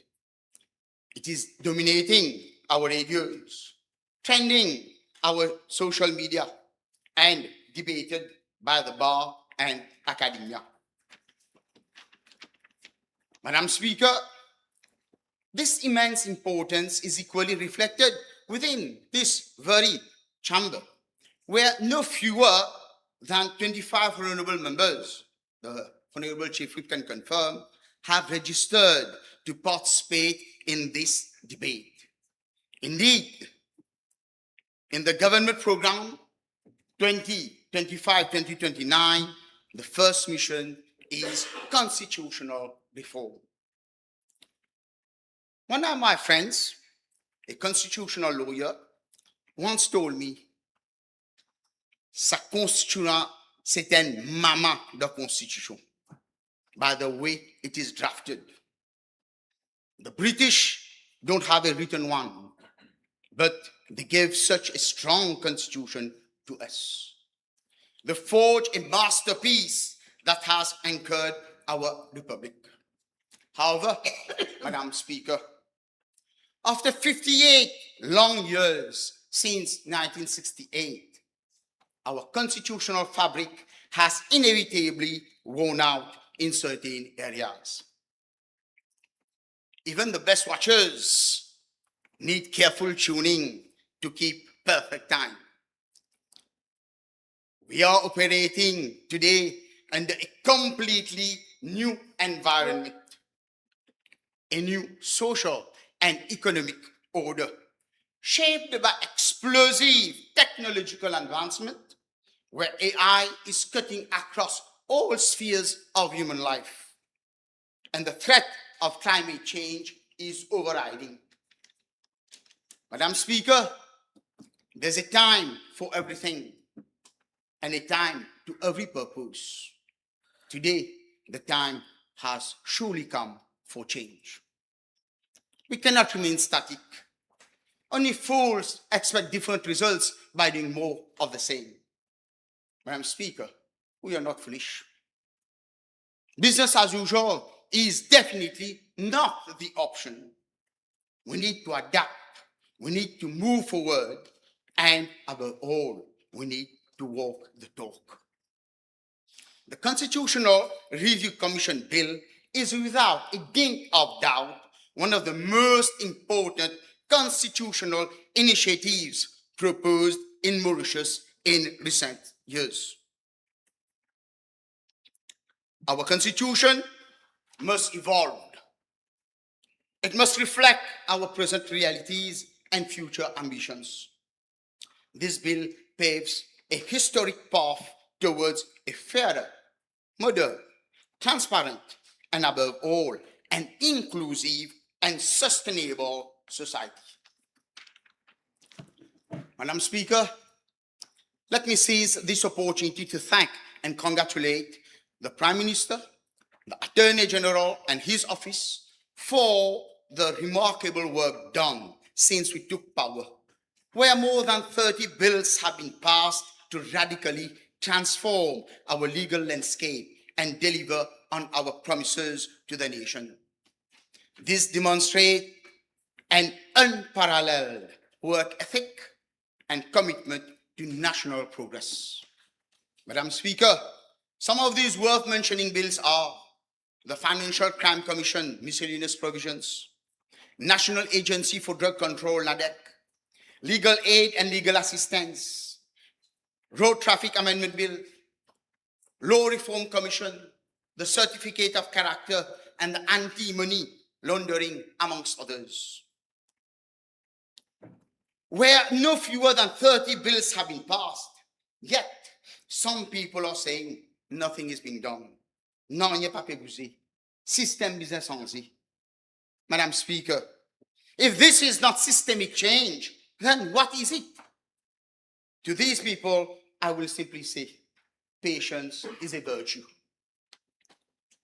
You cannot undo years of stagnation in only 17 months. I used to say that when the going gets tough, the tough get going. And this is exactly what the Prime Minister and this government is doing. We did not shrink away from the monumental challenges we inherited.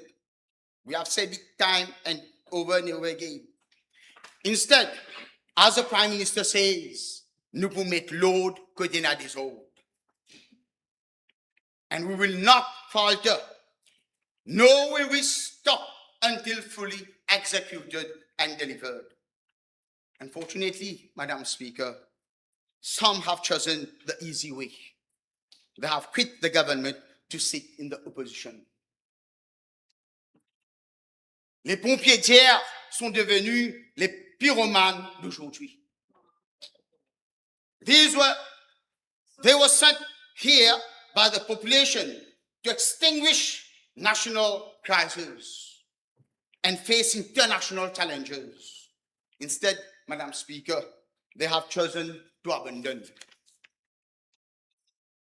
All of a sudden, they see darkness everywhere. Partout nuit noire. Even you, Madam Speaker, have not been spared by their criticism. Not even the Attorney General, who's been criticized for mishandling the Chagos deal, while they were part and parcel of all negotiations. This is called la démagogie outrancière et l'amnésie sélective. This is the raison d'être, Madam the Speaker, of the anti-defection provisions and the landmark right to recall members of the National Assembly for serious misconduct. This will ensure political accountability, where we remain strictly accountable to people who put us in office. Hence, Madam Speaker, in the future, I just hope no more flow crossing or horse trading. De sauter, de tasser. Madam Speaker, this bill explicitly provides the Commission with powers to examine the rights of nature and the prevention of environmental degradation.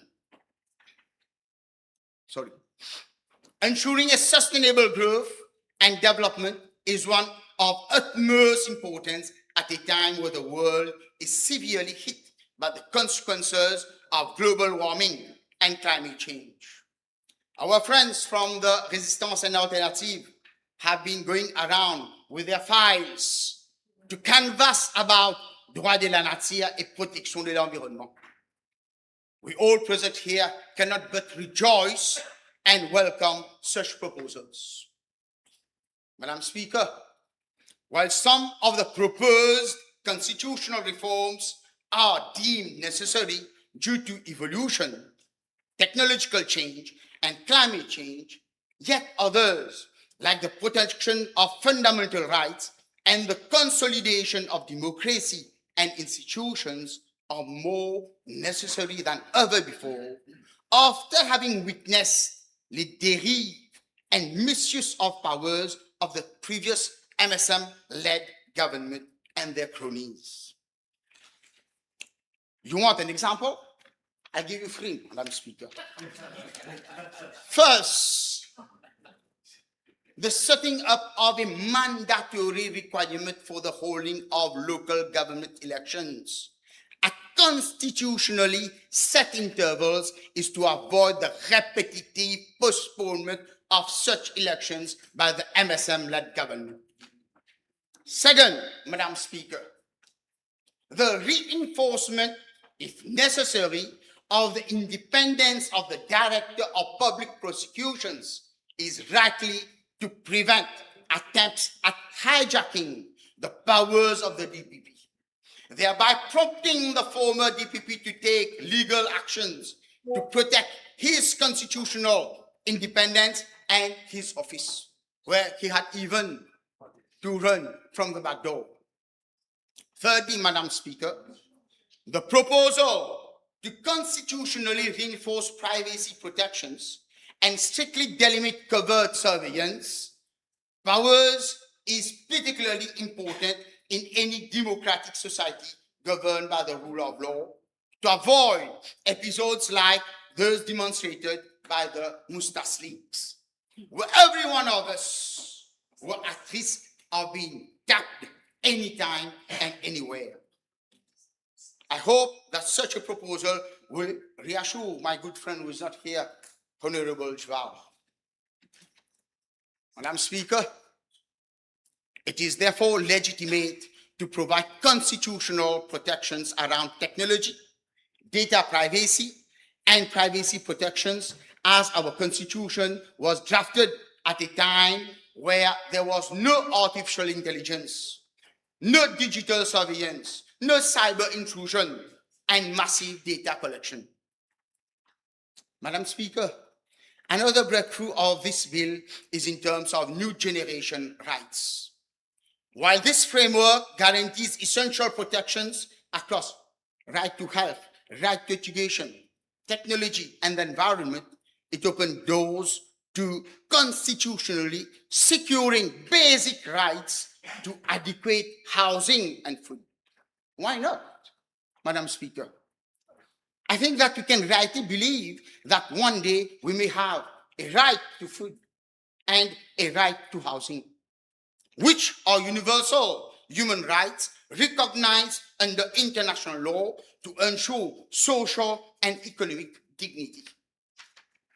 Madam Speaker, the proposal to have an appointment committee and the principle of freedom of information were among our promises to this nation during the last election.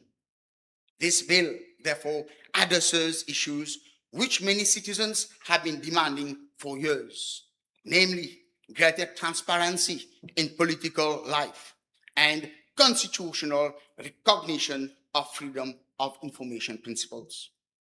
Indeed, Madam Speaker, a mature democracy cannot function effectively without transparency and public trust.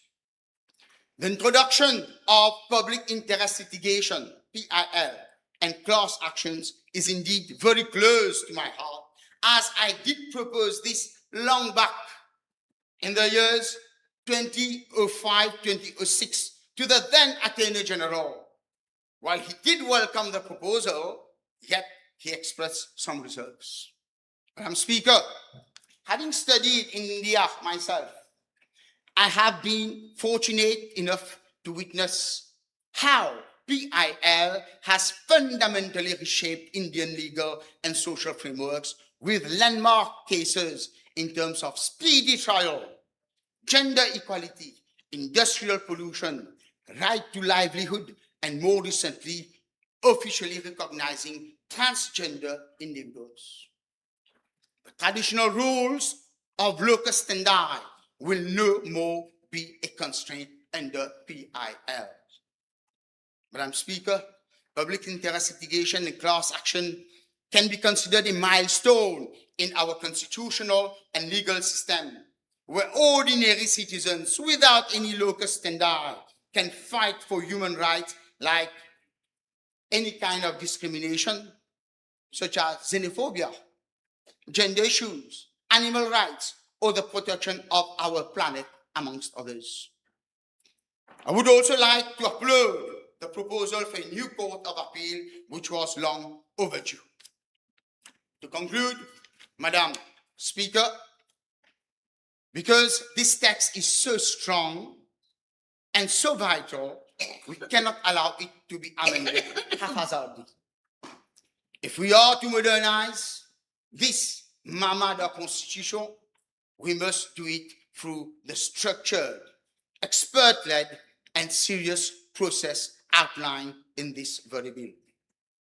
As responsible guardians and in line with our promises as spelled out in our program, we must tread with absolute caution and seriousness. True modernization requires us to be deliberate, serious, and deeply careful, and more importantly, we must rise above partisan politics. I will end by saying that while A.G. Gardiner's essay on the rule of the road argues that to preserve the liberties of all, individual freedom must be curtailed, and personal actions must be balanced with social responsibility and mutual respect, our government upholds core values of peace, justice, and liberty. I therefore support this bill. Thank you. Yes. Honorable Bichuk, it's your turn. No, Miss Béranger. I'm sorry. Honorable Béranger, yes. I was trying to go fast. Ouais. Deuxième fois. C'était pas fait en exprès. Madame la Présidente, il est des moments où une assemblée ne légifère pas seulement pour le présent. Elle légifère pour la mémoire. Aujourd'hui en est un.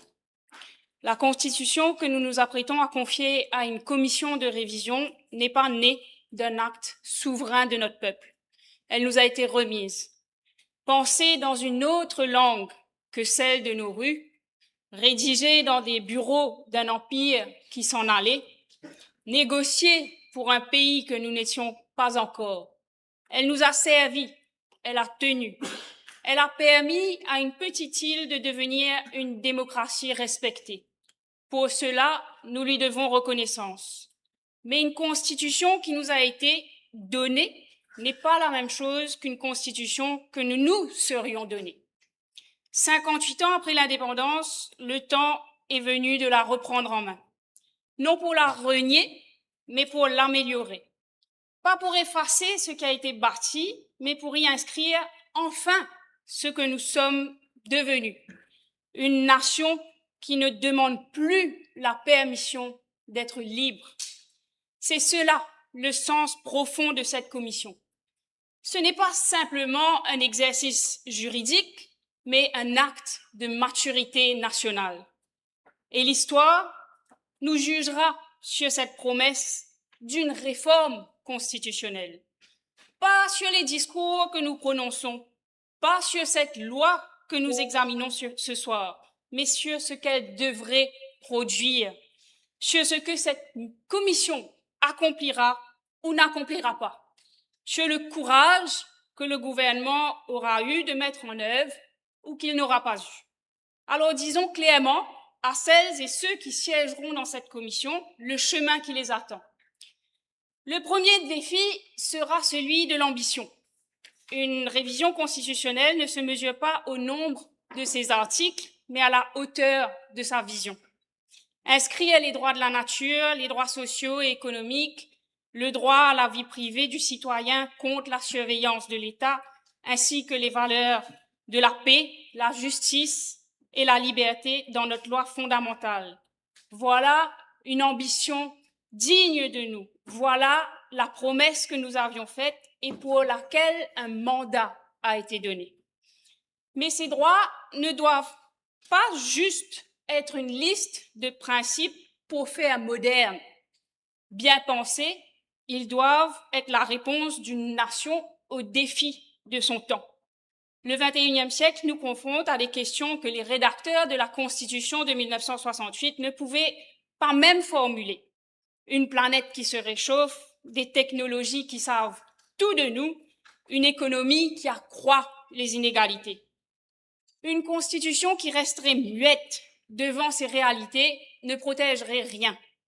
Inscrire le droit à un environnement sain, le droit à la santé, le droit à l'éducation, la protection du citoyen contre la surveillance, c'est dire à chaque Mauricien que sa dignité ne dépend ni de son revenu, ni de son origine, ni du bon vouloir de l'État. C'est faire de la Constitution non plus un texte qui encadre le pouvoir, mais un texte qui élève le citoyen. Et il y a le second volet dans ce premier défi, celui de la consolidation de notre démocratie et de nos institutions. Soyons clairs sur ce que cela veut dire. La dernière décennie nous a montré ce qu'il arrive quand des institutions censées être indépendantes cessent de l'être, quand la capture de l'État par des intérêts privés est complète. La confiance s'effrite et avec elle, quelque chose de la République elle-même. Réparer cela ne suffit pas. Nous ne voulons pas seulement restaurer ce qui a été abîmé et encore moins remplacer la capture d'un groupe par celle d'un autre groupe. Nous voulons un changement profond de notre système. Un système où l'État sert le bien commun, la qualité de vie et la dignité pour tous avant les profits et les avantages de quelques-uns. Un système où les gouvernants rendent des comptes, où les contre-pouvoirs ne dépendent pas de la nomination de ceux qu'ils doivent réguler ou surveiller, où l'unité dans la diversité n'est pas un prétexte pour rendre invisibles les discriminations et les dominations, où la politique est un engagement et non un filon à exploiter. C'est l'ambition que porte notre mouvement. Une constitution n'est pas faite pour figer un pays dans ce qu'il est. Elle est faite pour lui permettre de devenir ce qu'il doit être. Celle que nous lèguerons doit ouvrir ce chemin et non pas le fermer. Mais l'ambition ne suffit pas. Il faudra aussi de la rigueur intellectuelle et l'ouverture d'esprit. Il existe, par exemple, une question que la Commission ne pourra pas contourner et qui décidera de la valeur réelle de tout ce travail. Ces nouveaux droits seront-ils des droits substantiels ou des droits procéduraux? Un droit substantiel permet aux citoyens de le réclamer devant un juge. Si on prend par exemple le droit à l'eau potable, le juge va-t-il, comme cela a été le cas dans d'autres pays, devoir décider combien de litres accordés par personne? Saura-t-il arbitrer entre la disponibilité, la capacité et la demande sans déborder sur le domaine du gouvernement? Un droit procédural, quant à lui, peut éviter la politisation de nos cours, car il ne fait que baliser la manière dont une décision est prise. Le juge, si je reprends l'exemple que je viens de citer, devra alors se demander non pas quel volume d'eau accorder, mais si les autorités ont agi raisonnablement. Mais ce droit aura-t-il alors la même portée qu'un droit qu'on peut faire valoir pour lui-même? Inscrire le droit à la santé, le droit à l'éducation, le droit à l'environnement sain dans notre Constitution, c'est une avancée. Mais si ces droits ne sont qu'un ornement sans portée devant les tribunaux, alors il aura été donné au peuple qu'une promesse en papier. La Commission devra choisir, droit par droit, avec lucidité, en pesant l'effet sur la justice, sur l'administration et sur la séparation des pouvoirs. C'est un travail difficile et c'est précisément cela que nous attendrons de cette commission.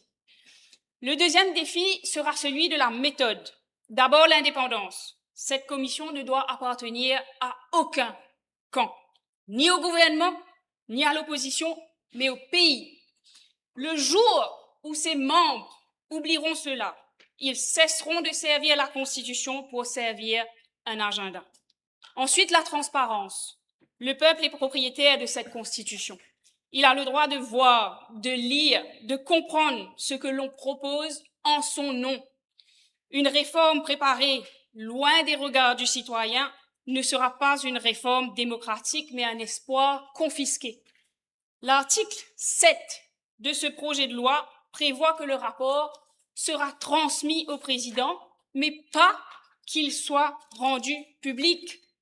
Madame la Présidente, je demande que le rapport de cette commission soit publié dans son intégralité et déposé devant cette Assemblée. Le citoyen ne doit pas avoir à demander la permission de lire l'avenir de sa propre loi fondamentale. Madame la Présidente, les grandes réformes ont une ennemie, la lenteur. Ce qui est promis pour demain a une fâcheuse habitude d'arriver après-demain, voire jamais. Et c'est devenu, malheureusement, une marque de fabrique de ce gouvernement. J'ai entendu que l'Attorney General prévoit un rapport de cette commission pour mars 2028. J'aimerais bien le croire, tant le symbole des 60 ans d'indépendance est beau. Mais le programme gouvernemental promettait cette commission dans un délai de 6 mois. Elle nous parvient 16 mois plus tard. Ce simple écart est un avertissement, car ce rapport ne sera qu'une première étape. Il faudra ensuite la préparation des projets de loi par le bureau de l'Attorney General, et là aussi uniquement si le gouvernement approuve les propositions du rapport. Voilà le grand défi, Madame la Présidente. Évidemment, le gouvernement et le Parlement ne pourront pas se déposséder de leur rôle constitutionnel et ne faire qu'approuver les recommandations de la Commission. Mais celle-ci ne serait qu'une mascarade. Mais celle-ci ne serait qu'une mascarade si on ne prend pas les recommandations au sérieux, ou si on relance, après elle, de nouvelles consultations ou des recherches interminables. Nous arriverions à la fin de cette législature sans que cette promesse ne soit remplie. Et avant de terminer, il faut parler de la réforme du système électoral qui ne figure pas dans ce texte. La dose de proportionnel, la représentation des femmes au Parlement, l'équilibre de nos circonscriptions, rien de tout cela n'est confié à la Commission. La fin de la déclaration communautaire obligatoire, elle non plus, n'y figure pas. On nous explique que ces réformes ont été retirées du texte pour être traitées séparément plus vite, ce qui pourrait être une bonne chose car la loi électorale ne doit pas être modifiée juste avant le scrutin. Et aussi, parce que le sujet a fait l'objet de tant de travaux dans le passé qu'on peut aller dans le sens du consensus car finit par se dégager sans devoir réinventer la roue. On aimerait bien croire à cette explication, Madame la Présidente, mais la décision prise par ce gouvernement, y compris les commentaires méprisants de certains, permet d'en douter. Des ministres qui affirment que la réforme électorale n'est pas une priorité, pensent peut-être qu'ils gagneront les faveurs des électeurs en se concentrant sur les questions de pouvoir d'achat ou de drain. Mais ils oublient que nos difficultés économiques sont intimement liées à la gouvernance et au système qui les produit. Ils ne veulent pas changer de système, tout simplement, Madame la Présidente. Nous, dans cette opposition militante, nous croyons au vrai changement. Nous ne ferons donc pas obstacle à cette réforme promise aujourd'hui. Nous avons cru à cette promesse avant qu'elle ne soit un projet de loi. Nous en serons désormais les gardiens. Madame la Présidente, nos enfants ne nous demanderont pas combien de temps nous avons été au pouvoir. Ils nous demanderont si nous avons été à la hauteur. Si lorsque l'occasion s'est présentée de donner enfin à Maurice une constitution née de Maurice, si nous avons tremblé ou si nous avons progressé, que notre réponse soit la bonne. Je vous remercie pour votre attention. Merci. Merci beaucoup. Mr. Bichuk, now it's your turn. I'm sorry. Oui, merci Madame la Présidente. Avant d'aborder mon discours, généralement, il est de mon devoir de réfuter ce qui vient de l'opposition. Néanmoins, je dois avouer en toute sincérité que l'honorable a fait acte de bonne foi. Néanmoins, il y a quelque chose qui lui a échappé, qu'il faut que je rectifie, c'est que l'honorable Premier ministre a notamment, lors de son allocution, précisé que la réforme électorale, il a mis l'accent sur la nécessité que ce pays ait une opposition. Donc, de facto, nous comprenons que une réforme électorale est nécessaire et une réforme électorale aura lieu. Néanmoins, Madame la Présidente, en débattant de ce sujet, il m'est venu cette citation de Montesquieu qui mettait déjà sous les yeux du monde au XVIIIe siècle. Une chose n'est pas juste parce qu'elle est loi, mais elle doit être loi parce qu'elle est juste. Mais ce qui était juste lorsque notre Constitution a été rédigée en 1968 ne l'est pas forcément aujourd'hui. Donc, il convient à ce gouvernement, à ce Premier ministre, à cet attorney général, de vraiment prendre les taureaux par les cornes et adresser les problèmes fondamentaux qui émanent de cette Constitution qui a fait son temps qui nous a servi, mais qui nécessite une modernisation. Madame la Présidente, la Constitution ne peut pas être un agrégat de lignes et paragraphes, c'est le battement de cœur de notre République. Et de cela, je dirais que dans toutes les réformes fondamentales, la monstration est meilleure que la démonstration. Car il ne suffit pas de démontrer par des raisonnements abstraits que cette réforme est nécessaire. Il faut montrer qu'elle apporte à nos concitoyens ce qu'elle apporte à nos concitoyens, montrer comment elle renforce la justice, montrer comment elle éclaire l'avenir de notre République. Pour cela, Madame la Présidente, je ne vais pas être long, mais je vais m'appuyer sur un malheureux événement que notre nation a connu, c'est le décès des 12 patients dialysés à l'hôpital Suivez durant la pandémie de la COVID-19. C'était en 2021. 12 personnes sous traitement à l'hôpital Suivez meurent et personne ne sait pourquoi. Les familles des victimes ne savent pas pourquoi. Zéro recours possible. Un rapport, un fact-finding committee sur ce malheureux, sur ce funeste carnage est resté dans le tiroir des dirigeants de l'époque. Et face à cela, quel a été le recours? Quel a été le recours des proches des victimes? Face à cette opacité, c'était quasi impossible de leur rendre justice. Il aura fallu un changement de gouvernement pour que l'honorable Anil Béchou, après avoir discuté de cela au Conseil des ministres, rende public ce rapport pour que par la suite le Premier ministre annonce, notre système judiciaire annonce qu'il y aurait une judicial inquiry sur cette issue. Mais madame, regardons aux provisions qui sont proposées par cette loi et essayons de l'appliquer à cette situation. Nous allons voir comment les amendements que nous comptons apporter auraient pu aider le justiciable mauricien. Je prends par exemple le principe de la freedom of information qui sera inscrit dans la Constitution et sera accompagné d'un Freedom of Information Bill. S'il y avait eu cette loi, tout citoyen mauricien, non seulement les familles des victimes, auraient pu écrire et exiger que ce rapport qu'ils avaient honteusement mis au placard soit rendu public pour statuer les responsabilités. Les familles des victimes auraient pu faire leur deuil.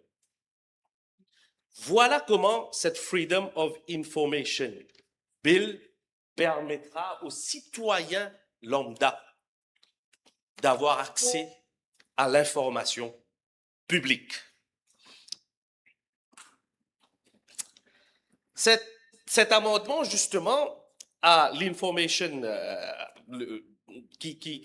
la Constitution, qui inscrira la Freedom of Information, va renforcer l'accès à l'information publique, mais par là même va encourager la transparence des dirigeants, la responsabilité et va instaurer une culture d'accountability. L'introduction du Public Interest Litigation, PIL. S'il y avait cette provision à l'époque,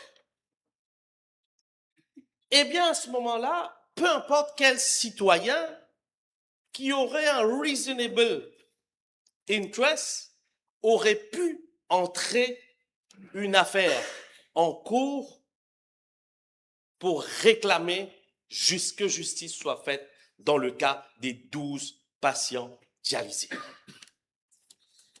Une class action, c'est-à-dire une action de groupe, c'est-à-dire tous les victimes, tous les proches des victimes des 12 patients dialysés auraient pu mutualiser tous les moyens et entrer en recours envers nos tribunaux pour réclamer justice. Voilà ce que nous souhaitons rendre possible. Et finalement, je vais m'appesantir sur the right to recall for members of the National Assembly. S'il y avait eu the right to recall for members of the National Assembly, je vous assure, Madame la Présidente, le ministre Jagatpal n'aurait pas été ministre. Certainement, mais je vous ai expliqué, Madame, j'ai essayé d'expliquer à cette Chambre à travers un événement comment le citoyen a accès à la justice, comment notre système devient plus transparent, comment les dirigeants, les politiques deviennent plus accountable. Les réformes proposées, Madame la Présidente, rendent un pouvoir que le citoyen, l'électeur, perd au moment de l'élection. Ça a été très, très bien résumé par l'éminent sociologue Pierre Bourdieu, qui disait dans sa critique du champ politique sous l'appellation « la délégation et le fétichisme politique ». Je vais résumer en quelques secondes. Qu'est-ce qui se passe lorsqu'un électeur, un citoyen vote? Il croit détenir le pouvoir de voter, c'est lui qui a voté et a mis sur les sièges des dirigeants des élus. Mais par là même, c'est ce que Bourdieu appelle la boîte noire. Il se passe quelque chose de funeste. C'est que l'électeur, parallèlement, perd le pouvoir qu'il va déléguer à ses dirigeants, à ses élus. De plus, désormais, le peuple, l'électeur, n'existe que par l'existence de ces élus qui parlent en son nom. Le pouvoir des citoyens, et il y a une confiscation de ce pouvoir par les élus. Mais lorsque je regarde tous les amendements que nous souhaitons apporter à la population, nous voyons que nous faisons le chemin inverse. On réattribue un certain nombre de pouvoirs aux citoyens mauriciens, aux électeurs mauriciens. C'est quelque chose de fondamental. C'est pour cela, je ne vais pas être long, je vais dire c'est pour cela que je soutiens cette commission et je vais y apporter ma contribution et j'encourage tous les Mauriciens à y apporter parce qu'on oublie facilement qu'il s'agit d'une commission qui va travailler avec le peuple et pour le peuple. C'est un texte rempli de bonnes intentions et c'est pour cela, Madame la Présidente, je vais terminer ici. This is why I recommend this bill to this House. Merci, Madame. Honorable Anctil. Je vais essayer. Madame la Présidente, une constitution, ce n'est pas un vieux livre que l'on garde précieusement sur une étagère en espérant qu'il ne prenne pas trop la poussière. Une constitution, c'est la colonne vertébrale d'un pays. Et c'est ce qui tient une nation debout. C'est ce qui protège son peuple. C'est ce qui donne à chaque citoyenne et à chaque citoyen sa place dans notre République. Et quand un pays grandit, quand son peuple évolue, quand ses défis deviennent plus complexes, il faut avoir le courage de se demander si cette colonne vertébrale tient encore droit. Ce soir, nous ne sommes pas là pour faire de la chirurgie esthétique institutionnelle. Nous ne sommes pas là pour mettre un peu de peinture neuve sur de vieilles fissures. Nous sommes là pour regarder les fondations mêmes de notre République. Nous sommes là pour nous demander avec honnêteté, est-ce que nos institutions parlent encore au peuple? Est-ce que nos droits protègent vraiment les plus vulnérables? Est-ce que notre démocratie ressemble encore à la société mauricienne d'aujourd'hui? Est-ce qu'elle est prête pour la République de Maurice de demain? Mais Madame la Présidente, il y a une question fondamentale que nous devons poser avec courage.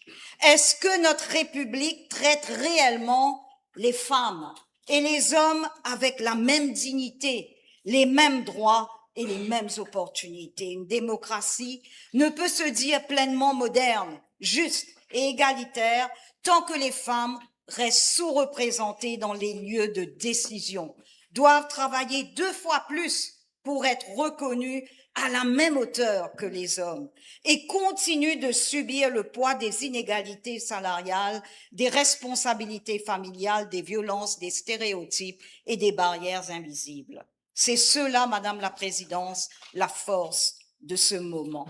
Le Constitutional Review Commission Bill n'est pas simplement un texte de plus dans l'agenda parlementaire. C'est une invitation à ouvrir les fenêtres de notre maison commune, à faire entrer l'air du temps et à dire avec courage, notre République mérite d'être regardée, réparée, modernisée et renforcée.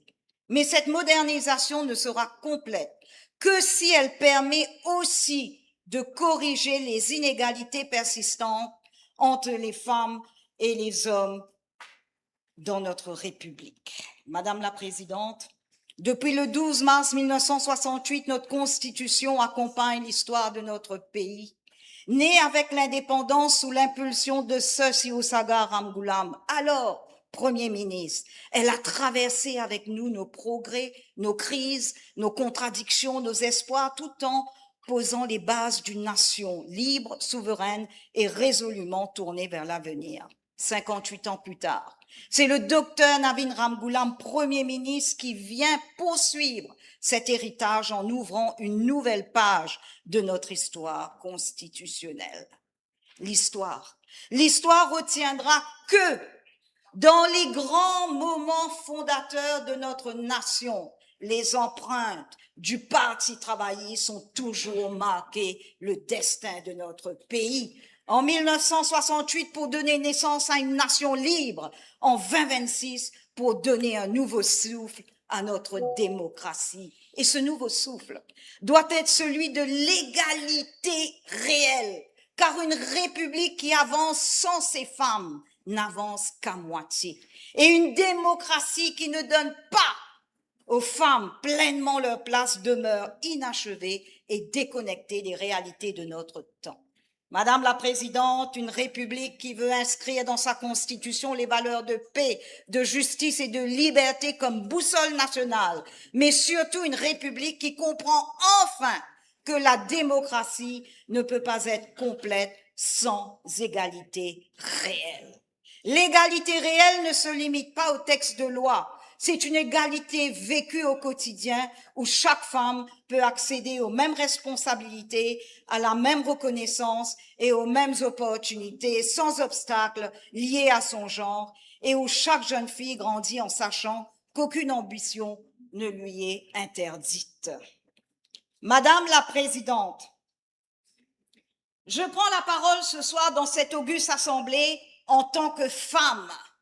Une femme passionnée de politique, une femme héritière d'une famille de combats syndicaux et de lutte sociale, une femme qui n'est pas spectatrice de l'histoire, mais une femme qui choisit de se lever dans l'histoire.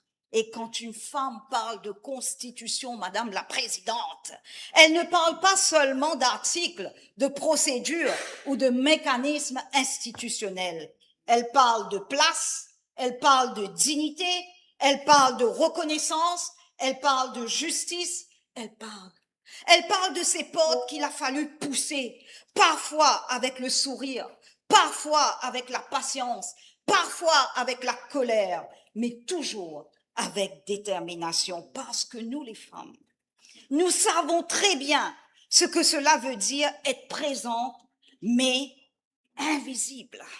Nous, les femmes, nous savons ce que veut dire contribuer pleinement, mais sans être reconnu, mais être reconnu partiellement. Alors oui, oui, madame, oui, dans l'ombre. Oui, alors oui, Madame la Présidente, ce débat constitutionnel est aussi un débat sur la place des femmes de notre République. Le Constitutional Review Commission devra avoir le courage de reconnaître et de corriger concrètement les inégalités entre les femmes et les hommes à Maurice, car moderniser une constitution ne constitue pas seulement à réformer les institutions, mais aussi à garantir une égalité réelle dans les droits, dans les chances, dans la représentation, dans la sécurité, dans le respect et dans l'accès aux responsabilités. Madame la Présidente,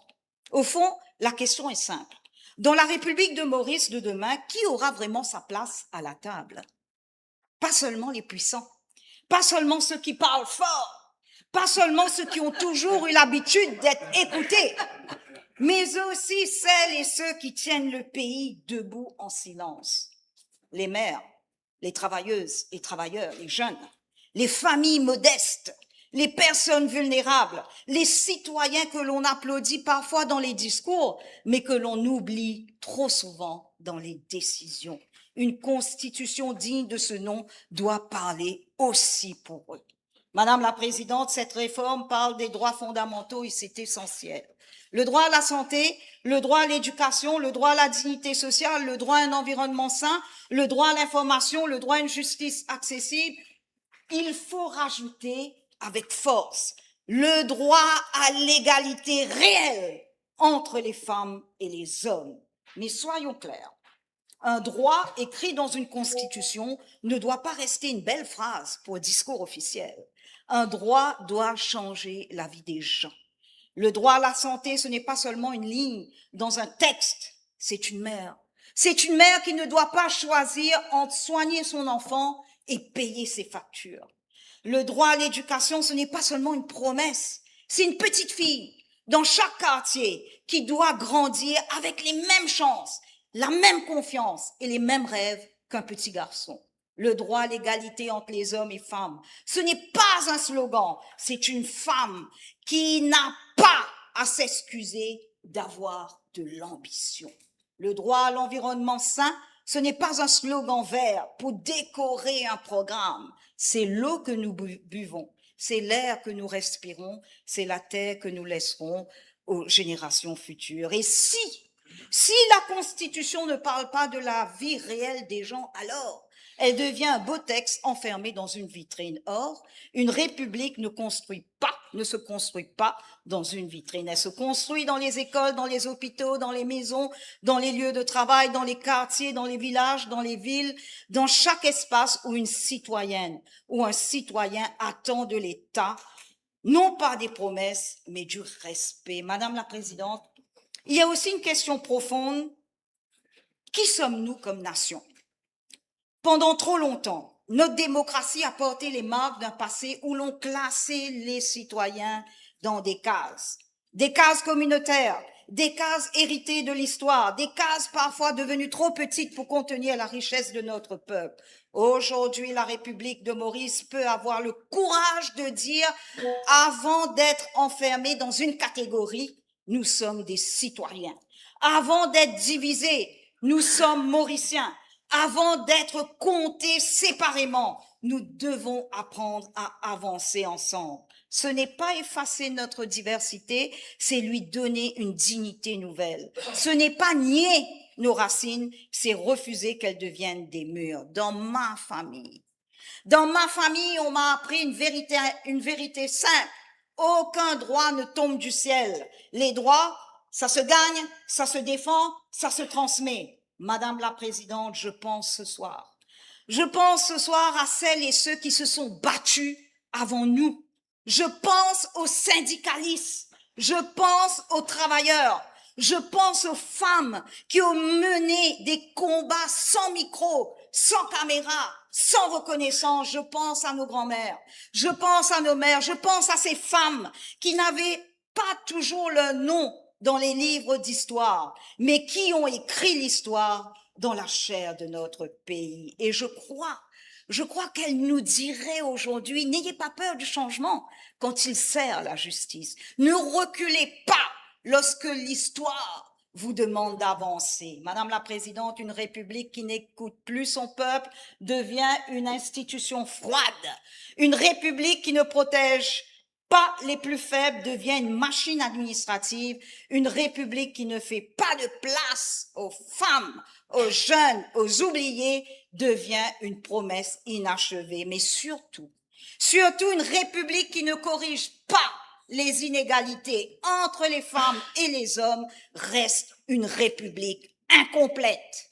Et moi, Madame la Présidente, je ne veux pas d'une république incomplète. Je ne veux pas d'une république qui remet ainsi les femmes dans les discours, mais les oublie dans les décisions. Je ne veux pas d'une république qui célèbre les femmes un jour, une journée dans l'année, mais ne leur garantit pas une égalité réelle tous les jours. Je ne veux pas d'une république où l'égalité reste un idéal lointain. Je veux une république qui ose, je veux une république qui protège, je veux une république qui rassemble, une république qui regarde ses citoyens sans les trier, sans les réduire, sans les enfermer. Oui, cette réforme est ambitieuse, oui, elle demande du courage, oui, elle suscitera des débats, et heureusement, car l'histoire ne respecte pas ceux qui hésitent éternellement devant les portes ouvertes. Madame la Présidente, sous le leadership du Premier ministre, le docteur Navin Ramgoolam Maurice, la République de Maurice engage aujourd'hui une réflexion profonde sur ses institutions, ses droits et son avenir démocratique. Je veux saluer le Premier ministre, le docteur Navin Ramgoolam, pour avoir respecté son engagement envers le peuple mauricien. Le Constitutional Review Commission aura une mission historique, examiner notre constitution et formuler des recommandations pour renforcer notre démocratie, moderniser nos institutions et préparer Maurice aux défis du XXIe siècle. Je souhaite bien évidemment, bien naturellement, plein de succès à cette commission. Mais au-delà de la commission, au-delà des experts, au-delà des juristes, ce débat doit appartenir au peuple mauricien. Car une constitution ne doit pas uniquement être le texte des juristes, elle doit aussi devenir la voix du peuple. Une voix qui dit que les femmes ne doivent plus être invitées à la table après que les décisions ont été prises, mais présentes là où l'avenir se construit. Madame la Présidente, pour conclure, ce soir, je crois que nous sommes à un point charnière, un moment où nous pouvons choisir une république plus inclusive, une république où l'identité ne divise plus, mais rassemble, une république qui ose se transformer pour être enfin à la hauteur de son peuple. Vive la démocratie, vive l'égalité réelle, vive la justice sociale, vive la République de Maurice. Je vous remercie. Yes, Honorable Etouabia. Madam Speaker, I beg to move for the adjournment of the debate. Yes. The question is, give me time. So now the question is that the debate be adjourned. Those in favor say aye. Those against say no. The ayes have it. Yes, Honorable Prime Minister. Yeah, Madam Speaker, I move for the adjournment of the House to Friday, the 29th of May at 3:30. Friday, 29th of May at 3:30. Okay, the question is that the House be adjourned to Friday, the 29th of May at 3:30.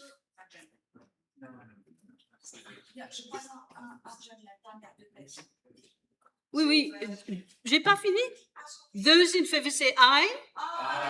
Those against say no. The ayes have it. Now I have one for adjournment. I don't know. Yes? Well, I had someone else before.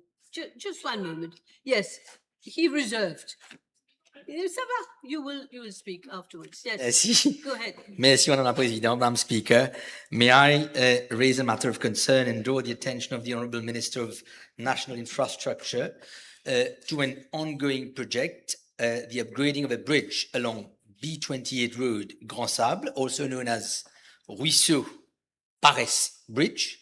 In fact, this contract, as I'm given to understand, Madam Speaker, was awarded to Transinvest Construction Limited, and the works had already started. However, for reasons not known to the public, the works have now been brought to a halt for months now, and this without any official communication to that effect. In the interim, only a temporary structure, a fragile temporary structure, has been erected for public use, which temporary structure does not, unfortunately, provide adequate safety. Now, numerous concerns have been raised to my two colleague MPs and myself by the inhabitants of the locality, and since we are talking of a bridge along the coastal area, there is a strong fear that in the event of heavy rainfall, the temporary bridge may collapse, the water level may rise rapidly, causing potential overflow.